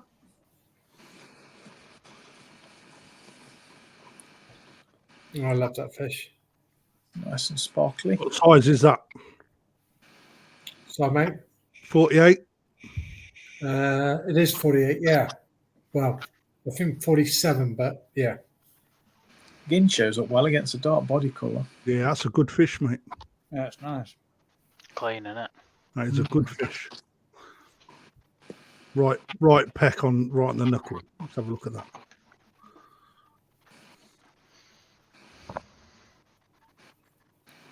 I sent you the link, Crashy. Yeah, Crashy for guy. the polls. Yeah, seen, mate. Thank you. I think the best one we've seen so far was that first Karashi guy. I think the one Chris Taylor's one's pretty good. That Chagoy with scalation. Oh, my God. Look at that. Jesus Christ. Whose is that? Oh, Crafty sent this in. Did he? I was going to vote for it. Sod it, I won't now. Where was that one to then, Crafty? Is that yours? That's Diney. Yeah, it's Yellow Monkey. What, was at your place when we came up? Yep. It's in the main pond, isn't it? Yep. Don't look as yellow in the main pond, though, does it? No, just put it on a blue background. It looks fucking the nuts, doesn't it? Yeah. It is fucking What mad, size them was that? things. They've all got them like red tails. That it's like This- Marisai. This was going to be my show fish for the national, but it's had a growth spurt. It's 68 cm, and that Too big now, black glass. he put it this way: it was doing more than a centimetre a week when I sort of worked out what sort of size I needed it. Just fucking went. Look at that. Oh, they're disqualified. Look at that. 2 colours. 2 colours. Yeah, disqualified. Very nice. This is what Joe was saying about earlier. I think that's nice of me when they've got the I pecs like looking that. like that. That's how I like them. Well, Have you seen the black Hageros where they've? Oh, yeah, they're nice. Black? yeah, Yeah. they're beautiful. Jaro is black, isn't it? It's a black Yeah. fish. So Aka Jaro. Yeah, I sent this over to the lad at work. It's like it's a red blackfish. Work that out. That's mint, is that? yeah. That is really They are for sale, these fish, by the way. How Anyone much is wants that? them. 1,800 quid. Fucking hell. It's nice though. Sought after You than want you two, normally Joe? pay for it. That's it. Time Well, it. fucking hell. I know. It's clean as a whistle, though, guys. Come on. It is It nice. is very clean. This is nice too. She's a bit eggy, but it's definitely female. This changes colour. That I remember this when I first started working at Koi Wholesale. It's one of my favourite fish. This. It's a favourite at work, man. It's so friendly. So saying that though, so's the yellow monkey. It's a bit darker now, though, isn't it? Yeah. I think it's temperature dependent with this thing. It just changes based on temperature. Yeah. Head's mad on it, isn't it? Yeah. Head's clean as hell, though, isn't it? That. When you're ready to get rid of it for free, Crafty, send it my way. I'll breed from it. Okay, mate. I'll bear that in mind. Yeah, it's a good offer. Well, as long as I can have one fish out your spawn. Your firstborn. Firstborn son. I'd send them. And those are 2 mother and daughter, Rick. I can't remember if they're siblings or mother-daughter. But How big's that, Rick? I think it's 80 and 70 or something. And that was last year. Yeah, they're nice. They're Kanishi. Well, they're not. There are homebred ones, but they're from the Kanishi line ones we use. Is that where yours from, Joe? Did you say? Into them. Kanishi bloodline, yeah. I think it's the original Karashi. All the big ones are from, but you can't get them, and they all go to Germany these days, don't they? But yeah, I do really like the Okawa ones though. Like people went through a phase with Okawa ones, and then the yellow monkeys came around, and I think people need to maybe go back to the Okawa ones again because they're Those are unreal. very- No, they don't. They need to stay on yellow monkeys because they are the nuts. I think our problem with these is that they're not as yellow. The pigment's not as strong in these. Yeah, like mine's really pale as well. Like it's that peachy colour, whereas the yellow monkeys and the Sakai ones, Okawa ones, are more like mango-y colour, aren't they? Guys, you'll be proud to say that we given birth during your show. Oh, sweet. no, listen. No, Ah, That's Dublin. you're gonna have to call it Gaz now. Got it, GKP. Gee, yeah, that's cool, isn't it? wow. Only Matt produced a baby duck halfway through a live show. Ta-da. Well, I like that Chagoy, the first one. I like either Up North Koi Ponds Chag or Chris Taylor's Crashigoy. Hang on a minute. What about my yellow monkey? Monkey. I like that. To be fair, for the scalation on that, where did it go? God damn it. That first Chagoy. Oh, we got one here, a couple more. Dales. I thought that was you again, Crafty. I thought it was another yellow monkey. Fuck off, mate. That's got some nice shine on it. Platinum Amalgam. Is that Give tail it. been trimmed? No, it's No, a it's shadow, isn't it? Shadow, Just the yeah. shadow line around the Hey, ball. fuck me. Does look like it, yeah. There you go. There you go. Gotta be That's a nice. different fish. What do you mean, there you go? Yeah. That's a platinum. That's a Oh, there you Makashi. go. Nice. How many more late entries did we get? We got them all. Wait. There must be some more on your original post, Gaz.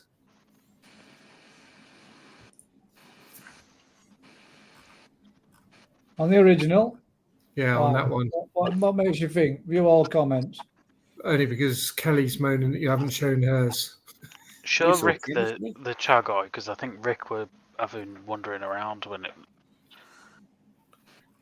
All Chris Stephen Taylor's in Wiles that one. section. This I one. like Stephen Yeah. Wiles, it's mate. This is Right. it.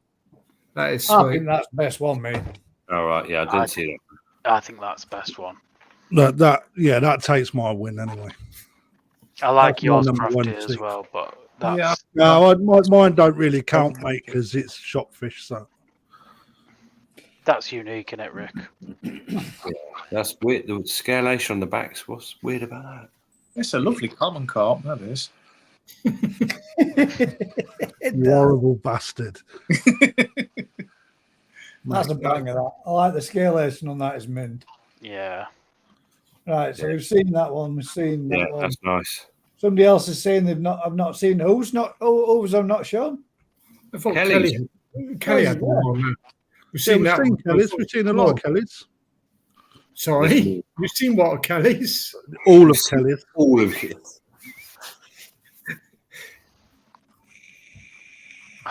There's only one sent in from Kelly. I thought she had about 3 or 4 of them on there. Yeah, I we did. thought there Yeah, was more than what we there did is. see more than one of Kellys. I'm sure of it. No, we looked at different fish on the time. We didn't see that. I didn't see that. No, we didn't. That came That in one we didn't 6 see minutes because it's a ago. late entry that is just sent in 6 minutes ago, so it should be disqualified. Disqualified. Nice. Harsh.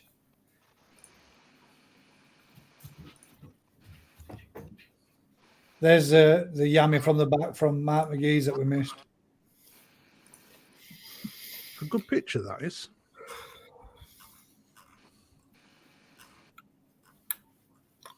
And then That's in the good. pond, Okay. it is a nice fish. That It's a good lemon harawaki there as well, isn't it? That's what I went for. it'll look nice for 12 months, and then it'll be a really good platinum Ozone. Yeah, tell me It about won't. it. It won't, mate. That's going to keep. What apart from I'll put money on it. Done. what apart from Oh, Fluke? that Kelly Everyone there, I've look. seen from there is all gone. Hang on, just above the golden corn, she's put a post with replies in it. Oh, Oh, there you go. We ain't you're seen right. these. There Go. we go. Here we go. Belgian Rin. Okay, Hajro Look again. at that. Disqualified. Yeah. Bet that was sold as a Benegoy.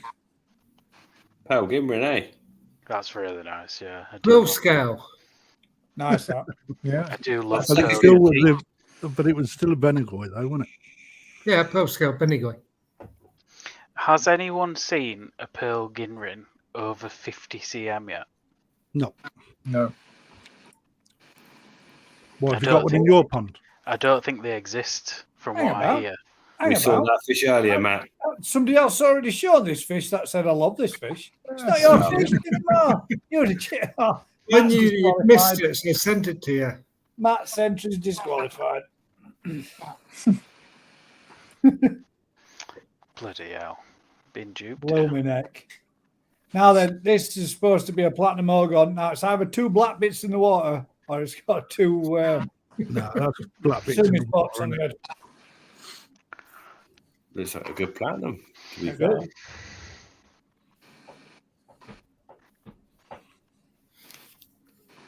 I had a nice platinum. It's now heron shit.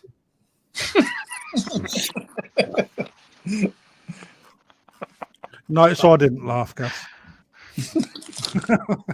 It was the delivery that were funny, not the actual line. See, that's the fish that was underneath the other fish. We said, It when is did the you fish stop that's that? underneath the other fish. So you're right. She was trying to show us more different one. Why don't I just click to the next one? Sorry, Kelly. We will get through them eventually. I promise. We've already seen that one, haven't we? Yeah. Golden corn. Yeah, there we go. Nice. I think that's it. And now we're going to get Chris Taylor that tells me, guys, I've sent you another one, but I didn't post it in amongst the other ones, which is lost in the thing that is Gaz's Cow Pond Facebook group. So what does it look like, mate? Which one? I like the chuck. Oh, this is Eric's as well. Oh yeah, Eric. Yeah, he's got some nice fishes, Eric. This is quite nice. I told you there were a lot. I was looking for them today at work, man. There were tons of them. That's cheating. Ah. How's it cheating? I'm not entering in it. Deleting the ones out to stand yourself a better chance. Yeah. I'm deleting anything. Entering anything. Letting Matt have two or three goes with the same fish. Yeah. Yeah, duplicating his entry. That's nice, that. Yeah, That started off as that was a lemon harawaki. It's not the one in his profile picture, is it? It could be. Someone bought the lemon harawaki out of my auction pond. Did they? Yeah. Come on, I Chris. couldn't even where's- find your auction pond, Crafty. I said, where's your auction pond? Oh, I hadn't done it yet. Jesus. What happened to your auction Tuesday? I was just too busy, mate. Ah, there we go. There we go, Chris. There we go. It's nice, but it's not as good as his crasher guy you showed earlier. No. It's clean, though, Still isn't it? got body That's though, a nice mate. fish, Still that. got good shape. It's clean, that. That's a good body and a nice gin ring on it, that. Rick, you're starting I to like that. slur your words. It's good. Have I? These, mate. Got midnight. A crack! Fucking broke his head back. Could have been anything that came up then. Bang at that, Chris. Was that it? It was a nice big flower. So, Out of all the fish you've seen, gentlemen, which one are you picking as this evening's winner? Stephen Wiles takes my vote. Yeah, 2. The jag with the really exceptionally good scalation. Yeah. I'd agree. Either that or up north koi ponds with his chag, mate. That was pretty much. Yeah, that was really nice. Crafty's cheeky monkey. That was nice. That monkey is nice. That's a bad. It is, but it's in his pond. It's not his, is it? Exactly. So it's Hang on a minute. disqualified. Does that mean none of yours count? Mine. They're not for sale. Yes, they are. No, they're not. Everything's for sale, mate. Give it $2,000 for it, mate. Go for it. All right, you're on. So there you go. The koi appreciation for this week has come to a complete. And that was a very good success, Gaz. I think that was excellent. Yeah, we only lost 40 viewers at the time. I'm bothered about that, mate. I think that Everyone the look at fish. It's all about participation fish. was Everyone very look good. at it. Participation was good. A lot of nice fish. There was a lot of nice fish there. There really was a lot of nice. And it just goes to show that a single coloured fish can be equally as good, Does it go Sankey? if not better, than some pattern fish, in my opinion. Some beautiful fish. I mean, everybody says a chag a pretty run of the mill, but that was an exceptional chag. That was really nice. Gaz, could we do a pond appreciation next week? No, Why? None of us appreciate ponds, mate. because he does it on a Sunday. Well, yeah. Well, what I actually do is just do a live on a Sunday from the filter shed for people to come and showcase their ponds. But if anybody would like to do a pond appreciation next week and show us in a little video of your pond and your filtration system, Gaz is in timeout. God damn it. Daz, it's over to you, mate. Yeah. Doing a feature-length koi appreciation of ponds. Why don't you get more in depth? Sorry? Yes. Why don't you get more in depth and say let's do a koi head shape appreciation or koi pectoral fin appreciation? Maybe we can just measure a koi's head. Who's got the biggest koi head? Put a tape measure just width Or of their gill trousers plates. snake. New tape measure challenge and measuring fish's heads. Yep. I might sound like I'm joking, but pectoral fin appreciation might not be a bad thing. Oh, I've got a good I one think for that. that's yeah. Who's got the best pet? Oh, It's a bit niche, but actually it's really important. the It's butterflies count. extremely important. Butterflies do not count because they should. Talking about It's that weird because I was having a conversation about pec fins today with a certain God, it's all a bit weird, isn't it? fucking Your mental wife? shit we talk about. Is it your wife, Gaz? Gaz Crafty, is in time out. Sorry, Das.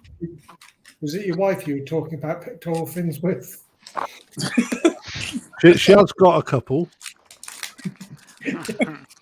Look like bacon rind.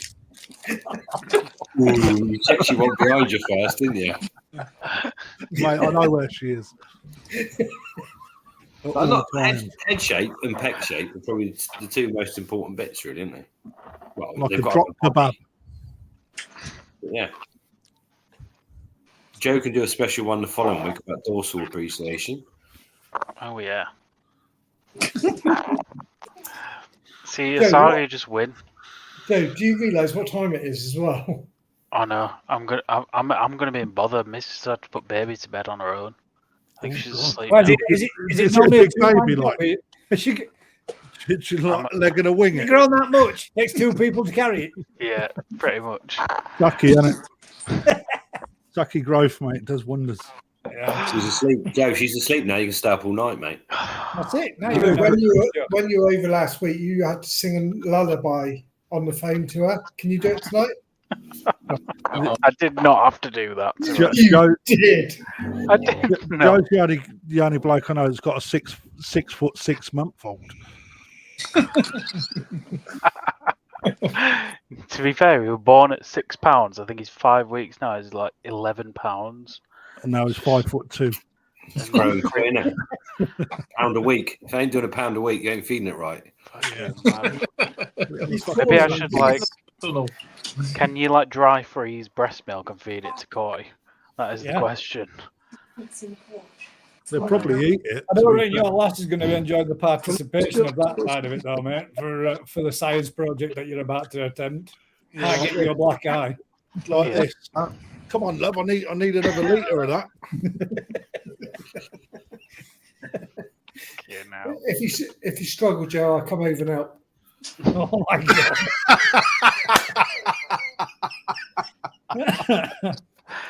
Oh Jesus! I'm sure she'll be well happy with that, Matt. Yeah. Joe, So Joe who would said, like "Do you to- need it hand?" Joe, would you like to pick a koi for next week's appreciation? Go for some. Sargi. Sargi. Is that what you're going with? Well, that's my favourite variety. So if you ask me, it's got to be that. But what were you going to say? I was just going to say, try and pick something we haven't had, but Have you had a Sargi? Yeah, we've had pretty much everything. To be fair, we have we've had pretty much done them all. To be fair, but I thought you might, with all your extensive knowledge, you might have come up with something off the cuff, right? Off Something the cuff. rarer. Sargi. McGoy. Mr. We had McGoy. we had some nice Becco. Have you done Becco? I don't know if we have. I don't think we have. I No. don't think we have done Becco. No, there you go, Becco. We had two tonight. Interesting. Or Yeah. maybe you could do the ugliest fish competition. The ugliest fish competition. Yeah. That's Who's got the ugliest fish? Daz, have you still got that fish? Which fish? That ugly bugger. Loads of ugly Remember that fish. ugly bugger one? That one that looked like some out of Amityville horror. I think it may have gone to Jesus. Oh. Swear to God, man, that had a one weird shaped head. It was well weird, that thing. Look, if I'll you tell you what, if you want to It do a was a different, kajaku. you could do a Becco Sargi, Weird. and the only person that might win that is Vince. A Becco Asagi. Yeah, Vince has got one. you ain't going to get many entrances for that one, are you? The worst koi in your pond. Oh, that's going to get some. I mean, you thought the views dropped off with doing single colours, but the worst koi in your pond is going to be. I think you should do the ugliest koi. That'd be the Yeah. yeah. No, I'm do you going to put reckon my best koi on now. that one you saw last week, Joe? Do you reckon they stand a chance? Oh, we Which did one? do Becco last year, week 15. Right. Yeah, I'd do ugliest fish. Ugliest fish. There you go. That's Then. a Sargi then. So Joe wins both ways.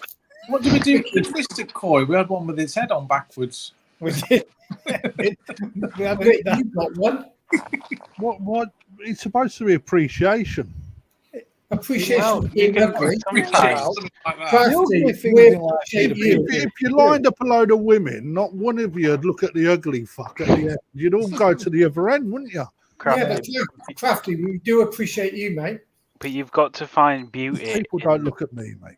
You You haven't got to find beauty in everything. Like, fuck, if you've got an ugly fucking koi, it's an ugly fucking koi. We don't all need to sit and point and laugh.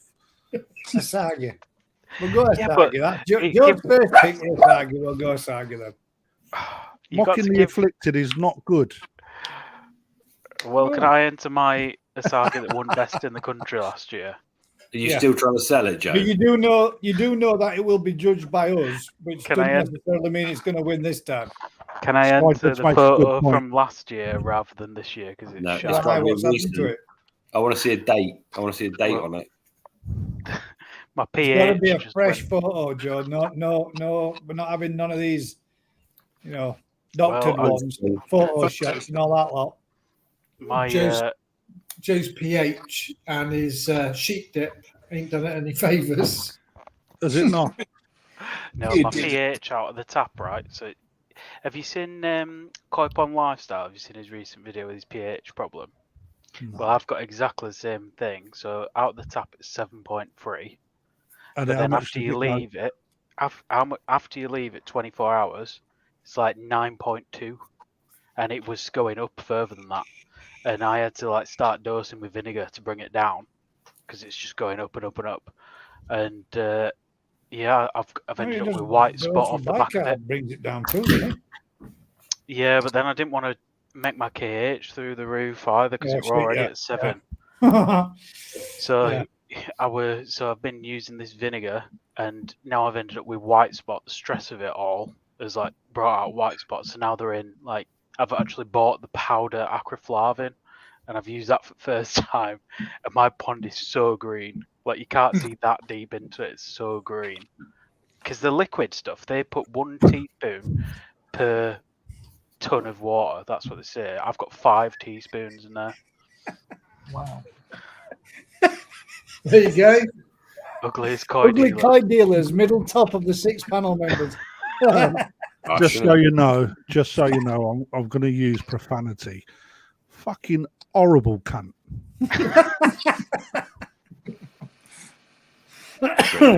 Oh dear. So Joe, why can't you just take the tap water, store it in a swimming pool, sort it out before you put it in your pond? Because I live in a new build estate. I don't have the space for a swimming pool. Well, don't put tap water in your pond then. That could be half your problem, though, Joe, if it's still an active building site. Well, potentially, but all over the country at the moment it seems to be pH going through the roof. I'm telling you, I'm not the only one. There's more people. Not all Since over I the put it on, country. Maybe Well, in the north. There's more than one house where you live, though, mate, isn't there? So there's bound to be a Yeah. few people in there. well, there's that Koi Pond Lifestyle, same week, same problem. He's in Stoke. There's someone down Devon way messaged me off back of it saying he's got the same problem. I don't know. They seem to be doing something, and it doesn't matter whether or not you dechlorinate or do nothing to it. pH still goes way up. When are you testing pH? Though? Have you taken into account swings? Yeah. I just take it out of the tap, leave it 24 hours, not in the sun, not in the dark, in my filter house, and it goes from 7.3 to like 9.2. But what is it in your pond? Well, it was. So I tested it at 8.8. I did a pH test on my trickle in, and it was 7.3. So I thought to myself, I'm going to just put my trickle back on, bring my pH down. The tap on. And then it's gone like fucking... It started going mad. And that's why I've ended up with this bloody white spot. Cause Are you testing in the morning, midday, and in the evening, though? Yeah, so it was about 8.8, but then it was going up to like 9.2, and that's when I started going, Jesus, I need to bring this down. Because like they say that the difference between 8.8 to 9.2 fish is like a lot. Like it's a massive swing that through the course of 24 hours. The equivalent of going from like, 7 to like 8 is the equivalent of that in a 24-hour period. Because the higher you go up, the bigger the pH swings it is. So, I can't put tap water in my pond because it's just doing this massive fluctuation all the time. Joe, just whatever you do, don't tell my fry that, mate. It'd be fucked. If they knew that, I'd have no fish left in my hatchery. But the problem is that like the What's your average pH on farm, Rick? 10? On the farm, it literally for the green ponds, I can be pushing 10 down to 8 where in the hatchery when they're not green, and then in the shop we can be down if we're not on top of it 6.5, 7. So there's massive differences across the site, but it's all to do with basically all to do with algae, isn't it? What that's doing, that's for us personally. So as Have long you as got an algae problem in your pond, Joe? No, never. Never had blanket weed, never had algae. Like my windows get out, algae on them, but nothing like out of the blue. The thing is now my collection is just looking absolutely like wrecked by it all. Like my Asagi's got, like the peck fins are starting to get sumi coming up because the thing is pH has been so high, it's like pushing through colour as well. So like my big, like 65 cm kahaki is starting to get little red dots on its head where it's pushing the colour up through skin. My Asagi's getting shimmies. Just my tancho looks pink. All my fish are just like having the worst time of it. Some of it I think will be irreversible damage. Like I don't think I'll get that back now. And it's illegal for Yorkshire Water to supply water that's over 9 pH. So why on earth they're masking it out of the tap, doing putting whatever they're putting in it to make it look like it's 7.3. I don't know why they're doing it, but they're doing it all over the country. So my worry is there's going to be hobbyists out there that see their pH going up and up and up, and they'll do exactly the same thing I did and go, oh, I'll just put some fresh water in because my pH is low, and then they put it in and it actually increases it. But I don't know. So if your water's why are you see obviously your drum's taking water out? No, I run my drum on a siphon, so it doesn't take from the clean side. So Yeah, but when it cleans, it discharges water, so you got to top up. it doesn't take the water. It doesn't clean the drum with the pond water. It cleans from the tap. The water it sprays on the drum cleans from the tap. Yeah. So that's still So you still even when you're cleaning with the tap, you're still putting tap water into the pond, aren't you? Because not all the water from the pond goes in. It don't always. Yeah. But don't know. Just don't put tap water in. Yeah. Why are you putting tap water in there? Because you're not having to replace water. It's just more to like I only have 2,200 gallon pond, small pond. That's not small. Thought you were on an RO. No, I'm not yet. I'm you considering are moving right. down. You're in the process of. Yeah, in the process of. But But what I'm saying is, you've got 2,200 gallons. You can make that good water. Why are you putting in water you don't trust? well, yeah. This is the whole debate, isn't it? It's like when you're trying to grow fish and you're trying to chuck in foods that I want to chuck in. It's the problem of having a drum as well. Yeah. Not really though, because if he's using tap water to clean the drum, then you're not having to change. So you can use bicarb, you can use clays, you can use whatever to maintain your water quality without having to put fresh water in. There's no way you. It's that teabagging effect, you know, like when you're feeding. So, like if I'm Joe, sorry, no. You know, like when you're putting in food all the time, you've put a 15 kilogram sack of sakikari in there. Yeah, crap you off then as soon as you start talking about teabagging, it's gone. It's gone. You start to get like a tannin in the water, don't you?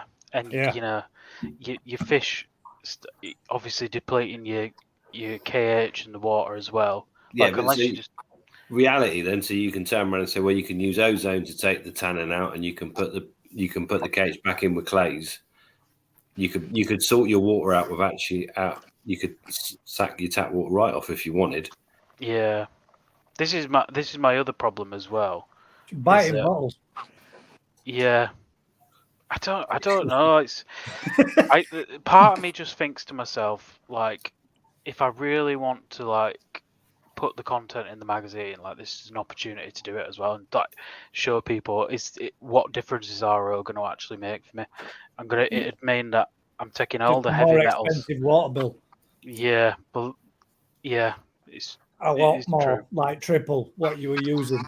Yeah, but it's I lost a fish through this, and the quality of my collections probably lost me a shit ton of money and all in terms of the value of them. So it's kind of like I don't know. Last year I had to dose for copper as well, like heavy metals in the water. So that's another thing that RO would remove. But have you got that problem with that thing in the water?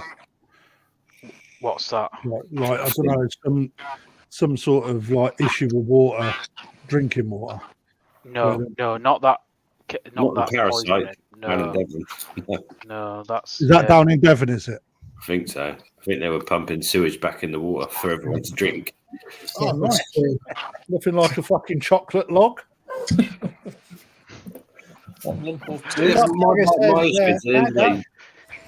Joe's saying he's got his pond and he's putting in water he doesn't trust. Don't just make the water you've got work better.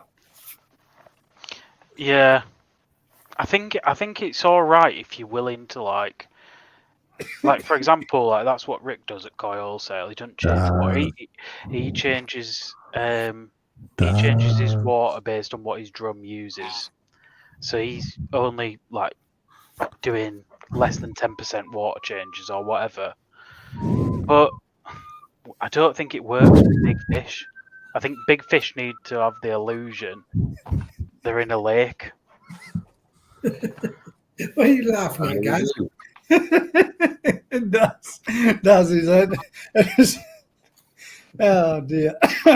That's his head we're going. So I do. Crafty we're going. I think you'll grow your fish, Joe. I think you'll grow your fish fine, mate. You make these show far too long. 3.5 hours is plenty. I agree, but there was a lot of fish to look at.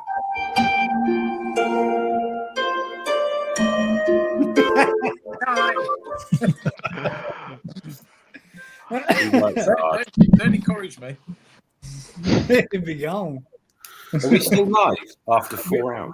We are still live. 4 hours and 14 minutes. Well, you've only been here half hour, Rick. Daylight soon. I'm going to start standing up later and later. Does anybody actually Ladies want and to gents, play the thank last you second? very much this evening for sending in your fish for us to appreciate. We're going to have to call it a wrap, as some of us are struggling to keep That's our an eyes easy open, speed. and the show is too long. As I'm in a timeout, and Daz is the only one that can speak. Over to you, Daz. All the viewers have said good night. Oh. To be fair. You're supposed to say, if you're enjoying this kind of content, do us a huge favor, like, share, subscribe, and until next time, folks, keep smiling, and we'll catch you on the next one. Cricket Good night, bats. all. All of you. Cricket Good night. bats. Cricket bats. Good night, everyone. You bunch of cricket bats. Good night, all. Thanks for joining I us. don't know what they're talking about. I love you all. Yeah, totally. 100%.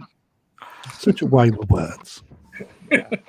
Such a smooth Cricket bat. Smooth